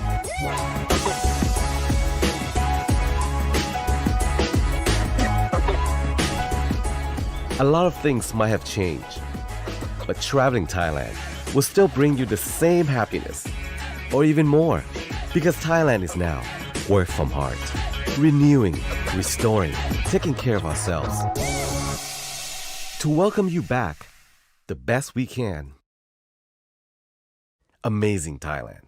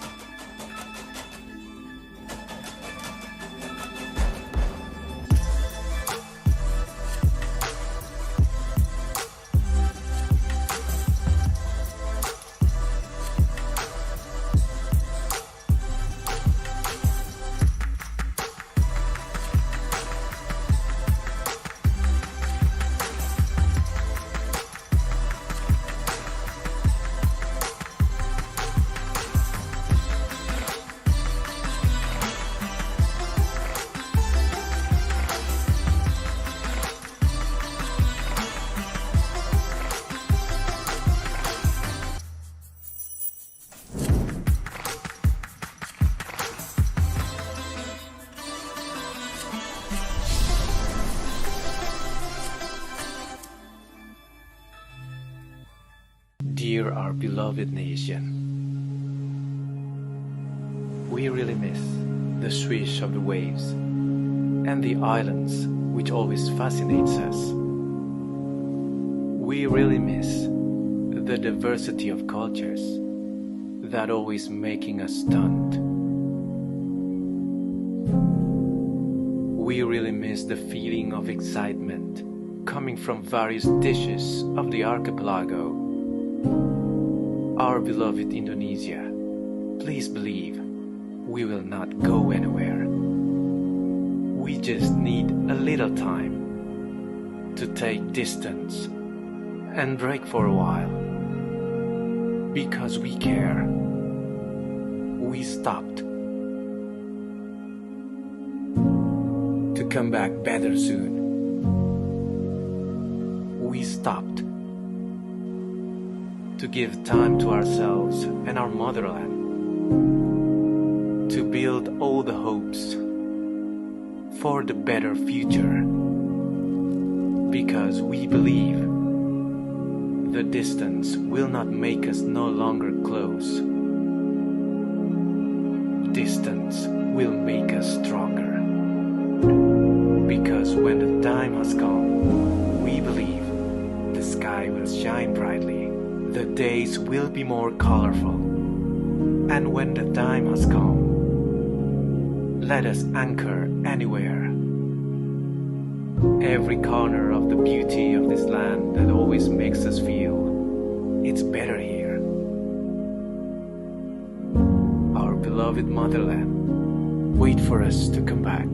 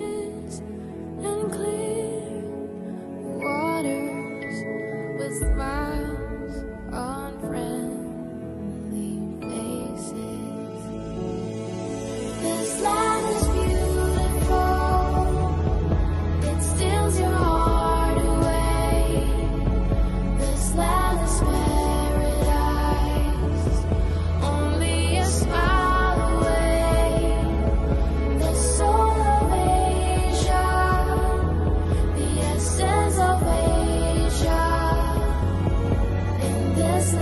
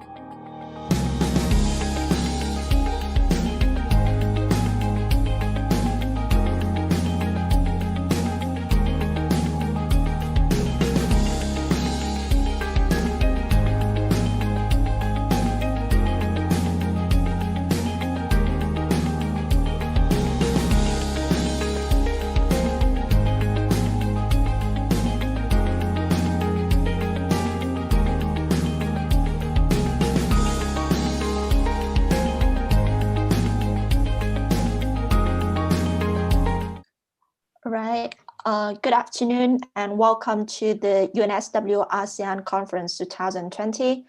I'm Hian, a PhD student at the UNSW, and I'll be your moderator for today's section on people, power, and politics. So the section focuses on integrating people into politics, which is one of the most concerned issue in the region. So as you can see from the lingering problems of imported plastic waste to emerging issue amid the pandemic, such as like the strike of Cambodian government workers to protect their rights after the closure of many country-based factories, Indonesian youth protests against job law, the anti-government mobilization in Thailand. All these events have intensively highlighted the need for readdress the state-society relationship. So joining with me today at the session, please welcome Mr. Liu Ching-tong, Senator in Dewan Negara and former Deputy Defense Minister in Malaysia, Associate Professor Melissa Crouch from UNSW Law School, Dr. Maria Tanyat, Research Fellow at Australian National University, and Ms. Tinza Suleyi, Burmese youth organizer and the host of the Under 30 Dialogue. So please welcome you all to the session today. And to kick off the session, please each of you spend 5 to 7 minutes to introduce yourself, your expertise, and your general view on the topic. So first of all, I would like to invite Mr. Liu Ching-tong to begin. Hi, thank you, Hian, to every panelist and also friends who are listening. A very good afternoon to all of you. I was a graduate of ANU, and I was the constant visitor of Sydney when I was there, and I love being in Australia. But at the moment, I'm in Kuala Lumpur, and we are facing a very serious political crisis, probably in a generation. As you know, there was an election in 2018, which ended the ruling party of 60 years and put in place a new political coalition. I was appointed Deputy Defense Minister in that government, the Pakatan Harapan government, but that government was brought down in a parliamentary coup. Not actually, it did not go to parliament, but anyway, it went through a sort of coup, and a new government came in on the 1st of March. Now, the new government has no majority or very thin majority. The majority was tested on the parliamentary floor twice, which was 113 versus 109. But because the budget is going to come up very soon, the budget should be presented by the finance minister on the 6th of November and voted on 23rd of November. The government is worried because they were worried that there will be defections from the ruling coalition to join the opposition, which has 109 seats in the parliament. And therefore, yesterday, the government proposed to the king to impose emergency rule. So we're at a crazy reverse reset. But nonetheless, I would just like to say that in the years that I got involved in politics, I'm not very old, I'm 43, but I've been involved in politics for almost 20 years, and at the forefront for 12 years after being elected in 2008. I think our nation, Malaysia, and the region has changed a lot. Our region has changed a lot. Our nation has changed a lot.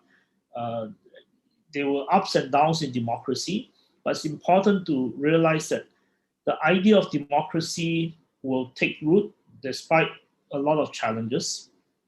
But it's important also for us in the region to introduce the ideas of economic analysis beyond race and religion identities. we're all struggling in our societies how to find a way to deal with identities. But it's always important that to understand that there are economic factors and how to build solidarity. The COVID-19 crisis has created a situation where we will have to try to build solidarity among our people to tell the people that beyond race and religious identity, we are workers. We share this. Well, if you're if you drive a Grab car, you drive an Uber in other societies. Actually, whether you're Chinese, Indian, Malays, you are sharing a very similar life. If you are a restaurant workers, if you are a small restaurant owner, if you are a small medium industry owner, your life are very similar, and we need to improve the life and livelihood of ordinary Malaysians. Likewise, beyond our borders, about 500,000 Malaysians work in Singapore as cheap labor. Of course, there are millions of Indonesians and Bangladeshis and some Myanmaris working in Malaysia as cheap labor. How do we actually explain to our people, the Malaysians who work in Singapore as cheap labor may not necessarily have to work as cheap labor in Singapore, but could actually work in our Malaysian economy if we automate our economy, if we pay our workers better, if we have a better way of doing business. They may not have to work as cheap labor in Singapore. Likewise, Indonesians will have to think about how to reshape their economy to create better jobs so that Indonesians stay in Indonesia without having to come to Malaysia as cheap labor. Now, we welcome skilled labor everywhere, and we don't mind our people working as skilled labor elsewhere or skilled workers elsewhere. But it's important that all our society create sufficient jobs for our people to work within our society if they want to, and also to keep their livelihood. So I think this is my opening statement, and I hope we can deal with more issues later.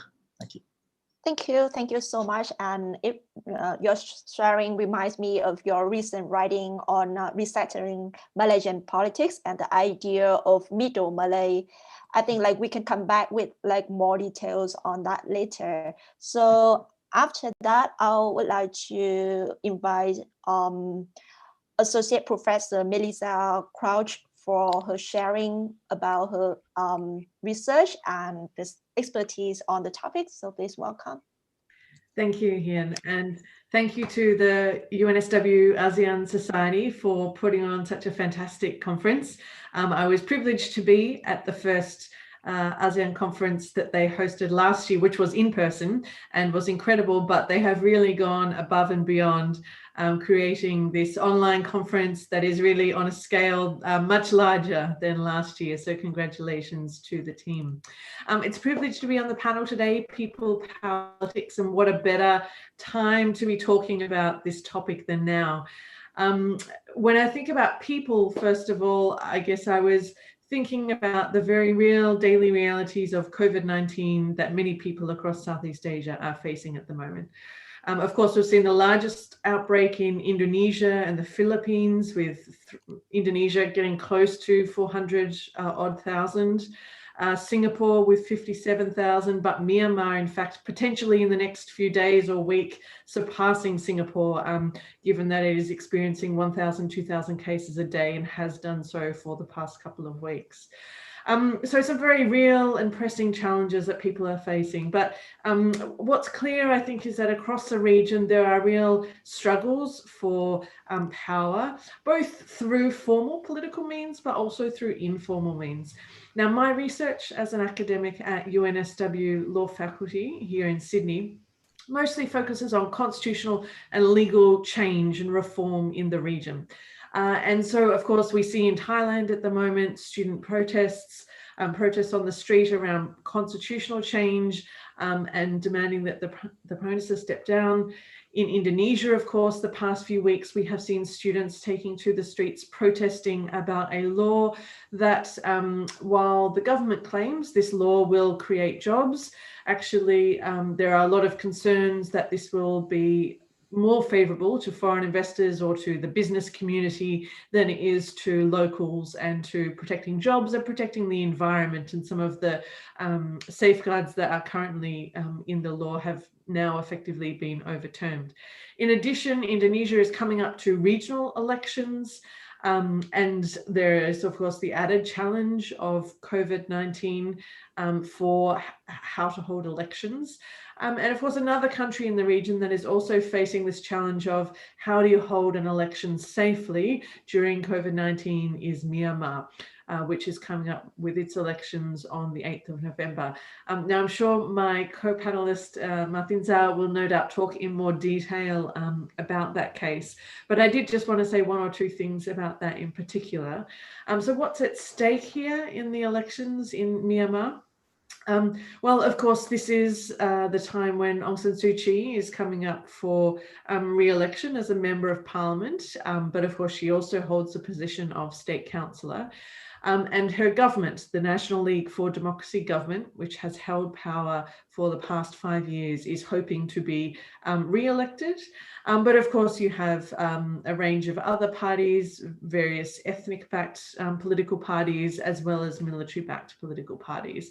At the same time as Myanmar is really experiencing its most severe and really kind of first major wave of COVID-19. So this is kind of an election unlike any other that Myanmar has had before.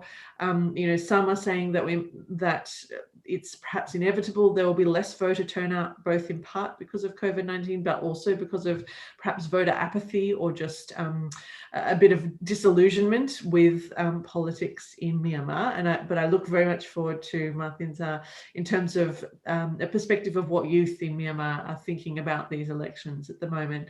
But, you know, overall, when I look across the region, some scholars, I think, have been asking, well, is COVID-19 the cause of an illiberal turn, if you like, an anti-democratic turn, a populist turn, or has it just accelerated what was a pre-existing trend? And I think that pre-COVID-19, we have seen across the region some real challenges to democracy, some real challenges to constitutional democracy. And so I think COVID-19 is not necessarily the cause of this turn, but it's certainly exacerbating it, and it's creating some very real challenges. Perhaps I'll just conclude on a final up note. I mean, I guess both Thailand and Indonesia are examples of where we are seeing some real action from civil society and some real challenges to those in power, and attempts to try and keep them accountable, and demands that, you know, power is being used for the benefit of the people as a whole. So I look forward very much to discussing further with the panel. All right, thank you. Thanks for your sharing. And your last point reminds me of what Professor Taylor sharing like earlier today about the rise of authoritarianism in the region amid the pandemic. And I think that's a good point, and we will come back later with more like thinking on it. And to continue with, let me welcome Ms. Tinza Suleyi, Burmese youth organizer. So please welcome. Can you please share? Thank you for this opportunity. Yeah. So I've been called youth organizer, youth advocate, teacher, volunteer, TV host, activist, human rights defender over 10 years of my activism. And I work on various issues from lobbying the government to allow universal suffrage in the local election to freedom of expression. So various issue and various title, but only thing I don't change is my principles. I believe in justice and accountability. That's something new to our generation in Myanmar. Even though we believe in that, but if we really take an action about justice and accountability, that they remain as the biggest threat and risks for all of us. So in Myanmar, we used to talk about independence for over 100 years under the colonialism, and we talk about equality, we talk about federalism, and we talk about democracy for over 30 years since, and we have the Aung San Suu Kyi as a democratic icon, now the genocide denier. So for our generations, I think talking about democracy or how to democratize or organizing free and fair election isn't just enough. Now we are talking about justice and accountability. That's our biggest demand. We are learning from our past, from our mistake, from our war's longest civil war, that without addressing justice and accountability, we're just having fantasy peace conference, sugar-coated investment, and less serious election. That would never lead to an end of impunity or civil war. So that was states set our houses on fire, leaving us weeping for our lost families, while running away from live mortar shares and lost our legs and body on the way to IDP camps because we stepped on landmines, just like what's happening right now in Rakhine and some part of my country. We must acknowledge that politics of fear was around us and is still with us in this region. That makes us to be fearful with those in power, weapons, many possessions, and to be fearful with our own belief, activism, neighbors, people with different color, faiths, and sexual orientations. In Myanmar, as an example, we are fearful of losing our lands. Those fears help those in power remain in power. Politics of fear impacting and driving from culture and education of our society, population control. So social media, right now is a social media, a big thing that enforce the politics of fear. And traditional media still remain the same. And militarized mass population, ongoing military action also enforce the politics of fear in our country, in our region. If we are fearful, we gave our power within ourselves to those who shape those narratives. People might think power is money or weapons or possession, but true power remains within ourselves. All about conviction. So if we hold our own conviction family, nobody can take that away from us. So recently in Myanmar, a young guy called Sola Nine and Chotiha Yejo from Obama Federation of Student Unions, they were jailed to 6 years in prison after they protested against civil war and offenses in Rakhine State. They said they know their moms will be crying, but they want to wipe the tears of all mothers in Myanmar. And many of the student leaders were being detained and they still hold their own power and say, you may jail our body, but you can jail our free souls. So younger people in Myanmar, even we are the biggest population, even though we're not in the positions of power, but we're not silenced with the injustices, what's happening with Rohingya people, Rakhine people, or Kachin or Shan. We don't hold any guns, but we hold our power or conviction, and that's the biggest weapon ever that threatens those who oppress. So I feel justice and accountability is the answer to reach to an end of conflict, including Rohingya crisis, all the crises happening inside my country, Kachin, Kaya, Kachin, Chen, all the ethnic minority and their oppression. Without addressing that, we can go further. So what the elections happening this year will be addressing or bring justice and accountability? I don't think so. Elections are a part of process toward democracy, but they can determine our destiny. We will still have to talk about electoral reform, structural reform, and constitutional reform. So in conclusion, I have 2 points to recommend to the government, to the people. Instead of governments are learning from other government and their former government, they should learn from the people. They instead of limiting our freedom movement, freedom expressions, or how to control, how to oppress from the previous government or other government, they should learn how the people are holding their conviction, power of conviction in Indonesia, in Myanmar. So just Thai people just show us a way.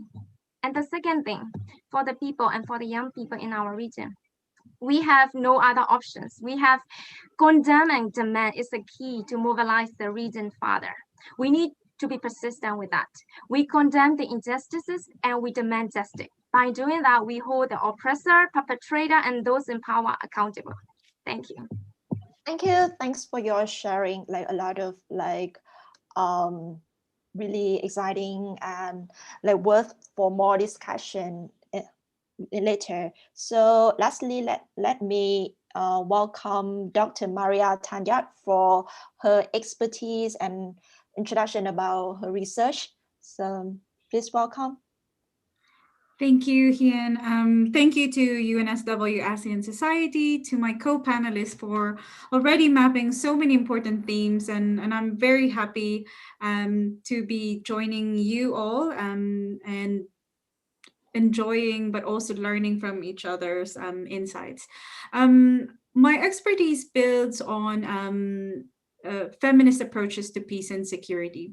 And so in understanding people, power, and politics, I want to emphasize and bring to the conversation the importance of why gender matters for understanding the linkages between people, power, and politics. And much of what I'll say already builds on the points raised by my other co-panelists. But I'll start with the first point, in that we can learn a lot from, in understanding the current political and security landscape that we are in, we can learn a lot from the Asia Pacific region, particularly because the region has been on the front lines of multiple intersecting crises. And even in other parts of the world, even before other parts of the world have realized, for example, the amplifying effect of COVID-19 to peace processes, to disaster risk reduction and climate change, these sort of insecurities are already being felt in the region and has been mobilizing activism and new forms of politics in the Asia Pacific. But but it's important to ask, where are the women, and what difference does it make to look at women's experiences? And so feminist research has shown how national and regional economies are built on invisible labor. And in the invisibility of women's labor, particularly care and domestic work, it also manifests in the invisibility of their bodies. What does that mean? Invisibility of bodies feeds into all the range of structural violence, from deteriorating health outcomes to physical violence and insecurity, especially faced by women human rights defenders. But also that before, during, and after crises, when we look at what sustains households and communities, this is largely dependent on the care and domestic work that predominantly women perform in the household and in the community. And so it matters that we ask, especially in the context of asking, how do we recover, how do we rebuild in the aftermath of COVID-19? We need to ask whose contributions are valued, whose bodies and labor are being depleted as we rush through the seductions of myths of resilience, without political accountability, without material redistribution, and without addressing issues of justice. The second point is that there is now established research on how inclusion and diversity in various decision-making tables, whether it's in peace or in environmental decision-making, a more diverse and inclusive table or discussion or negotiation actually leads to more durable peace. And that is because the more we democratize these processes, the more we are actually also able to see how security issues are very complex and how it impacts different groups of people based on race or ethnicity, class, sexuality, age. And so the more you look at other people's experiences, the more fuller are we able to understand the nature of security challenge, whether it's COVID-19, conflict, or climate change. But it's also important to account for the cost of participation and leadership. As my co-panelist Tinzar Shanlei pointed out, we need to account for how much it involves to actually activate these political spaces and to have the participation of a broader and diverse group of people. For example, in specific communities, there is research, especially from the region, that the cost of participating, politically participating, ranges from negotiating household care obligations. Who gets to take care of the children? Who gets to do the domestic chores in order to attend political mobilization and to join peace tables? But it's also the cost of threats of violence and repression and outright manifestations of authoritarian rule, which we are seeing in the region. So while we are wanting or pushing for greater participation, we need to also ensure that there are actually inflows to encourage and enable those participation, including addressing threats of violence for activists and particularly women as they deal with multiple care burdens and restrictions to sexual and reproductive health, for example. example. And then finally, I think we need to also understand on a more positive note that crises do in some places mobilize alternative agendas and visions of peace beyond state and military-centric approaches. When we look at actual case studies from the region, particularly, for example, Southeast Asia, when you look at the activisms that are youth-led and youthful, we see the potential of using alternative strategies, including humor through social media, to unveil the absurdity of political leaders. And certainly I see that in the Philippines as well. And these are new and emerging forms of political contestations that potentially provide new ways of doing politics. And so this is quite optimistic in that we can see the current juncture that we are in with COVID-19 and the range of intersecting crises as perhaps a site to ask, what is our alternative agenda? What is the kind of peace and security that we might envision in the aftermath or as we recover from COVID-19? Because from a feminist lens, this can potentially present us with new forms of doing and being and ways of relating with each other. So I'll end on that note and open it up to questions or comments from other participants, and particularly, again, emphasizing the importance of understanding women and gender when we look at power, politics, and people. Thank you. All right, thank you. Thanks for all your sharings, and like from such your sharing bring me to like a general question to start with our panel discussion, like how to integrate people into domestic debate on public policy making. So I would like to start with listening to Mr. Liu Qingtong.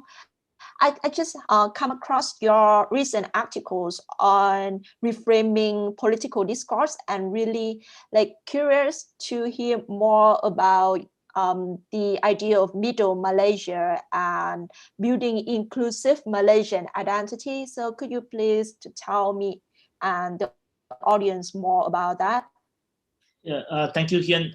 In the Malaysian context, there has been a lot of, for the years, it has been divided along ethnic lines. But actually, a unified message across ethnic groups with a strong economic base or economic solidarity among the people can always be an alternative. And in our history, there have been instances, and there have been a lot of instances where if we can find a common messaging and to show that Malaysia is not just inward looking, but actually outward looking, there is always a formula to have a common messaging for a progressive Malaysia. One of the points I've made is that in Bahasa, in the Malay language, when we talk about homeland, we call it tanah air, which means land and water. Very often we have forgotten that Malaysia includes Sabah Sarawak. The water that divides Malaysia, which is South China Sea, is actually not dividing us if we see it as one single piece. So if we think that Malaysia includes the water, which means you have the land, you have the water, then we see Malaysia as a whole piece at the center of Southeast Asia and between the Indian Ocean and Pacific Ocean. And that was a gist that we put into the defense white paper when I was in defense ministry. We say that Malaysia is a maritime nation with continental roots and as the linchpin of Indian Ocean and Pacific Ocean. I think we need a vision. We need to explain to our people, we need to carry our people to see that we are not just inward looking, but we are a nation facing the world. Now, once we can build that nationalism beyond a myopic view of our own self, that perhaps will help. But of course, I think it's also very important to have an economic basis, economic analysis to identity, to the question of identity. How do we bring people to see that while they may have differences in their background, maybe we are culturally different, but actually we share an experience that is almost the same. So that is what I hope we can achieve. Right, thank you. Thanks for your sharing. Like it bring like more insights and like more understanding for me, and I'm pretty sure for the audience as well. And I would like to hear more from Associate Professor Crouch. So how do you think about the issue of integrating people in domestic debates of policy making? Yes, thank you. So as I was reflecting on what some of the other panelists have said, and your question around, I guess, inclusion in politics and public life, in many ways that's based on a presumption, and it's a presumption that everyone will be able to participate in the formal political process. And of course, that's not always the case. And so if I could just, give the example that I work on with my research is the Rohingya in Myanmar. If we go back to 2015, although the international community would still remember that as a free and fair election, actually, that was an election where those who had temporary forms of identity cards, primarily the Rohingya, were not allowed to vote. And that was a very deliberate and calculated decision that was made, and a set of sort of legal changes that was made to ensure that wouldn't happen. And so as we come up to the 2020 election, there have been no changes in that regard. And so for some of the Muslim youth organizations that I'm familiar with and have contacts with, I know that over the past few months, they've been thinking a lot about this question of, well, what does it even mean to participate in politics if we know that there's a certain segment of the Muslim community, particularly the Rohingya community, many of whom can't vote. And so I think that's a really big question. It does limit the potential for Myanmar's process of change and political reform, and has in many ways stymied that reform and limited some of its more transformative potential, if you like. Thanks. Thank you. And Dr. Tanya, would you like to add more on that? I agree, and I think it's very important because while we're seeing a lot of these protests and movements and mobilization, particularly in the region, Southeast Asia, Asia Pacific, I think absolutely we need to take account of justice and accountability, and really that there are a lot of pre-existing inequalities that create different forms of participation. But it might also help us to, if we're paying attention to these pre-existing inequalities, we might also pay attention to the different bargains and negotiating strategies that other marginalized groups are doing, right? In the current constraints that are presented to them, how else are they trying to speak truth to power? How are other groups who are denied formal participation mobilizing and still trying to create an alternative or a better society among them? So that's something I think that we could also increasingly draw our attention to, all these other alternatives and creative political mobilization happening, especially for those who are marginalized. Right, thank you.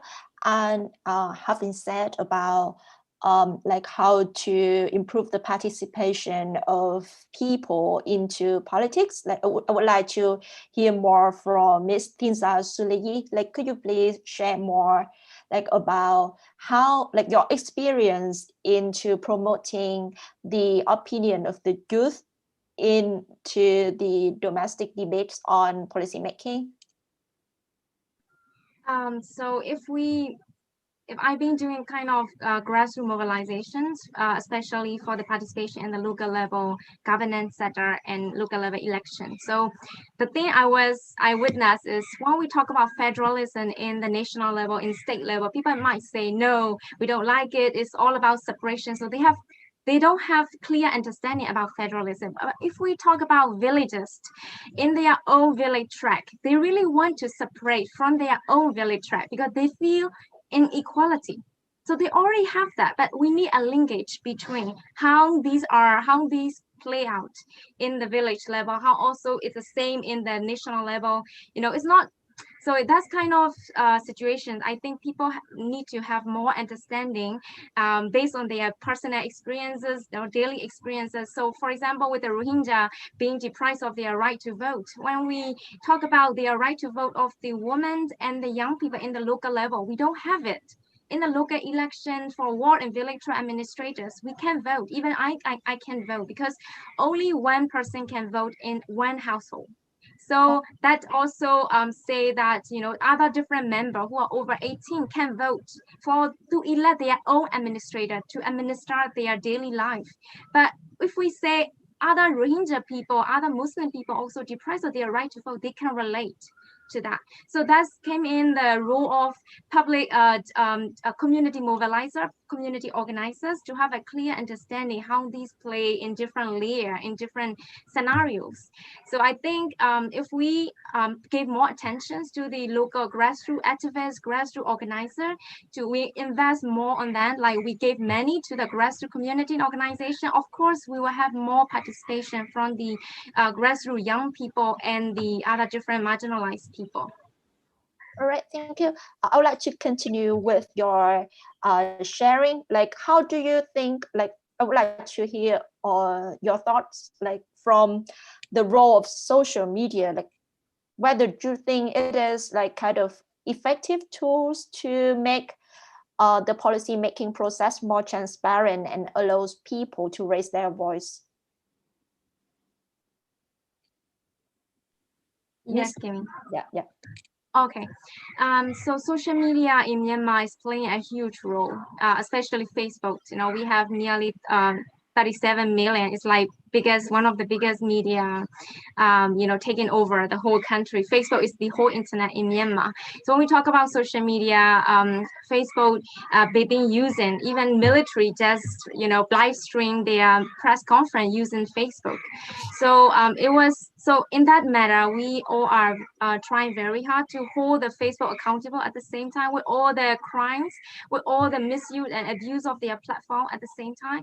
And not just Facebook, we also have TikTok, Viber, and other different social media that we can track them down at the same time. Like they've been spreading hate speech, not just online, but also offline. So social media can eventually instigate those narratives, creating a doubt cloud that people don't have, because especially in a country like in Myanmar, we have very low critical thinking due to the, 20 years, more than 30 years of education and militarization. So it's so easy to instigate, to use race and religion as a means to, instigate further, especially in this election. We are seeing all these signs right now. And so I think it is really important for all of us as activists, as young activists, to also take over this digital space, because now civil space is shrinking due to COVID. We should not lose this digital space. So we need to take over, make sure we send out our messages like this, like we are using the Zoom to spread out our messages. We need to use it as much as possible. Thank you. And I would like to hear more from other panelists, like Dr. Crouch, Professor Crouch. Do you have any ideas? Sure. So Martinza is right that in Myanmar, Facebook has really become the central platform. And one telling aspect is that since COVID-19, of course, Daw Aung San Suu Kyi has had daily videos and live streamed on Facebook that have garnered huge gatherings. In addition, of course, in the lead up to Myanmar's election, a lot of, because there are restrictions on some forms of political campaigning in different parts of the country, so Facebook is becoming a big part of that. And likewise in Indonesia, where they're also coming up to elections, social media and Facebook are a big part of electoral campaigns. I will just note, I guess, some of the downsides, and these are probably obvious to all of us, but I really think it's important just to keep them in mind. So in a number of countries across Southeast Asia, we're seeing increasing attempts by governments to target people who are perceived to be political opponents, who have voiced their views online in ways that the government feels threatened by or feels as though they have been criticised in some way. And sometimes it's by informal means, taking down posts or attacking, Twitter pages or website pages. And sometimes it's through legal means. So, actually charging people legally with treason or with various forms of defamation or other offences, but that are being used or really misused in ways that are quite intentionally targeting political opponents. So I think that's something that we've seen on the increase in Southeast Asia that's quite concerning, and that's certainly an issue that impacts upon freedom of speech across the region. Yeah, I agree with you on that point, because like recently there's so many kind of articles talking about the risks of the return of authoritarianism because of the fake news and like how people use social media to target the opponents. And I would like to hear more from Mr. Liu Qingtong. Do you have any ideas and any thinking to share? I think the widespread availability of social media helps every one of us to organize. It helps the progressive. It also helps the authoritarian to organize. And very often we suffer at the hands of the conservative forces because they are a lot more well-resourced. They are better organizers even before social media time, and they are now just adopting social media as a way of organizing. But that space is important for Southeast Asian states. For places like Malaysia, there used to be monopolizations of state medias, televisions, and all this. But now everyone has to compete on social media. So I take it as a positive contributions to organizations of people. But of course, we need to do more in order to educate the public on media literacy. We need to build in media literacy in order for more people to understand how to distinguish the sources of information they get. And it's very important for all of us to remember that we must be able to translate online participation to offline participation and vice versa. So if we are able to organize online, and eventually that organizations online can be transformed into events, activities, and actual contributions to local community in physical sense, I think that will be really helpful. Thank you. And from the perspective of gender politics, Dr. Tanya, do you have like any comments? Yes. Again, very much agree, and just to support what my other co-panelists have pointed out, I think while we are urged to pay attention to these new forms of political sites for contestation and debate, they are not substitute for actual presence in formal political decision-making processes.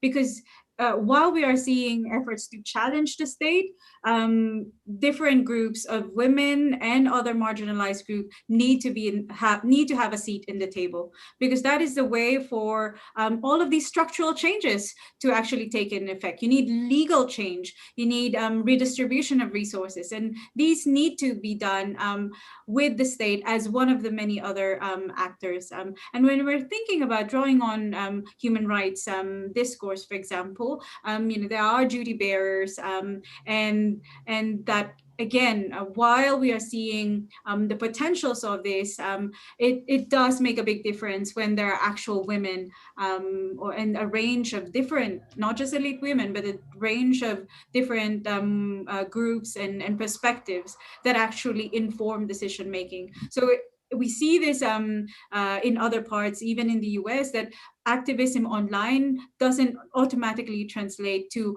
political activism through voting, through, again, political representation. So these gaps need to be bridged even more closely. And it takes the effort of everyone and all of us, including academics, the role of academics to actually broker these knowledge, to translate concepts and issues between policymakers and grassroots activists, and in circular ways as well.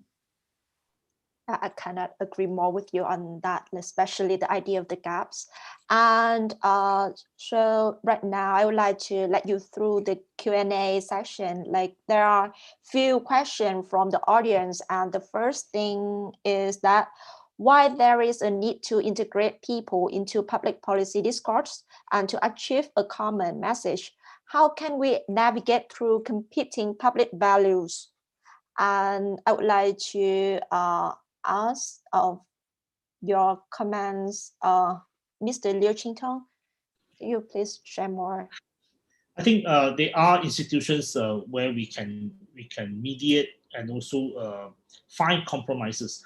Parliamentary system. I mean, we in Malaysia are now facing the possibility of the shutdown and suspension of parliament. But it's very important to recognize that why we have parliamentary institutions, because they are meant for people to build consensus and compromise. We know that our society have differences. So why do we have union? Why do we have various organizations? Organizations are for us to find new ways of reaching compromise. Of course, in our society, in most of the Southeast Asian societies, we are facing a situation where our institutions are old and our institutions are increasingly non-inclusive and becoming more and more exclusively belonging to a certain class and a certain group of people. And how do we actually find new way, new impetus, and new organizations in order to find solutions for our societies? And participations in organizations and accommodating these organizations will be important. But as I say, I still think that democracy and democratic institutions are the key for societies to have long-term peace, because we recognize differences. Right, thank you. Thanks for that comments. Associate Professor Melissa Crouch, do you have like further ideas from legal perspectives? Not too much. I mean, I just want to say the obvious point that I think there's a lot of strength in diversity, and that is something that needs to be kept in mind when it comes to the region. Often we think of diversity and difference as a problem or as a challenge or as an issue. And I think looking at it instead for its potential and for the ways in which it is a strength is important. But it obviously is one issue that is common across sort of politics in the region. But I think it's really important to ensure that there is an agenda going forward for a much more inclusive form of politics. Thanks. Thank you. And there is one question just pop up, and I think that is directly related to your previous point. Has COVID-19 become an indirect catalyst to even more political division and polarization ASEAN? So how do you think of that? So certainly, if I reflect on the case of Myanmar in the early months when COVID-19 broke out, there was certainly concern that the ways in which the sort of regulations around COVID-19 were being enforced, there were perceptions that it was being enforced unfairly against certain minority groups. So, for example, there was a Christian pastor who had breached the rules, but who was put in jail. There was some Muslims as well who were caught breaching the rules and faced heavy penalty. But then there were some Buddhists who were caught breaching the rules, but who did not get jail and who were sort of who was perceived were let off perhaps lightly. So there was a concern that for some minority groups, they were perhaps being treated in ways more harshly than the rest of the population. And so I think COVID-19 in that sense has simply revealed some of the pre-existing divisions that are in society, and which makes it even more pressing that there are many ways in which we begin to address this, including as Marthinza has mentioned, that youth are being involved in this issue. All right, so Ms. Tinza Sule, do you have anything to add on? Yes, thank you, Melissa, for mentioning about the racism issue in the country. It's like long neglected issue. We can't neglect it anymore. So our generation are taking on that actually, and we face a lot of criticisms and attack because we talk about racism on the minority. So for example, I recently created a video, a short clip about the racism and the COVID-19. So I got a lot of different comments that say there is no racism in Myanmar because many people are being treating different people nicely, equally, because it's a Buddhist country. So this is kind of narrative is there. It's all about denying everything. It's not just our government denying all the perpetration, but also our people are, copying that kind of behavior. I think we need to keep challenging this narrative. So as our observation, racism is there already, and COVID eventually fueled the racism against Chinese people, against Rohingya people, against Rakhine people, and eventually racism fueled the COVID second wave. That was our observation. So we have second wave, and due to the different inconsistent, unequal, and equal treatment toward different people. For example, those who cross the border in the Western area and those who cross the border in the Eastern area, they were treated differently based on their color and religion. So that's what's happening in Myanmar. And also COVID eventually fueled the racism across the world. That's our finding. Yeah. Thank you. Maybe I just participate in these discussions. Yep. I have been highlighting the questions of prison overcrowding in Malaysia. Prison migrants, they suffer more compared to other people, and the poor suffer in COVID crisis. So I think this is an opportunity.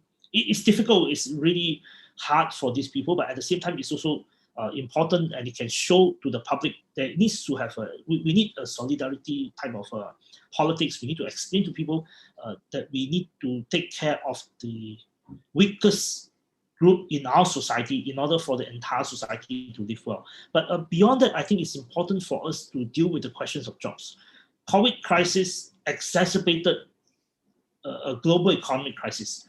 For Southeast Asian states, particularly for Malaysia, for even Singapore and Thailand, Indonesia, we have been exporting to the US for the last 50 years. We have basically, our economy was built on the basis of resources, for instance, oil, and export to the United States. But with the disappearance of middle class in the United States, after the global financial crisis and now exacerbated by the COVID crisis, jobs in Malaysia are being threatened. Jobs in Malaysia is being threatened in a very serious way, and we need to rethink how to create jobs for ordinary people. The role of the state is important. The role of trying to persuade people to move away from neoliberal thinking of the state, but to see the state as a catalyst, to see the state as a positive force in creating jobs and in creating an environment where jobs will be created. I think these are questions that we will have to deal with if we are to face with the crisis. So like restructuring the economy and make like people back into normal life is kind of like a most concerned issue across the region, especially during the COVID-19. And we have seen... If you don't mind, I just want to say that we used to be talking about growth. Everything is about growth. But I think during the crisis, it's more important to talk about economic security and economic dignity. I think these are the new framework that we have to inculcate in public discourse. Yeah, that's the exciting part. And I just would like to continue with the issue with creating new jobs. We can see the situation in Indonesia, why the President Joko Widodo insists that the new regulation will create more jobs and attract more investment, but it seems like the public opinion don't share the same thinking. So what do you think about it? Is it kind of like example of how the government failed to capture the public interest, or whether it's just like what are the previous question phrase competing public values? What do you think about that? Like, so maybe if I can come in here, I think it's useful to keep in mind the current context in light of Jokowi's presidency more broadly. And of course, last year we also saw students take to the streets in Indonesia. At that point in time, there was particularly concern around the Anti-Corruption Commission, because the proposed changes that the government then passed were perceived to really attack the Anti-Corruption Commission and to water it down, to reduce its effectiveness, and really to kind of potentially co-opt it in a way that was favorable to the government. But that was really the first time that we saw students come out on the streets in relation to a particular law reform that Jokowi's government had put forward, where they were saying, this isn't right, you shouldn't be doing this. The Anti-Corruption Commission is, one of the most respected commissions, independent agencies in Indonesia, and it's part of its democratic process. So this recent attempt by Jokowi to push through the omnibus law, which was sort of known as the jobs creation law, comes on the back of, I guess, Jokowi's emphasis on economic prosperity, which was, of course, something, infrastructure and so on, that he was very much focused on pre-COVID-19.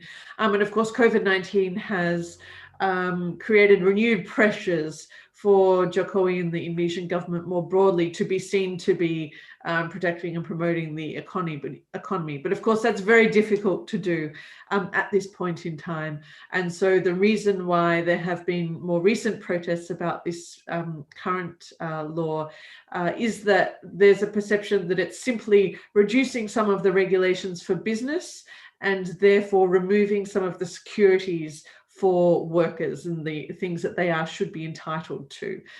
So it's actually not necessarily doing what it's claiming it will be able to do. All right, thank you. Thanks for that sharing. And as we just have like limited time for the session, I would like to come to the really last question, which is more general about ASEAN, because the conference today is about ASEAN. So could you please all sharing your thoughts about the role of ASEAN in promoting the representation of people in politics? So like, would you like to share with us, Associate Professor Crouch? Would you like to begin with? Sure, just briefly. Look, I think this is a difficult time, and obviously in many ways it's individual national governments that are more at the forefront at the moment. ASEAN, of course, traditionally does not play a role in politics, formally speaking, and it's very deferential to ideas of political sovereignty and national independence and so on. But I think going forward in terms of the economic prospects for the region, the social and political prospects, the ASEAN does have an important role to play. And while it may be different to other, regional associations around the world, one of the potential I think that is there in the future is to better incorporate a diverse range of views, into perspectives that ASEAN brings to the region, so that in terms of integrating economies and people and societies, that is a greater strength going forward. And I think given a sort of a post-COVID-19 recovery situation, I think the region working together towards that end is going to be really critical. Right, thank you. And I would like to hear more from Dr. Maria Tanya. Do you like to share some ideas? Yes, great. So ASEAN is not just made by state leaders. And what I think is actually what makes ASEAN really exciting are all these regional circuits of people and connections, and a lot of regional civil society organizations that are mobilizing beyond and out of the state. And a lot of how ASEAN has moved forward in times of crises and in other previous crises is that civil people to people connection has always been there. And at the front line of that are women's regional organizations, women's activists, and women youth activists. And so this is actually also an exciting site. And I have full confidence and trust that we are going to see, again, trailblazing agendas and platforms if we care to listen, if we care to actually read the reports and follow the leadership that's happening on the ground. All right, thank you. Would you like to add more on that, Mr. Liu Xintong? Yeah, I think ASEAN is facing a serious challenge, probably never before, because we are now dealing with great power competitions between China and the United States at our doorstep. Of course, when ASEAN was formed in 1967, it was mainly for the non-communist ASEAN. But from 1997 onwards, I don't think we have faced that sort of challenge as we are facing now. We will need a stronger ASEAN. We will need ASEAN states to be able to work with each other in a more in a closer manner. And if there are differences, at least there should still be some consensus among some states. I am not an advocate of minimalist or whatever, too much of that, but I do think there's some form of ASEAN-minus in dealing with issues where we have consensus among 7 countries but not 10 countries. We should explore some of this mechanism so that we can at least get some consensus among some countries.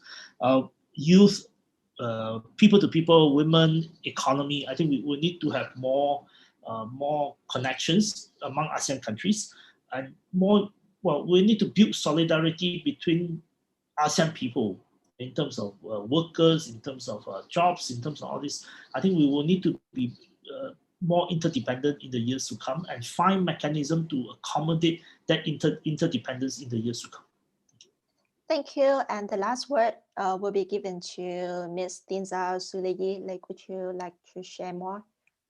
Yes, so we clearly understand why ASEAN was formed, for the economic corporations and national security and security of their region, etc. But we have to remind them that without human security, there is no national security. So we need to talk about human security, individual security. Where are our security for all of us? Basic rights, basic freedoms. So it's time for us to stand up and talk about and challenge our leaders. As I have stated in the earlier presentations, the government is so united that they learn from each other. They copy from each other, from military coup to genocide, for example. So I think it's important that government needs to learn from their own people. Like Myanmar government needs to learn from Thai people. They are signaling they want democracy, a full democracy. Also, Indonesian people are signaling that they want democracy to other leaders. So I think it's time for them to learn the lessons. If you don't want to repeat the same mistake, then why are you not learning from our people? So I think that's it. And I've been organizing ASEAN Youth Forum in different events in my country as well. And there is an ASEAN Civil Society Conference happening in Vietnam through virtual conference. So people are there for more than 10 years. They will stay be united. They will stay be gathering around. It's time for all of us to have a similar strategy, just like our government having the similar strategy. Thank you. Thank you. And I fully believe that ASEAN is moving faster towards people-centered development. And Well, that's the last session of the UAC 2020, and I'd like to thank all the speakers for your expertise and making a fruitful discussion. And I also believe that the audience have learned more diverse perspectives on the topic.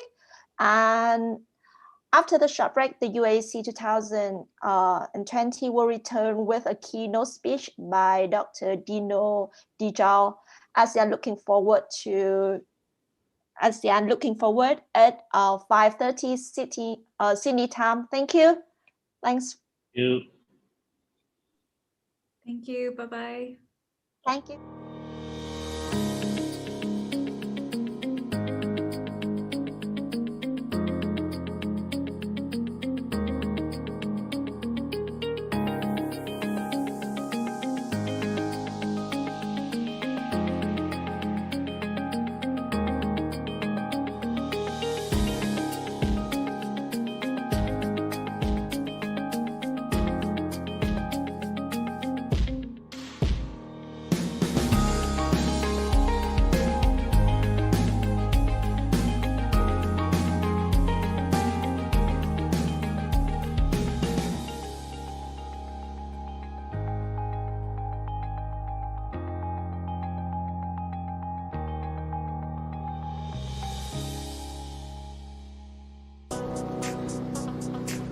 What is UAC Mentoring Session 2020?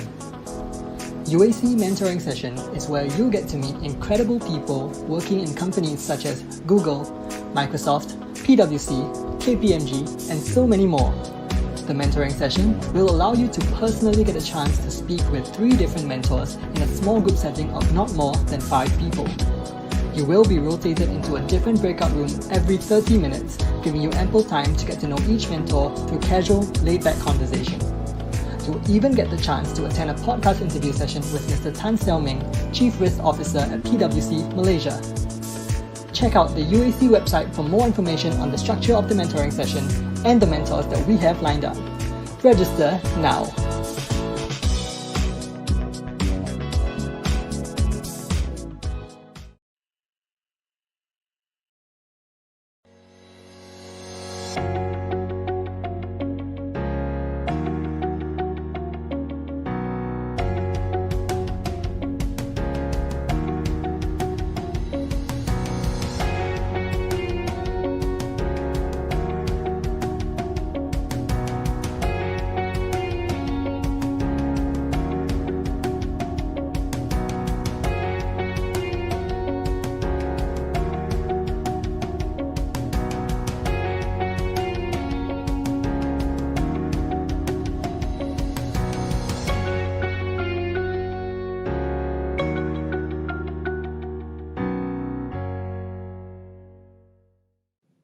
Hi folks, my name is Iqbal Ramadan, and I'm an actor, musician, and a college student, perhaps like you. I believe that every big thing starts small, and in this case, it might start from our own local communities, because oftentimes we overlook the opportunities of what our surrounding might offer us. And in the process to become something, to be nothing is a part of it. And to experience failures and all the bumps on the roads, and that's exactly what makes the youth special in particular. Our power, the youth power, comes from perseverance and resilience. And I do believe in life that we have a limited amount of failures to do, and we have to make sure that we use it all before it is too late. And once we reach our destination, the one that we've always dreamed of, it is super important to never forget where you belong. Always give back to the community where you're from and reach out to them. And instead of asking what you can take, maybe ask yourself, what can I offer? And with that virtuous mindset, then we can all start to create the ASEAN we all envision to live in. Lastly, always give the best in whatever you do, no matter what. Because the truth is, it's not about the work you do, but it is about how you do the work. Thank you. All the best for us. You're the person the world needs. Life is changing, and the future is uncertain. You may not know how or why yet, but you know you're here to make a difference. You're not waiting for the universe to give you the answers. You're finding them for yourself.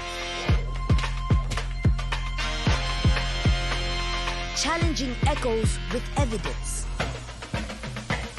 Few people have great ideas. Even fewer make them happen. It takes a dreamer, an explorer, a researcher, a leader, a thinker. It takes someone like you.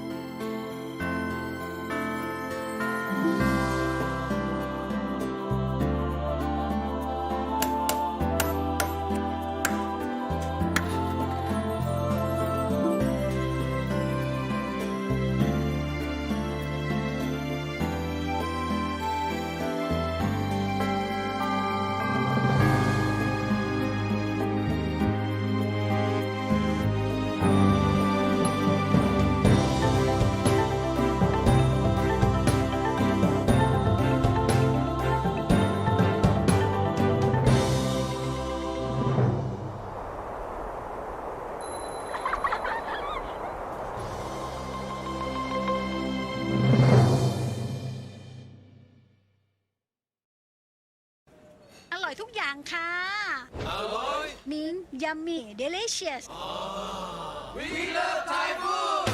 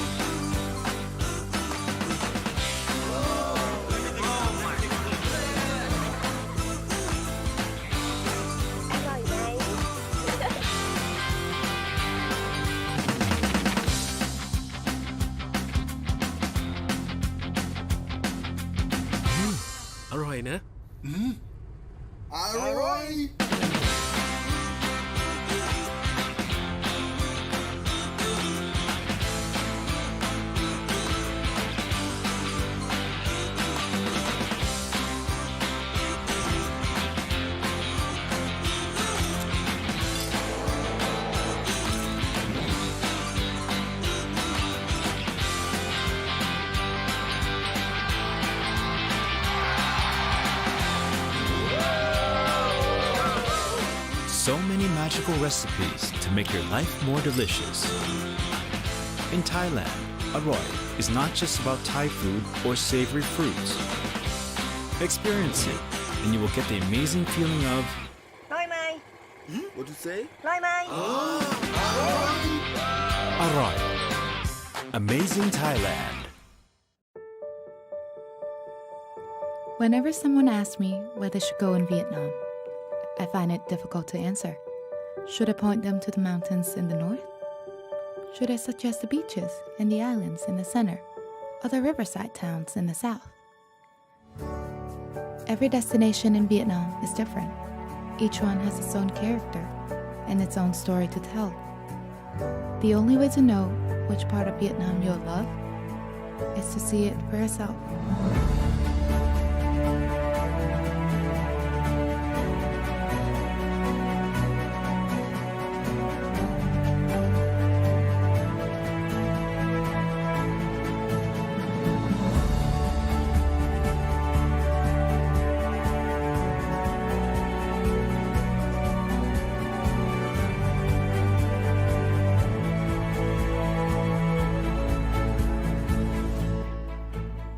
Find your Vietnam.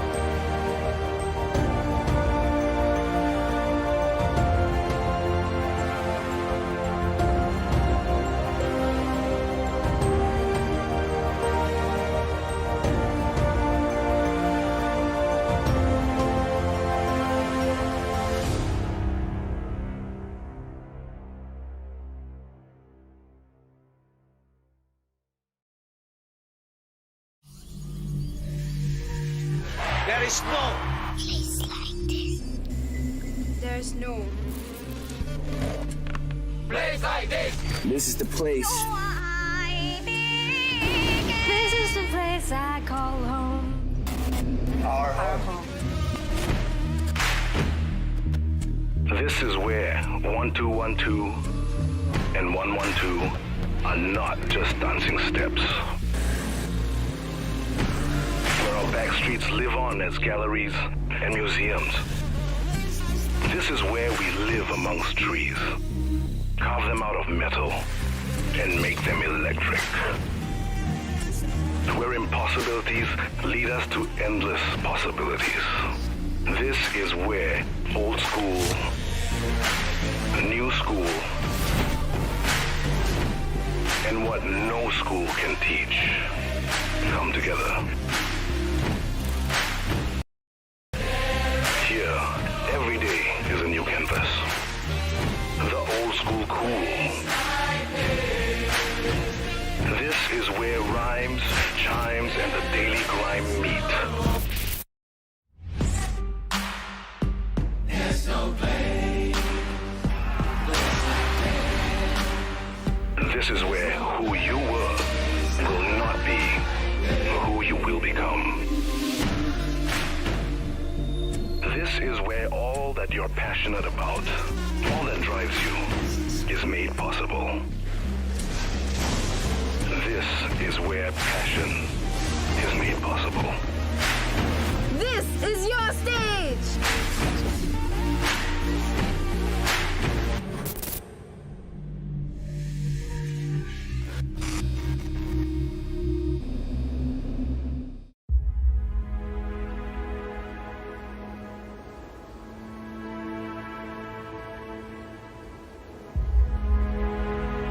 Before the earth was divided into regions, we were born with all our differences.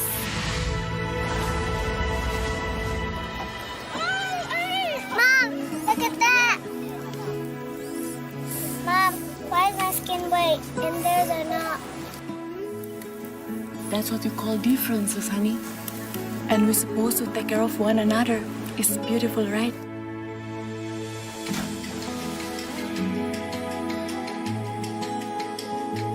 As time goes on, views and values towards something develop, whether they're good or bad.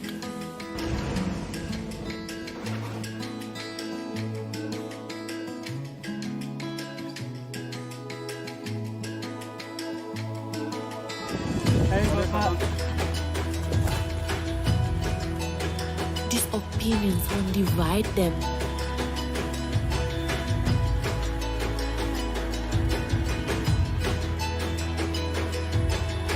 Dek, pegang baik-baik layangannya supaya tidak putus. It will make them stronger.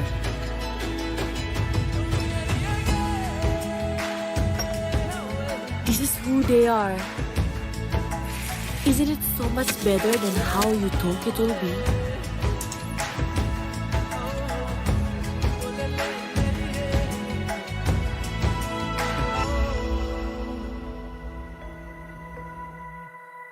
Batik iki sedu dipelajari ben ora ilang budayane.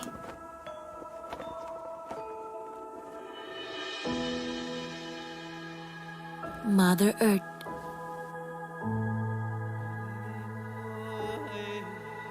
Its radiance.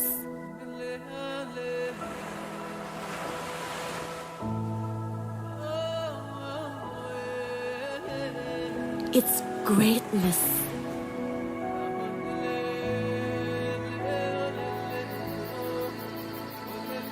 Its beauty will never fail.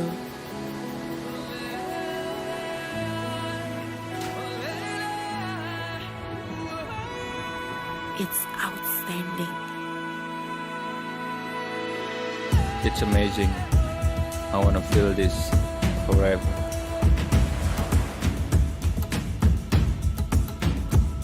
It will always radiate the truth without needing to say anything.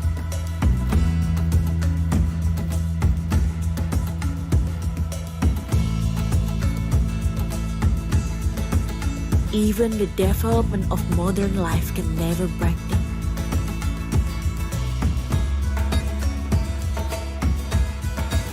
Because they are one. Hey son, what you got me for dinner tonight? Nasi goreng.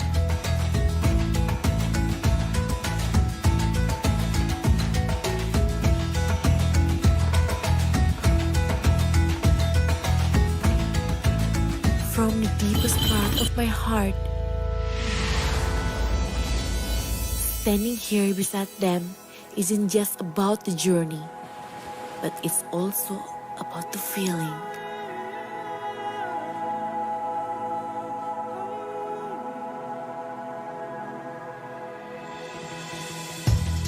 The feeling that will never run out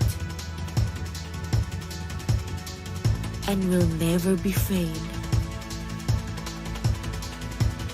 Because you will keep seeing and finding new wonders here. Wonders that are priceless.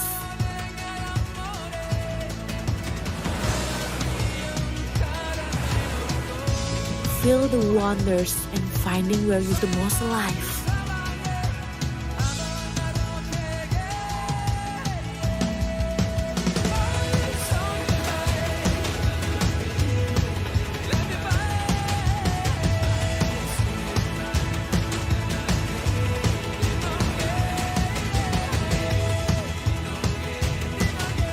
For me, it's here. This land will always win. The more you feel, the more you know.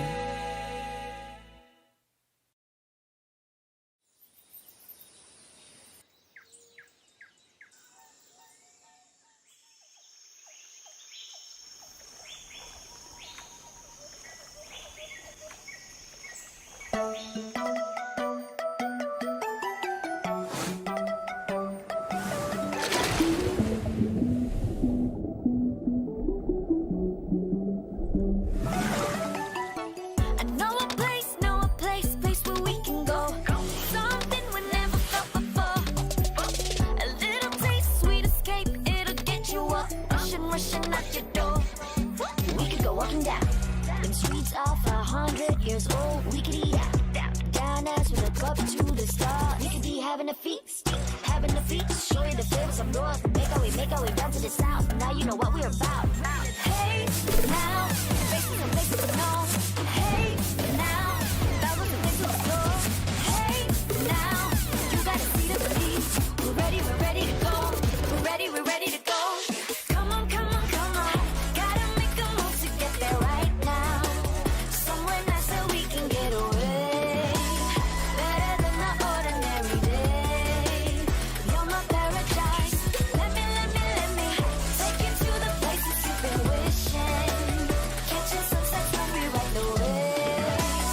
Swear it's gonna steal our hearts away. You're my paradise.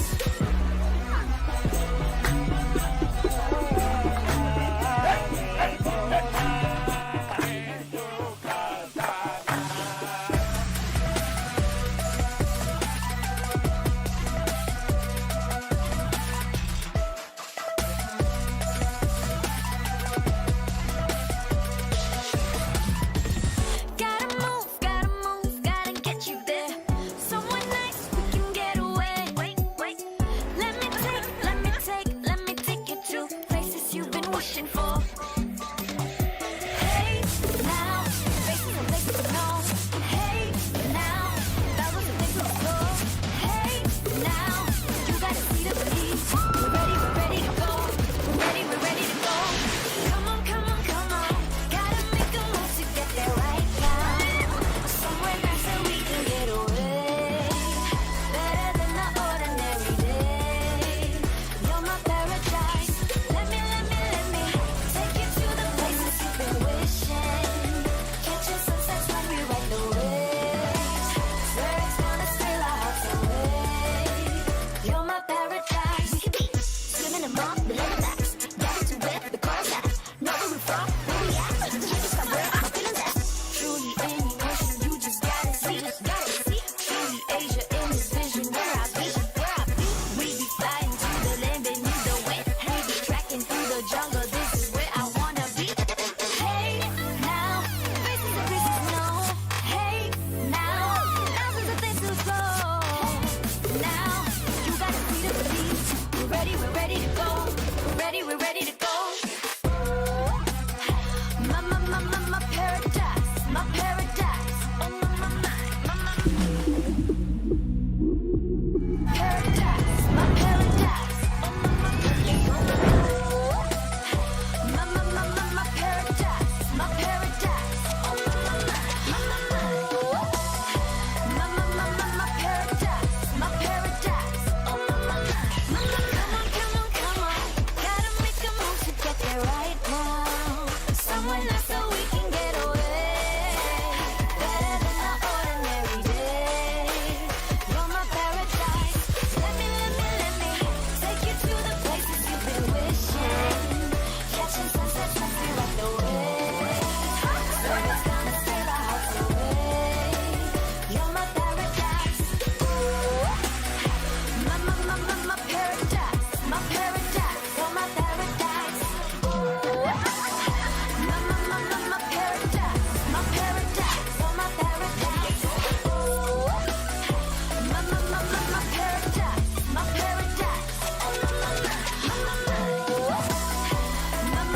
my paradise. My paradise,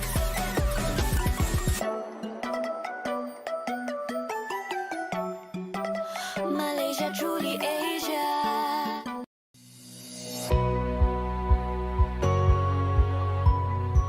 Myanmar is an ancient land bristling with energy, hope, and possibilities, busily charting a new course for itself as it opens up to the outside world, enthusiastically embracing the future while celebrating and preserving its past.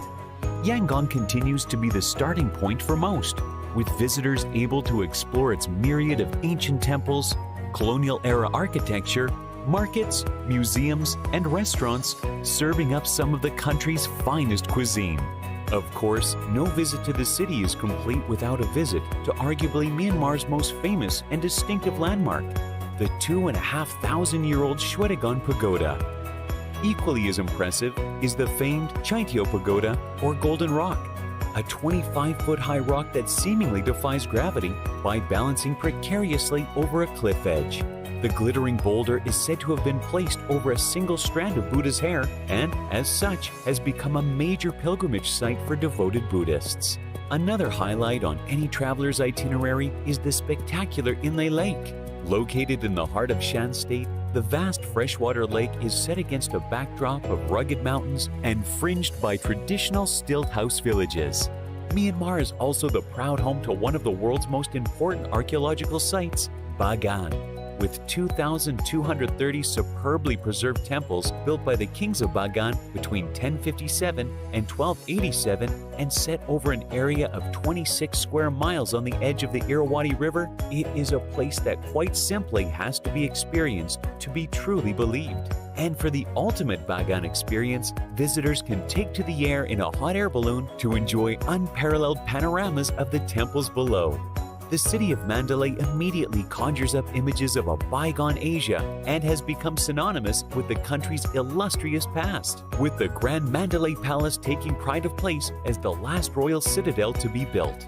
The city also contains countless monasteries and pagodas and is a perfect place to see the convergence of Myanmar's past and future.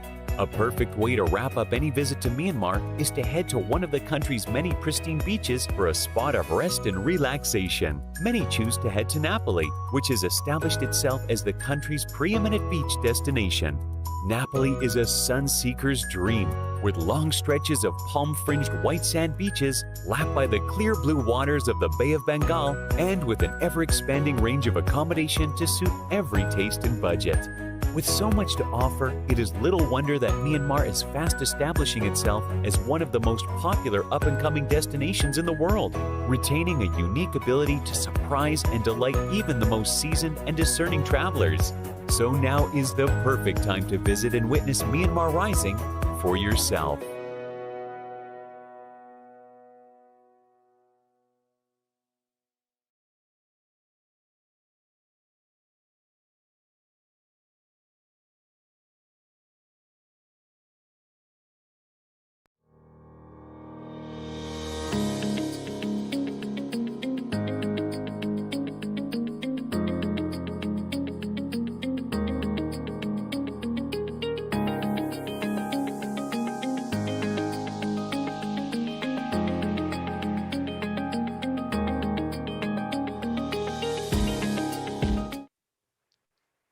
Good afternoon and welcome back to the UNSW ASEAN Conference 2020. I'm Patrick Min, Chief Human Resources Officer of UAC 20 for this year, and I'll be your MC for today. We're very privileged to have Dr. Dino Patijala, former Indonesian Ambassador to the United States and former Minister for Foreign Affairs, here with us today to deliver the closing keynote of UAC 2020, Looking Forward. Dr. Dino Patijala is the founder of Foreign Policy Community of Indonesia. Previously, he was a career diplomat and ambassador, best-selling author, accomplished academic, youth activist, and leader of the Indonesian diaspora community. Dr. Dino has served as Indonesia's ambassador to the United States between 2010 and 2013. He was also the Vice Minister for Foreign Affairs in 2014. Dr. Dino joined Indonesia's Department of Foreign Affairs in 1987. In 2002, he was appointed as a Director for North American Affairs. In 2004, Dr. Dino was appointed as a Special Staff of the President for International Affairs.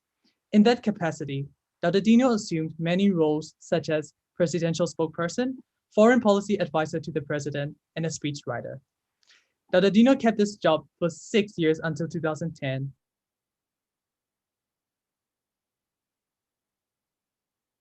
Dr. Dino is also the Chairman of Board of Directors, World Resources Institute of Indonesia, and the Indonesian Lecturers Association. He is a member of the Board of Governors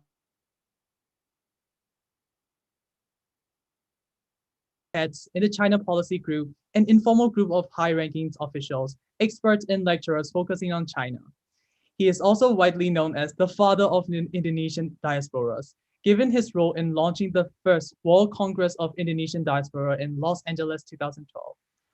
Without further ado, it is my pleasure to invite Dr. Dino Patijala to deliver the closing keynote of UAC 2020, Looking Forward. Dr. Dino, please. Yeah, thank you very much, Patrick, for that kind introduction.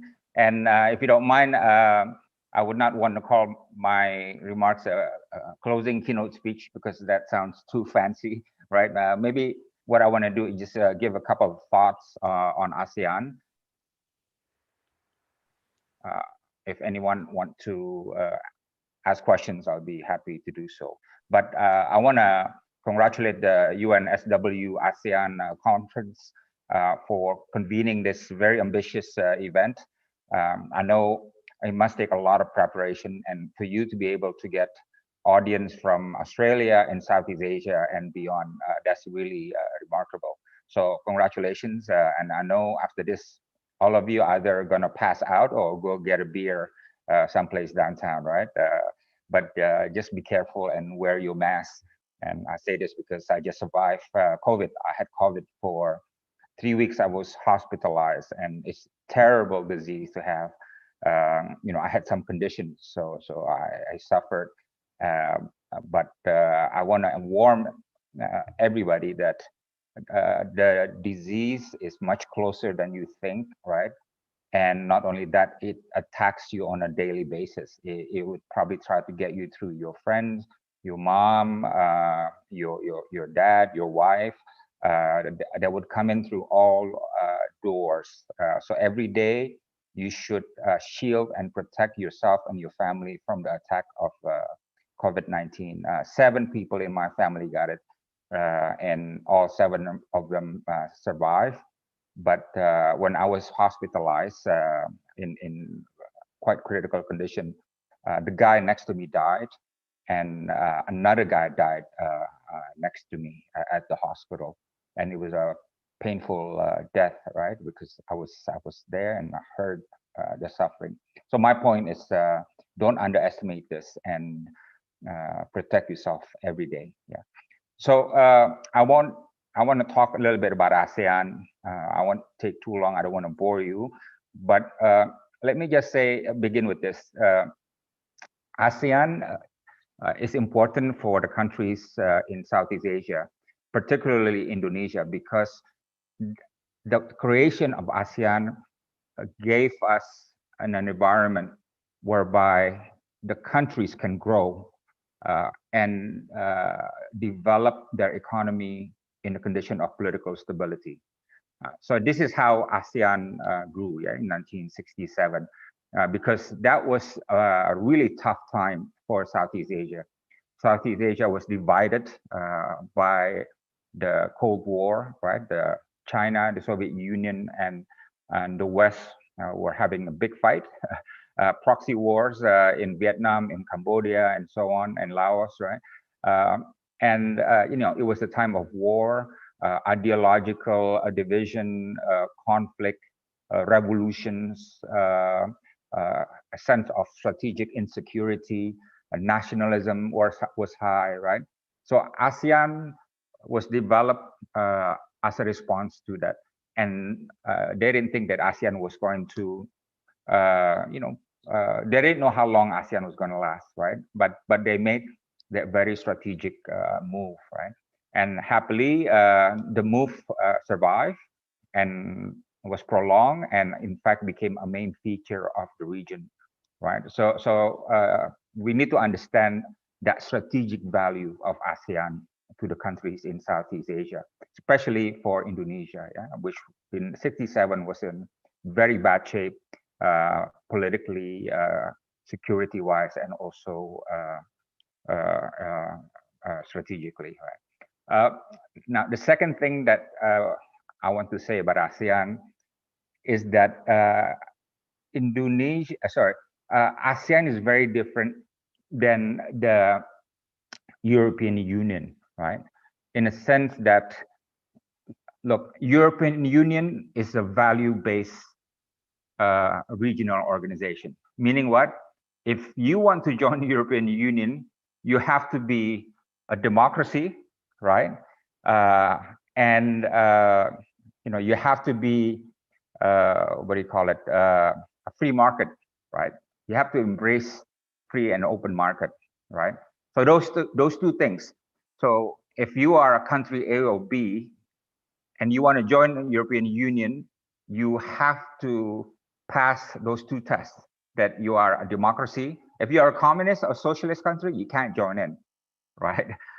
So you gotta pass that political and economic test, right?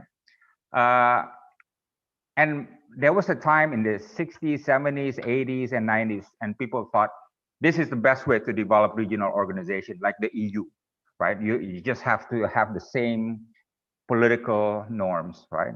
Being a democracy and a free market. ASEAN is definitely not like that. In ASEAN, there's only one criteria to join ASEAN, which is what? You gotta belong to Southeast Asia only. So it's a geographic requirement, not a political requirement. And that geographic requirement means that all you need to do is be in the space of Southeast Asia. And we don't care what is your political system, right? We don't care if you are a socialist country like Vietnam or Laos, yeah, or like a monarchy like Brunei, or Indonesia like a democracy, yeah, open competitive democracy, right? So there's no test to say, hey, do you qualify or not? What is your political system and so on. So this is the biggest difference between ASEAN and the European Union, right? And it is important. Why? Because this goes to the debate on the credibility of many other regional organizations, right? Because at one time, ASEAN was criticized a lot. Hey, why is that country there? Why is that country there, right? But for us, this criteria of geographic inclusion is much more important than the political, political system. In fact, what makes it very different is that the EU, for example, is based on political uniformity. Yeah, everyone must be democracies, right? Whereas ASEAN is based on political diversity, which means you can have whatever political systems, it doesn't matter, you can be part of ASEAN, right? Again, it may be criticized, right? Some people say, hey, that's not good, blah, blah, blah. But, Southeast Asia has been stable, right? Has been stable in the last few decades. And perhaps that is why the ASEAN way works, right? And perhaps ASEAN is one region where you have the least conflict among the members, right? And perhaps that is why ASEAN keeps growing and earning international credibility, right? But we welcome the criticisms. But the point is, after Brexit, when the UK left the European Union, there's a lot more interest in ASEAN now, right? Now, people are saying, hey, EU, has been having problems that they did not predict probably 2 or 3 decades ago, but ASEAN keeps getting stronger, So what is the secret? So that's the second point, right? Another point is, I think the challenge of ASEAN today, right, is the challenge of grassrooting, right? Grassrooting, akar rumput, yeah. What am I talking about? ASEAN was a very elitist concept. Why is it elitist? It was conceived in the minds of foreign ministers, political leaders, right? So it was an idea conceived by the elite, the leadership, not from the bottom, but from the top. They signed it, and ASEAN developed as mostly a diplomatic mechanisms. They form, ministerial meetings, the ASEAN summits, and then they form senior officials meeting, and so on, right? And that is good, yeah? It has changed the regional picture, right? But the reality is ASEAN, after so many years of existence, has not been a household name in the homes of the average Joe in ASEAN countries, right? So for example, if I were to go out right now and there's a kampong next to me, right? and I would to go there and ask, hey, do you know what is ASEAN Economic Community? Nobody will be able to answer that, right? I would be very surprised if 1% of the 5 or 600 million people of ASEAN, if 1% can explain to me what ASEAN Economic Community is. And in fact, I went to one of the best universities in Indonesia. I won't say which one. And then I gave a lecture. And in that lecture, which comprised of international affairs students, I asked them, hey, does anyone want to explain what is the ASEAN Economic Community? No one raised a hand. So even in university level, in the best one, and the Faculty of International Relations, not many people know what ASEAN Economic Community is, let alone let alone the whole country, right? And we did one research. So I'm now retired, and I have a think tank, and we did one research. We tried to find out of Indonesia's 34 provinces, how many actually trade with an ASEAN country, right? So that's an interesting question, right? I think also for the Philippines and Malaysia and Thailand, that would be an interesting question. I was very surprised when I saw the result that probably only about a dozen or less provinces in Indonesia actually trade across the border with an ASEAN economy. In fact, most of the trade are by very few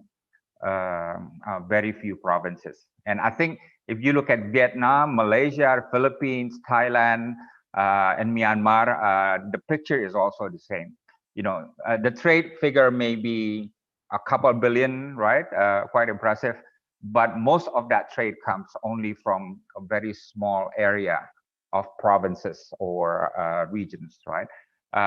So the point is, ASEAN is great at the top, right? It's something conceived by the elite, run by elite, but after so many decades, it is yet to capture public imagination, right? Yes, we have a lot of youth events and so on, but the reality, if you do a survey, many people would still not understand or know ASEAN. They probably heard the name, but they don't know what it's all about. I remember a conversation I had with a leader of ASEAN, prime minister from one ASEAN country. And I say, what is the most that your people know about ASEAN? And then he said, 5% probably. And then after that, he said, no, that's way too high. 5% is way too high, right? So again, if you ask me where ASEAN should go in 2040 and beyond, definitely grassrooting ASEAN. And yes, there is now a realization of people to people. Yeah, I think the ASEAN Charter says ASEAN must be based on the people pillar, right? But what I want to point out is that it's not so easy, right? It's really not so. You need a strong campaign, and you need strong government incentives to put ASEAN right at the heart of the economies of Southeast Asia. At the moment, intra-ASEAN trade is only 25% of all ASEAN trade, right? And most ASEAN countries trade more with China than they do with fellow ASEAN states. That is not good enough, right? We need more trade intra-ASEAN and more investment, which is intra-ASEAN, more tourism, which is intra-ASEAN, and so on and so on, right? So that's on the grassrooting side.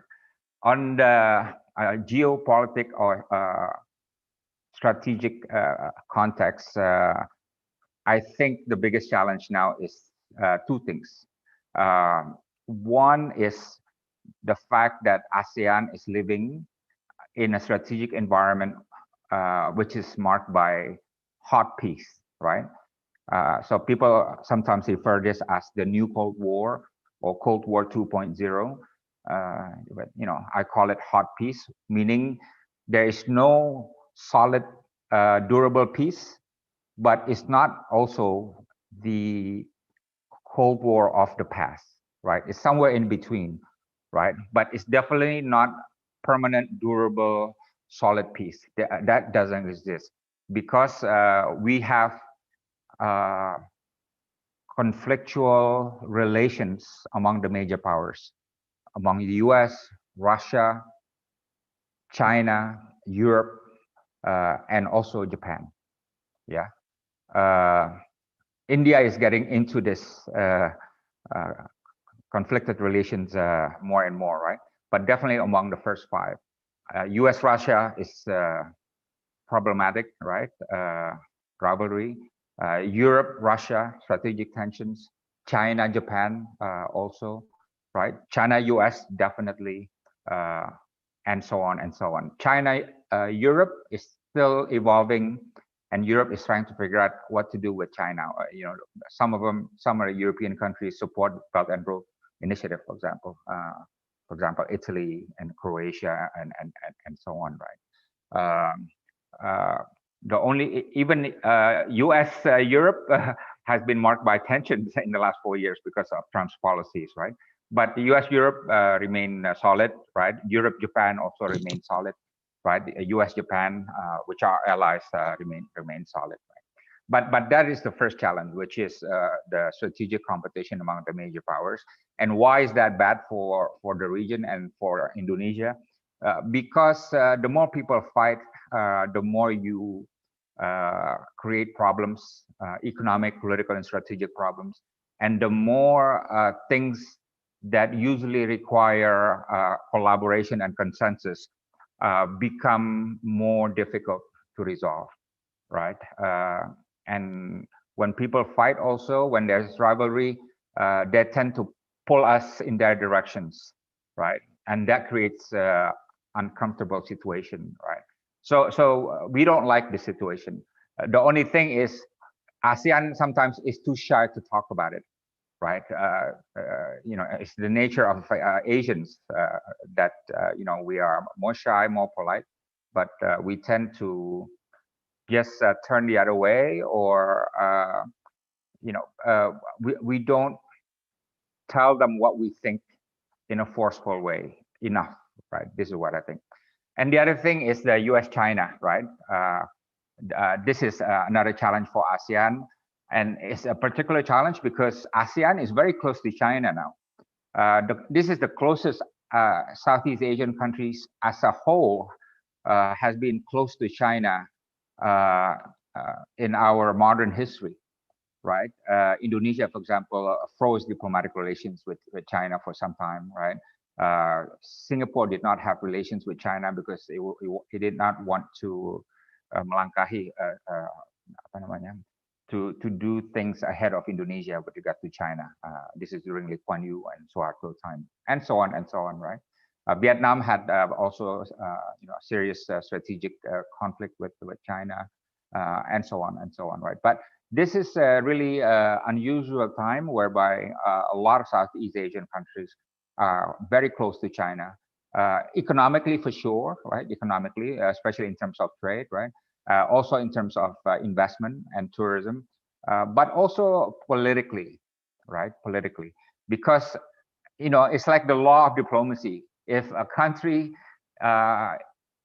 is very close economically to another country, the political influence would rise, right? That's the law of foreign policy. It's not written anywhere, but that's just the way it is, right? China has been on the rise in Southeast Asia, but we see now a U.S.-China strategic rivalry has been very strong, right? And what is interesting is that in the last few months, the U.S. anti-China policy is really becoming very intense, right? And this anti-China policy is not just on one sector; it's across the board, right? So on TikTok, on Huawei, on cyber, on trade, on investment, on corporate buyout, on across the board, on everything, including democracy and human rights, everything the U.S. attack is shifted to a higher level, right? So I find that quite interesting, right? And secondly, the U.S. Attack now, and this is Trump administration, right? Is focusing a lot on the Chinese Communist Party, right? So instead of saying we don't like what China is doing, now they say we don't like what communist China is doing, or we say we don't like what the CCP is doing, the Chinese Communist Party. So the attack is more shifting towards the Communist Party. And I find that quite strange. I mean, why? Right? Because it's not, there's no more ideological warfare, right? At least from China. China is not trying to turn the US into a communist country. Believe me, if people in Washington still believe that, they really need to wake up, right? And smell their coffee. China is not trying to turn Southeast Asian countries into communist countries. It's just not their agenda, right? And to charge them into exporting their ideology and so on is just very unrealistic, right? So that is another trend that I find interesting. And I don't know if Biden wins, that he will continue that trend of attacking the Chinese Communist Party instead of China as China. And besides, Patrick, we find that very inconsistent because the US doesn't attack the Vietnamese Communist Party, right? The US doesn't attack the Laos Communist Party, even though it's there, right? Why do you attack the Chinese Communist Party, right? It's very inconsistent, right?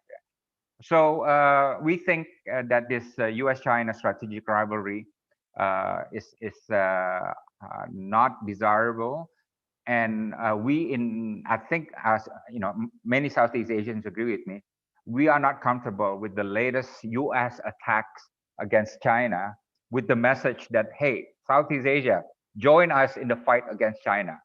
You know, nobody in Southeast Asia is going to follow that, right?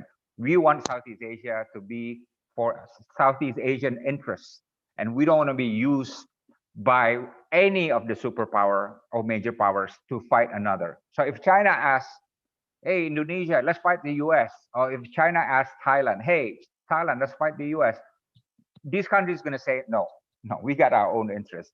And similarly, when the US asks us that, which is what they're doing now, you know, they want us to turn against China, we're going to say, hey, no, sorry, that's your fight, right? We got our own interests that we have to keep, right? So that, I guess, comes to my last message, which is, look, people are going to want to turn Southeast Asia into different directions, right? They're going to want us to be opposing this, that, and so on, right? But what is important is that Southeast Asians must make up their own minds, right? Must make up our own minds. Don't go opposing one or somebody else or somebody just because they are asking us to, and we meanwhile we don't have any real interest in that fight. The best what do you call it, measurement for us to do things is our own assessment of national interest. If we do this, does it benefit Indonesia or not? Does it benefit the region? Does it benefit ASEAN or not, right? And I think the youth of ASEAN need to understand this as well.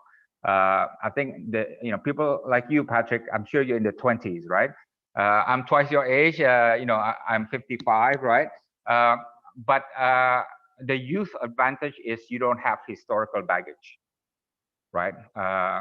My father's generation, you know, my father's 86. He lived in a time of many historical baggages, right? The interventions from the US, the intervention from China, right? The intervention from this and that, right? So you know, his mind and his worldview was shaped by that historical experience, and of course, he has every right to do so. But if you live in the 21st century and you're born around the year 2000, you know, you are less exposed to that, right? But you still live in a world which is very volatile, and a world whereby you have a lot of stress and pressures, and people pull you in different directions. And the ideological battle has returned now, right? At least the battle to you know, promote political influence, right, and certain degree of political values, right? That's sort of returning now, right? But for the young people, you really gotta make up your own mind. Don't be so easily impressed or persuaded or influenced by either of the major powers, right? Think of what is the best for your country, what is the best for your own region, Southeast Asia, and have degree of that originality of thinking that made the birth of ASEAN possible in 1967, right? So I'll stop there and I'll take a few questions if you want. Oh, okay. Well, Dr. Dino, thank you very much for sharing us your insights. I was gonna say this, but I didn't want to disturb you. It's really sad for us to hear about you and your family with COVID-19 situation. We hope you and your family have recovered. Thank you. Yes, I'm okay now. Thank you. Yeah. All of us from UAC, from Sydney, wish you and your family and your circle to be safe and well. So yeah, from what the time said, I don't think we have that much time for the Q&A session. But what you said was true. ASEAN economy sector is such an important topic, yet most of us do not have enough knowledge about it. So I really think we need some background information of it. So thank you so much again. Thank you. Enlightening us, and we hope that your words have inspired many in our audience today to continue advancing the overreaching goals of ASEAN, especially for peace and prosperity. Thank you. Thank you. Thank you, everybody. Bye-bye. Be safe. Yeah. Bye-bye. Thank you. We hope you have enjoyed UAC 2020. We will now move to the Clancy Auditorium in UNSW Sydney for the final portions of UAC 2020.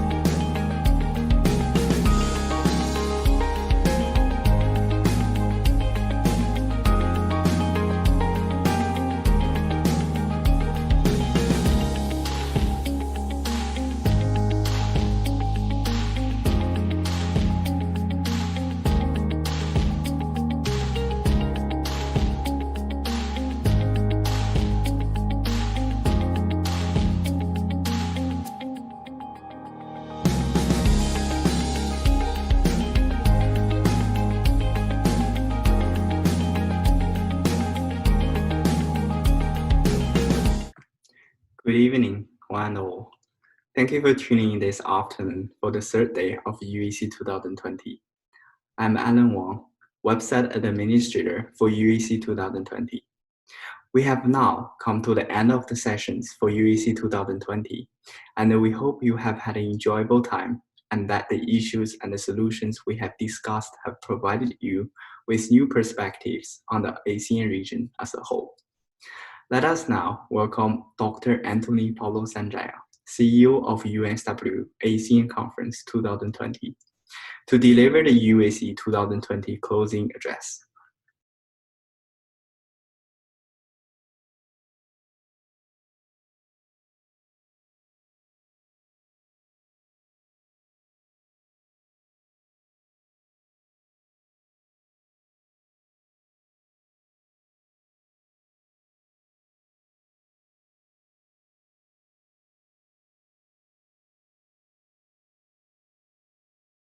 Dr. Lauren Bain, representative of the Department of Foreign Affairs and Trade Australia, Dr. Dino Patijalal, former Vice Minister for Foreign Affairs of Indonesia, Professor Marilyn Crossley, Deputy Vice Chancellor Academic, UNSW Sydney, distinguished speakers, panelists, and delegates, friends of ASEAN, wherever you are today. May peace and health be always upon us all. What an exciting 3 weeks it have been for us. While the time for the closing has come, I am grateful to the over 50 speakers, 28 partners, and importantly, the about 2,500 registrants from almost 40 countries globally for their time, enthusiasm, and insights to make this conference a great success. I am also pleased to see that its impacts have extended beyond the conference days, with new partnerships forged and the conference featured in over 15 media reports, be it in TV, print, or online. We would like to express our gratitude to the support from these media organizations. I would like to use this opportunity to also thank all the individuals engaged in the battle against COVID-19 every day. While the COVID-19 pandemic might make our future seem bleak, the discussions over these past 3 days brings renewed hope to the joint future of ASEAN and the world bonded together as global citizens. The esteemed speakers and panelists have without a doubt inspired the present, inspired us all to do more and trigger discussions on not only problems, but also possible solutions to implement. With over 15 hours of insightful content, 5 minutes will certainly not do it justice. But allow me to provide a brief summary of the salient points discussed during this conference under 3 lenses: technology, diversity, and sustainability for us to reflect and act upon. As our sessions have discussed, we are moving from the 3rd industrial revolution with computing as its hallmark to the 4th revolution with intelligence as its driver and Society 5.0 symbolized by global connectedness. On digital learning, Professor Crossley started this conference by sharing how e-learning has allowed the world to conquer the tyranny of distance in accessing education. But as Adam Brimo, CEO of Open Learning, mentioned, e-learning is not doing the same things in class online, but a paradigm change to teaching as a whole. On digital health, outside of its huge multiplier effects to increase access and quality to health, digital health brings humanity into technology. As the panelists all concur, patient outcomes, community trust, accountability remains the most important factors. As today's cybersecurity session has shown, everyone, you and me, are the most vulnerable. And the inconvenient truth is that our security is our collective responsibility, and mitigating it will be through training ourselves to think critically. On diversity, we discuss ASEAN regionalism. ASEAN is not the European Union and will likely never be one. But as Professor Thayer has shared in today's keynote and the ASEAN regionalism session discussed, its centrality is on consensus, and it has successfully quelled conflicts for this diverse region for almost 50 years. It can only remain so, as Benjamin Bland shared, if ASEAN does not isolate any of its members, but continue to bond. People, power, and politics. The ideas of democracy, solidarity, and participatory politics will take root despite all the challenges, and more democratic processes will result in more durable peace. On human rights, while it remains an issue, our panelists concur that intervening at the curriculum level remains the most important thing. Promoting inclusiveness and equity are key. The ASEAN Economic Community 2025 Blueprint showed opportunities for ASEAN to attract FDI in the midst of the US-China trade conflict, as Dr. Oncoming shared. Ladies and gentlemen, COVID-19 may be a black swan event to all of us, but the world also faces other greater issues, from climate change to equity and long-term tensions between US and China. The sustainability of our planet and way of living is at stake. On sustainability, on climate change, from plastic pollution to water and renewables, our panel has showed that climate change and prosperity are strongly interlinked. One should not be prioritized to the other, with the recommendation to promote industries to develop strategies to shift their posture to one that's sustainable, supporting sustainable solutions, not alienating a sector of the industry, but pushing for a change for all. We are glad to have heard cases from ASEAN supporting social entrepreneurship that looks beyond profits, but also on social impact, giving those in ASEAN access to 3Ms: money, mentoring, and market, including to the ASEAN Mentoring and Entrepreneurship Network discussed in the session. Informal economies form a major part of the ASEAN economy.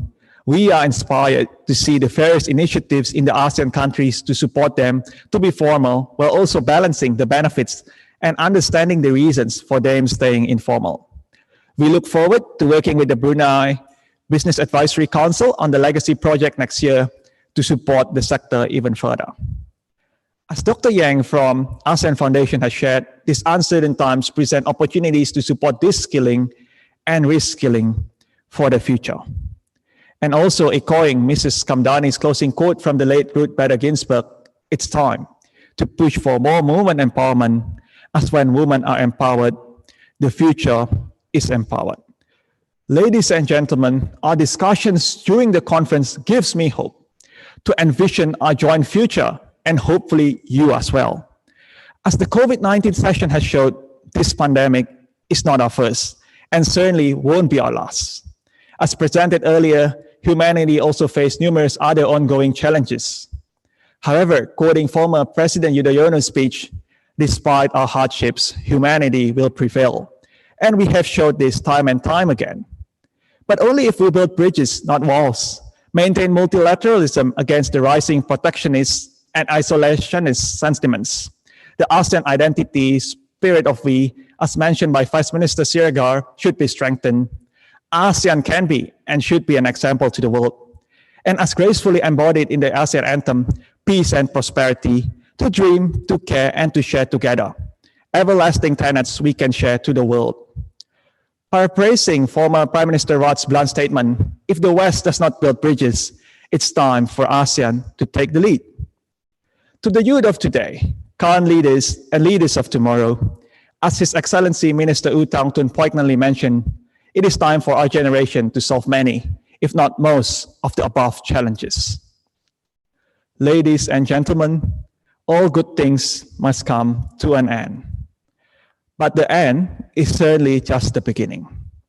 I believe the spirit of collaboration, partnership, and building sustainable solutions embodied in this conference and mentoring program next week will live on beyond its dates and boundaries. Recordings of all sessions are now available on the website and will remain archived to view for years to come. On a personal note, it has been a great honor and privilege for me to work with my amazing team of over 40 students, advisors, our sponsors, partners, supporters, and you to make this event a great success. We look forward to working with you all in the near future to develop and implement sustainable solutions for ASEAN and globally together. On behalf of all of us in Sydney and online, thank you, terima kasih, CSA, Khop Kun Krab, Khop Jai, Kayu Tin Partal, Alkun, Gam On, Maraming Selamat. Thank you.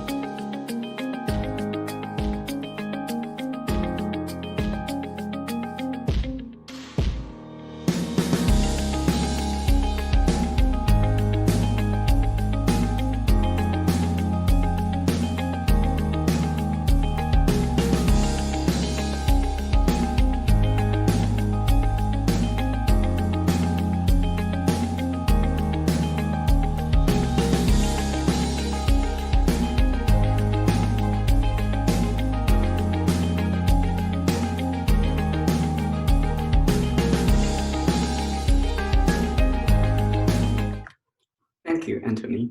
Let us now invite Professor Merlin Crossley, UNSW Deputy Vice Chancellor, Academics, to deliver the UNSW closing address.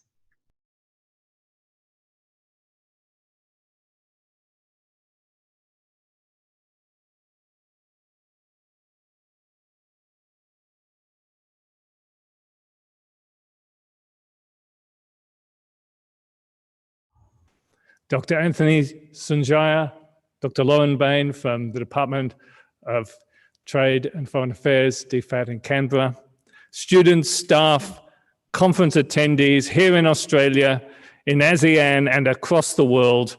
The conference is now coming to its end in triumph. And it is a great pleasure to be here again in the Clancy Auditorium of UNSW Sydney on Bejigal land to mark the end of this great conference with a few brief words.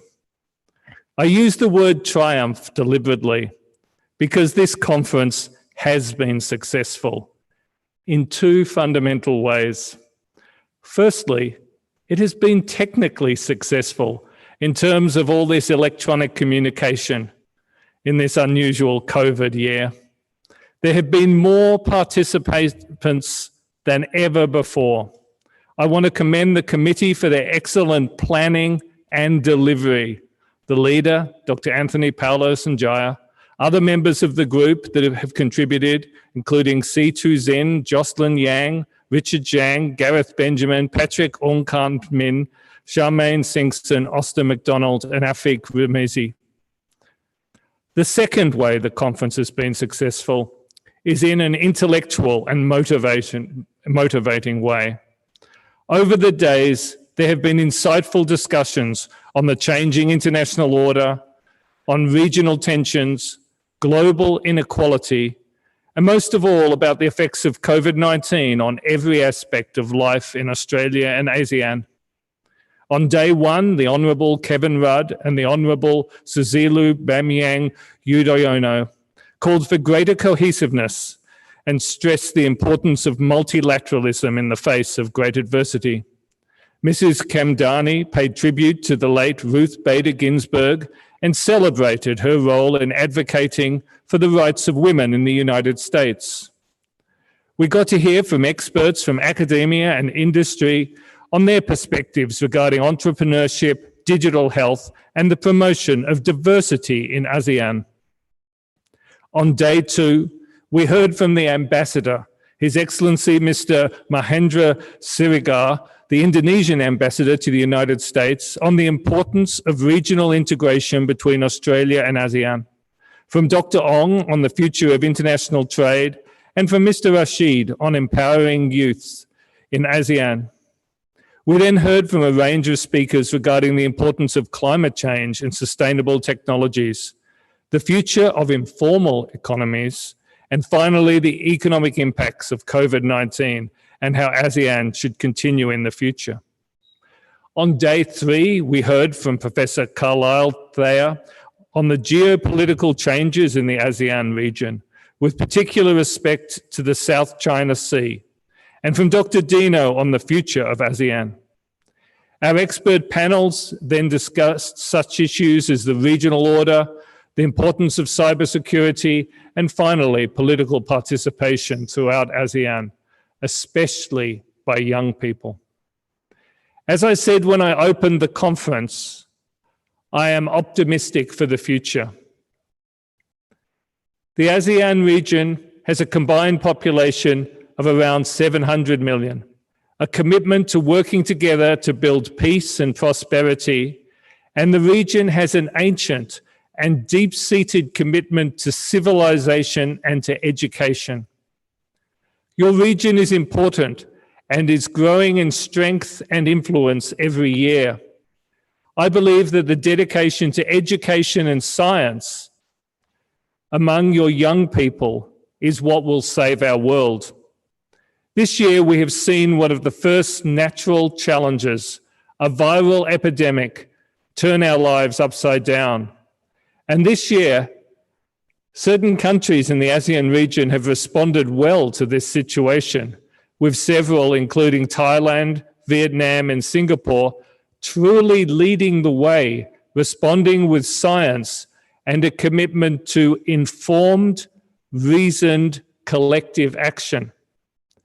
This pandemic will not be humanity's last challenge. There will be political challenges and future natural challenges like climate change, and combinations of the two, such as resource limitations and waste. But these challenges can also be best met by a commitment to informed, reasoned, and collective action, with communities who trust each other and work together for the common good. In this conference, you have talked about important matters and you have listened.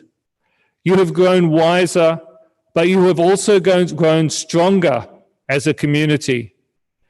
Many of you will go on to be, or already are, important leaders in society. After talk comes a time for action. Think deeply and act wisely, thinking about your fellows and about the future of the world.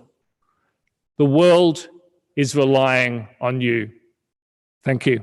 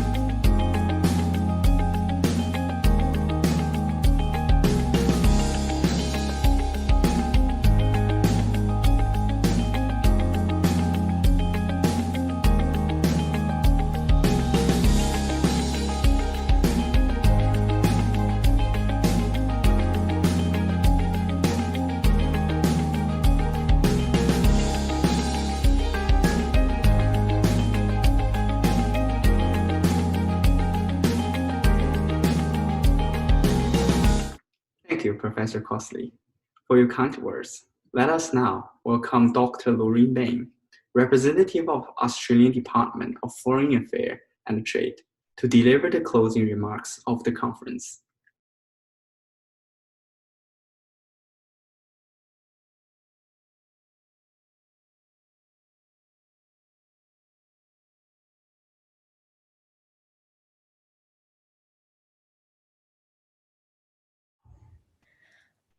Dr. Anthony Sunjaya, Professor Crossley, distinguished guests, fellow speakers, friends, and conference organisers.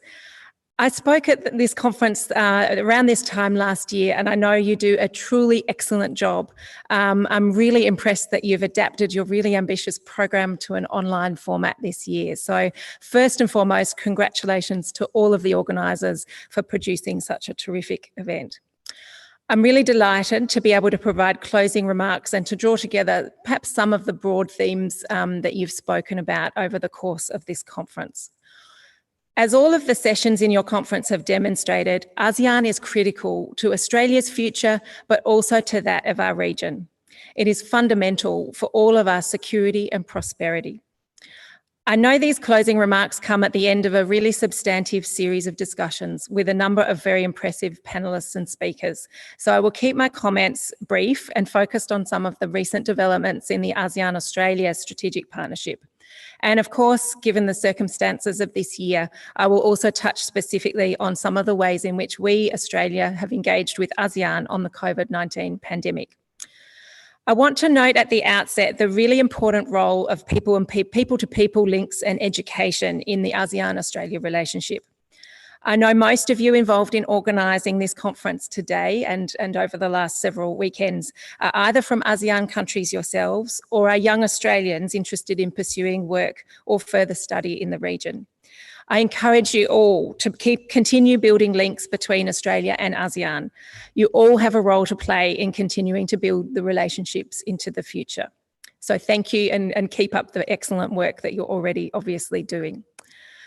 To start with, I'll just talk a little bit about why Australia engages with ASEAN and how we frame that engagement.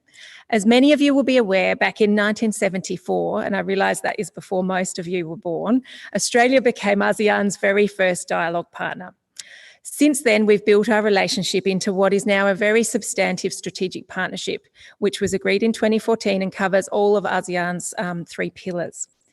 Then Prime Minister of Australia, Malcolm Turnbull, hosted his ASEAN counterparts for a special summit in Sydney in 2018, which marked a new chapter in our relationship. And since then, we continue to see our partnership go from strength to strength. I won't go into the full detail of ASEAN-Australia cooperation here. Suffice to say that we work in such a wide range of areas, from maritime security to counter-terrorism, from supporting ASEAN to harness the benefits of free trade agreements through to digital transformation, which I know a number of your speakers have touched on during this conference. Australia sees ASEAN engagement as being a central component of our approach to the Indo-Pacific region. And as Prime Minister Morrison has said recently, we are working more closely than ever with ASEAN. So turning to COVID-19, of course, the pandemic has impacted all of us in extremely profound ways. Not only has it had health consequences, the economic impacts have also been significant and in many cases, continue to present real challenges for us. The Australian government, of course, is taking a range of measures to address the pandemic at home, but we recognise that Australia can only be truly safe and prosperous when the region is likewise truly safe and prosperous. So we are all in it together in a really fundamental way. ASEAN has shown impressive leadership throughout the pandemic and has helped member countries take decisive action to control the virus. And Professor Crossley mentioned a number of ASEAN countries that are truly leading the way in a global context. ASEAN countries are now in a strong position to overcome the crisis, but we know there is more to be done. The pandemic, of course, has impacted on the usual ASEAN calendar, with all of the ministerial and summit meetings that we're used to seeing every year moving to an online format. So like your conference, ASEAN leaders will be meeting with all their dialogue partners at this series of ASEAN summits in November, likely in a VTC format. This has become the new normal for us. We recognise that virtual formats are not ideal, but they have definitely been necessary to keep us all safe from the pandemic. We recognise the efforts of Vietnam, in particular, as chair of this ASEAN year, in keeping ASEAN's momentum going in a very challenging time. So recognising the importance of ASEAN's role on pandemic response and recovery, Foreign Minister Payne met in June, virtually, of course, with her ASEAN counterparts at a special ASEAN Foreign Ministers meeting on COVID-19. She then met again in September for the regular series of ASEAN-related meetings, and in this context was able to discuss COVID-19 response and recovery in further detail, including in the East Asia Summit and ASEAN Regional Forum formats. She's announced 2 separate packages of support for ASEAN on COVID-19 response and recovery, totalling $83 million, focusing on boosting ASEAN's capacity to address health security, stability, and economic recovery. There are a range of highlights of this program. I won't go into them all here because I know time is limited and it's the end of a long day. But suffice to say, we've addressed a range of issues ranging from health through to digital trade, which has become more important in the pandemic, through to cyber, maritime dimensions of security challenges, as well as the role of women and girls, including in the pandemic context. A range of our other ministers have also been engaging closely with ASEAN counterparts, and I do want to mention Trade and Investment Minister Birmingham, who's participated in a range of ASEAN-related economic ministers' meetings this year, including in preparation for the signing of the RCEP trade agreement, which should be signed in November. And that will create a new strategic economic architecture for the region. RCEP, once signed, will be the world's largest free trade agreement by population and GDP. And as an ASEAN-led agreement, I think will be a really profoundly important economic signal, hopefully, that will help to shape our recovery from the pandemic. And of course, Prime Minister Morrison will be joining ASEAN leaders for the series of summits coming up in mid-November. Re-establishing flows of business people, tourists and students is, of course, all in our collective interests. And this, of course, is something that I know ASEAN countries are strongly focused on. And I know there are ongoing discussions about how best to open up safely. ASEAN and its forums have for several decades brought countries together, open dialogue, built trust and confidence, and allowed for collective problem solving. In the context of COVID-19, the effective leadership and cohesion that ASEAN provides is now more important than ever. So as you've heard over the duration of this conference, ASEAN is critical to the region's stability and prosperity. In the COVID-19 context, this has never been proven more true. Working in partnership, we can help to shape the open, inclusive and resilient region that we all hope to see. I'm so pleased to see so many students here today, online of course, who recognise this and have taken the time to learn more about ASEAN and about the ways in which it can shape our future. At its core, diplomacy, which is what I do in my day job, is about links between people, and your interest and enthusiasm for the ASEAN-Australia relationship and for ASEAN as a whole suggests the future is in good hands. Thanks very much.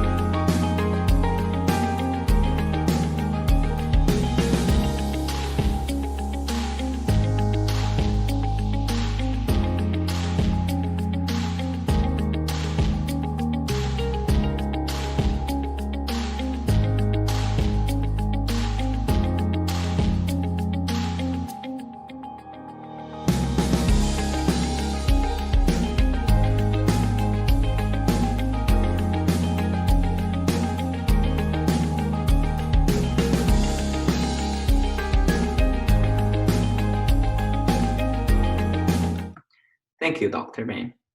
We would also express our gratitude toward the Australian ASEAN Council and the Australian Department of Foreign Affairs and Trade for the support to our conference. We shall now proceed with a farewell video from UAC 2020, followed by a recap of the conference by some of our organizing committee.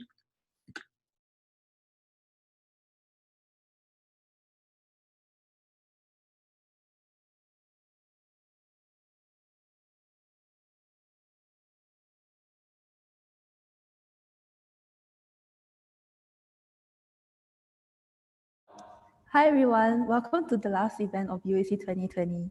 We hope that you have had an enjoyable time listening to our keynote speakers and panelists about political security issues in ASEAN. We will now be recapping today's session.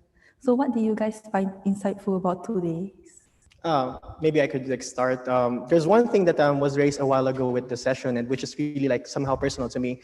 It's actually the spread of misinformation and fake news these days. So may I just give a sort of a background on that one? Because in our family actually, there's sort of a divide when it comes to fake news. We have our aunties, our grandmas, and other relatives spreading fake news. And I was as a youth of today, and as being informed to what's happening, this and that, it was oh, I can easily identify, hey, that's a fake news. And I could not seem to say that, auntie, what you're spreading is actually fake news, this and that. But it's and it's in our culture, at least in other Asians as well, you can identify to this one because it's sort of a disrespect.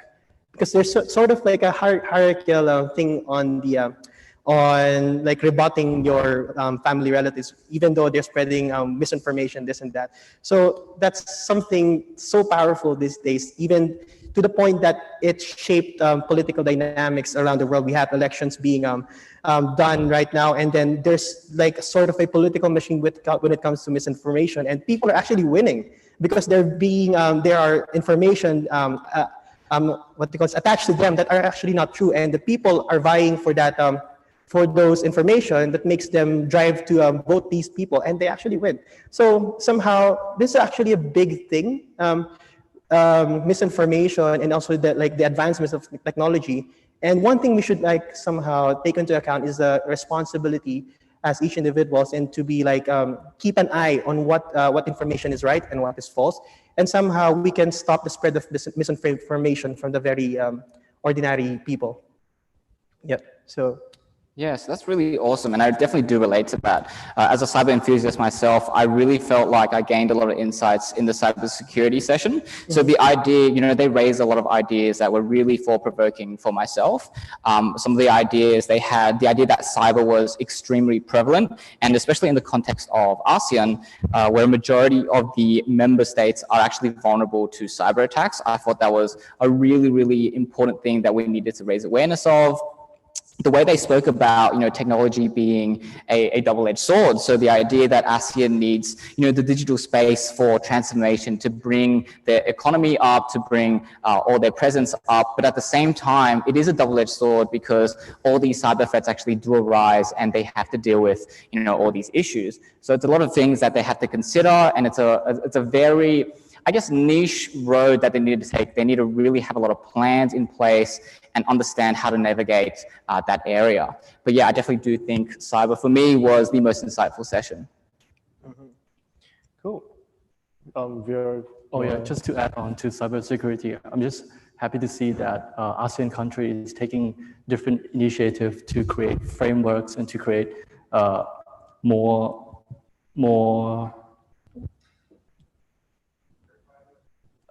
something like more awareness regarding to this matter. So I think that they're doing the right job at this point. Yeah. Yeah.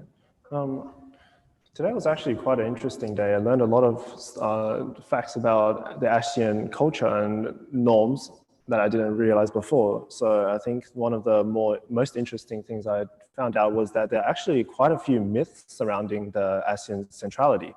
So as Professor Taylor said, one of the myths is that a lot of people think that ASEAN centrality is referring to specifically ASEAN itself, which actually isn't, because it is extended to a much larger range, including the Indo-Pacific, the Asia-Pacific, and also East Asia areas, right? So it extends to their social and the security and also their regional infrastructures. And I think one of the other things I found quite interesting was this term of the ASEAN way, which is an approach to how they solve the issues. So obviously they have things such as consultation and dialogue over confrontation, right? So obviously it seems that they prefer a more peaceful way of solving any problems we may have, and also reaching a consensus for if they're going to take any sort of actions.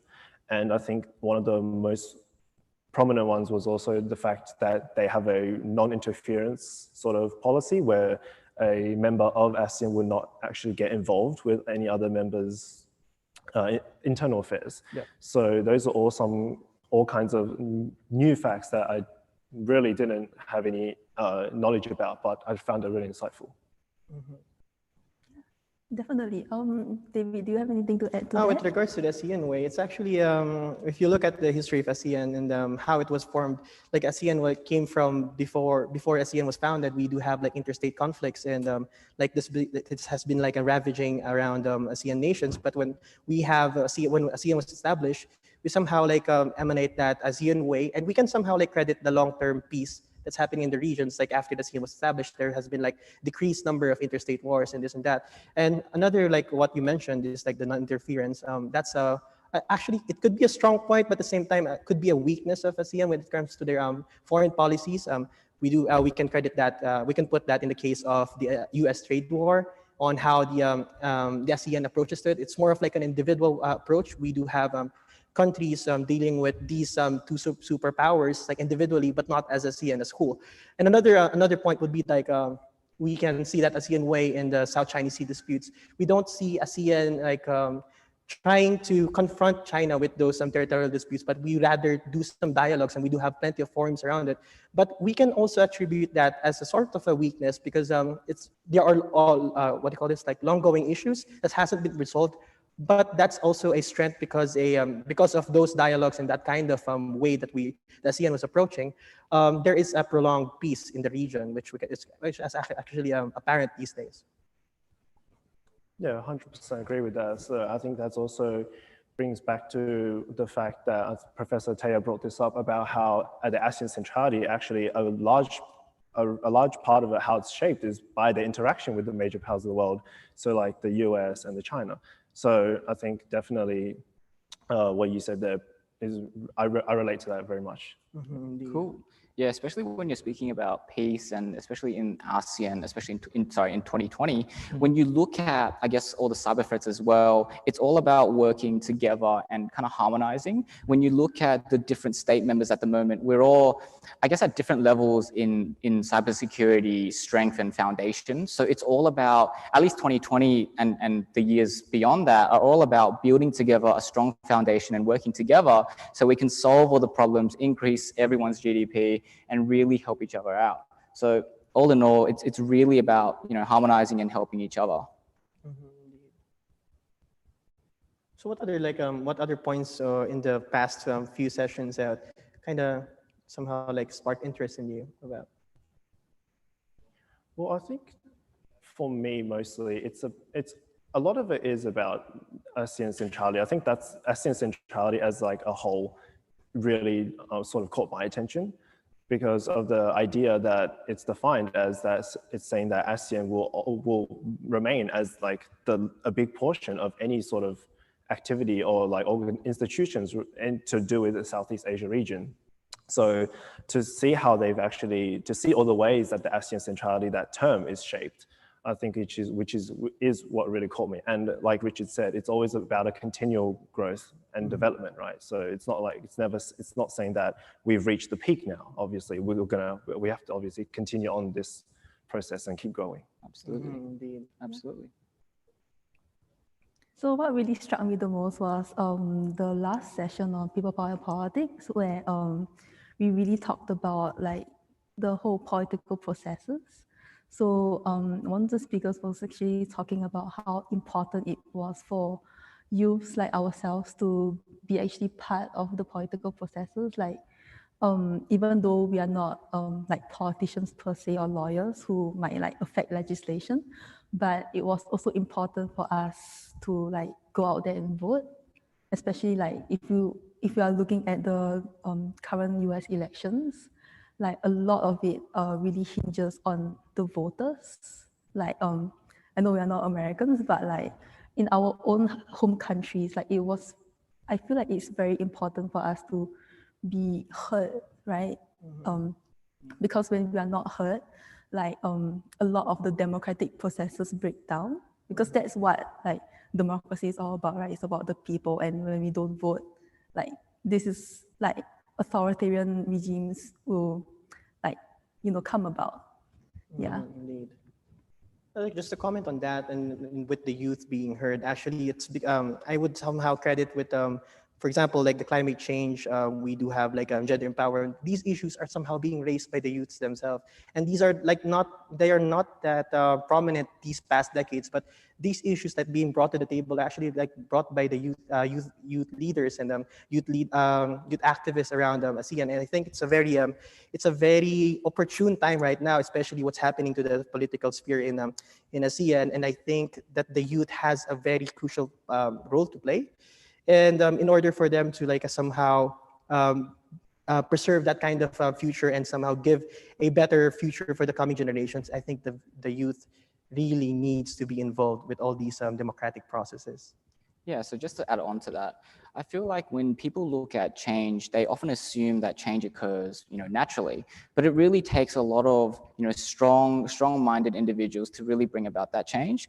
So it really is, the responsibility of everyone watching. It's the responsibility of us, the future generations, to really take a stance and really have some action and actually change the world as we see fit, right? So, every stakeholder, everybody, it is really about understanding all the issues and trying to tackle them head on. Yeah, indeed. Just also to comment on that, there's actually another problem with the youth being heard, because it's a sort of a cultural thing again. It's like if you do like somehow rebut or like speak out as a younger individual in a sort of a collective society, you seem to be like breaking the norms or somehow breaking those barriers and hierarchies. Like, wait a minute, you sit there, we're the ones talking here. And it's like there's sort of a norm that's being shared by common like we ASEAN nations there, and that could be a problem for youths among the ASEAN nations. Yeah, I guess this is something regarding to the way that Asian countries are raised up. For example, me myself, I wouldn't go against my parents' order, something like that. I guess like many of you would go through the same thing. Yes, indeed. I feel like this is something that a lot of my friends has gone through. Yeah. I think it's the Confucian theory, like understanding of filial piety. Yes. So like you're not allowed to speak out against like your elders. But I also feel like it's very important as like the younger generation, like we are more exposed to like other viewpoints, so like other cultures and perspectives. So like recently we've seen like an increase in like representation for women, representation of like people of diverse backgrounds. So like I feel like it's just crucial for us to like come together to like create discourse around so many important issues that like will affect us, because it's ultimately the youth who are the future. So like like something like a conference, for example, where we get to talk about the issues that are imperative. So yeah. Just like sharing my opinion as well, it's actually really great to see like the youth spearheading such a big conference such as this. It's like, whoa. I mean, like look at the level of like internationality, like the number of like audience that we have, and to think that the reason behind like, wait, who's behind this conference? You can see like faces like you and me and other people working in the background, and you can see like the youth are actually partaking into like the hottest topics right now, and they're not like just like sitting back like what we were taught to. Like we were raised like, okay, sit back there, listen to me. But this time around, we're the ones taking the torch and like leading the way. It's like, no, it's our time. No, it's our time, and we do have like a role to play. And can you please allow and listen to us as well? Which is really a good like representation of this conference.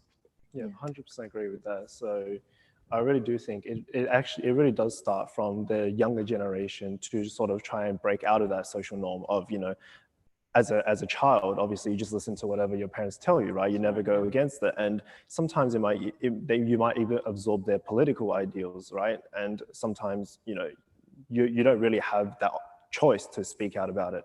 But now obviously we can see that from this conference that we have a whole team of sort of younger generation people. So I think it really does start from individuals like us, and then also we need to expand it to, just the whole community as a general. Yes, indeed. Absolutely. Yeah, and I just wanted to tack onto that, and just the idea of, sharing and working as a team. I'm absolutely honored and very, very proud of, the work that we've done, the work that my team has outputted. We've sacrificed so many hours to put this together, and I imagine every other team has put equal or more amount of work for this conference to actually happen. So it is about, sparking that change, and, everybody on here, everybody backstage we've put a tremendous amount of work and effort into this. So I'm very, very happy and proud, to say the least. Absolutely. Indeed. I'm also happy to see different speakers coming around, especially coming from different backgrounds. And we see more of the participation of different people coming from different backgrounds. For example, this speaker coming from this country and talking about the situations in their country, and somehow sharing it to the greater ASEAN community. And these are the things that you don't seem to listen to it every day. It doesn't come to your feed every day. And these things are oh, that's happening in that region. Oh, that's happening in that country. And you sort of feel that relationship. You can see that you can, actually, I can attest to that somehow same thing happens in my country. And you can see what are the approaches from their level of expertise that they handle these situations in their countries. Then you can learn from it. And who knows, somehow if any of us or any of our audiences would grow up and be leaders of their own organizations or whatnot, they will somehow embody or at least apply whatever they learned and somehow solve those issues of their times. Yeah, it's just really good. Exactly. I think one thing that I'm really happy about this conference, despite it being virtual, is that the advantages is that we get to talk to people from all across the world, right? Obviously using our virtual streaming technology. We are not only our team is made up of obviously people from ASEAN countries and non-ASEAN countries, right? There's a huge diversity in this sort of topic. So it's not saying that something like ASEAN related is strictly for ASEAN people, people from ASEAN states only, right? So there's a huge diversity. And even for our speakers, some of them are attending from all across the world. So I think that's something about this conference I'm really proud about that we can achieve. So just to add to that, the idea that, we have speakers from all across the world and they're actually working together to give us a formalized opinion is really, really awesome for me. We are already starting to sort of break down that barrier, and, them connecting with each other after the sessions, we're already seeing that kind of harmony, and that's just really awesome to see. So everything from the lower level, our team, everything that went into the production of this, as well as, at a high level, all the speakers working together, it was just a really awesome experience in total. Yeah. Also, just to tack on to that, we did actually have speakers from Canada, Switzerland, and all throughout ASEAN, and also in Australia itself.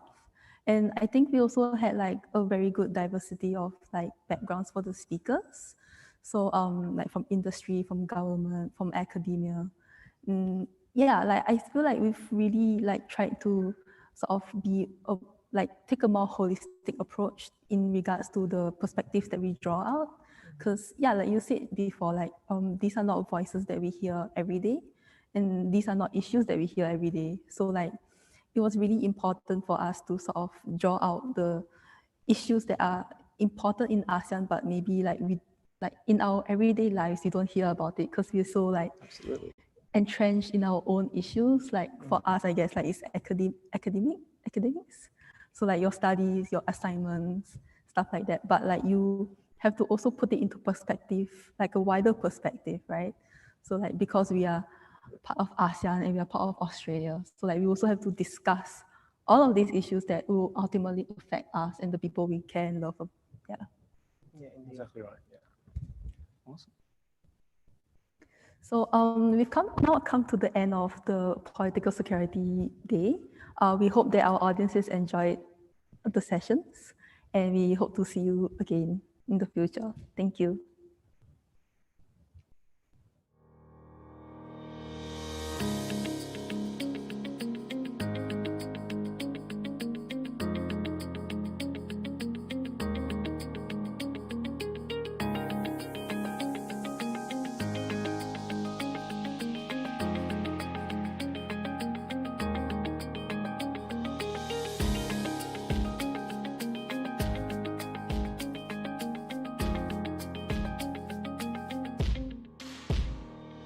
Ingat.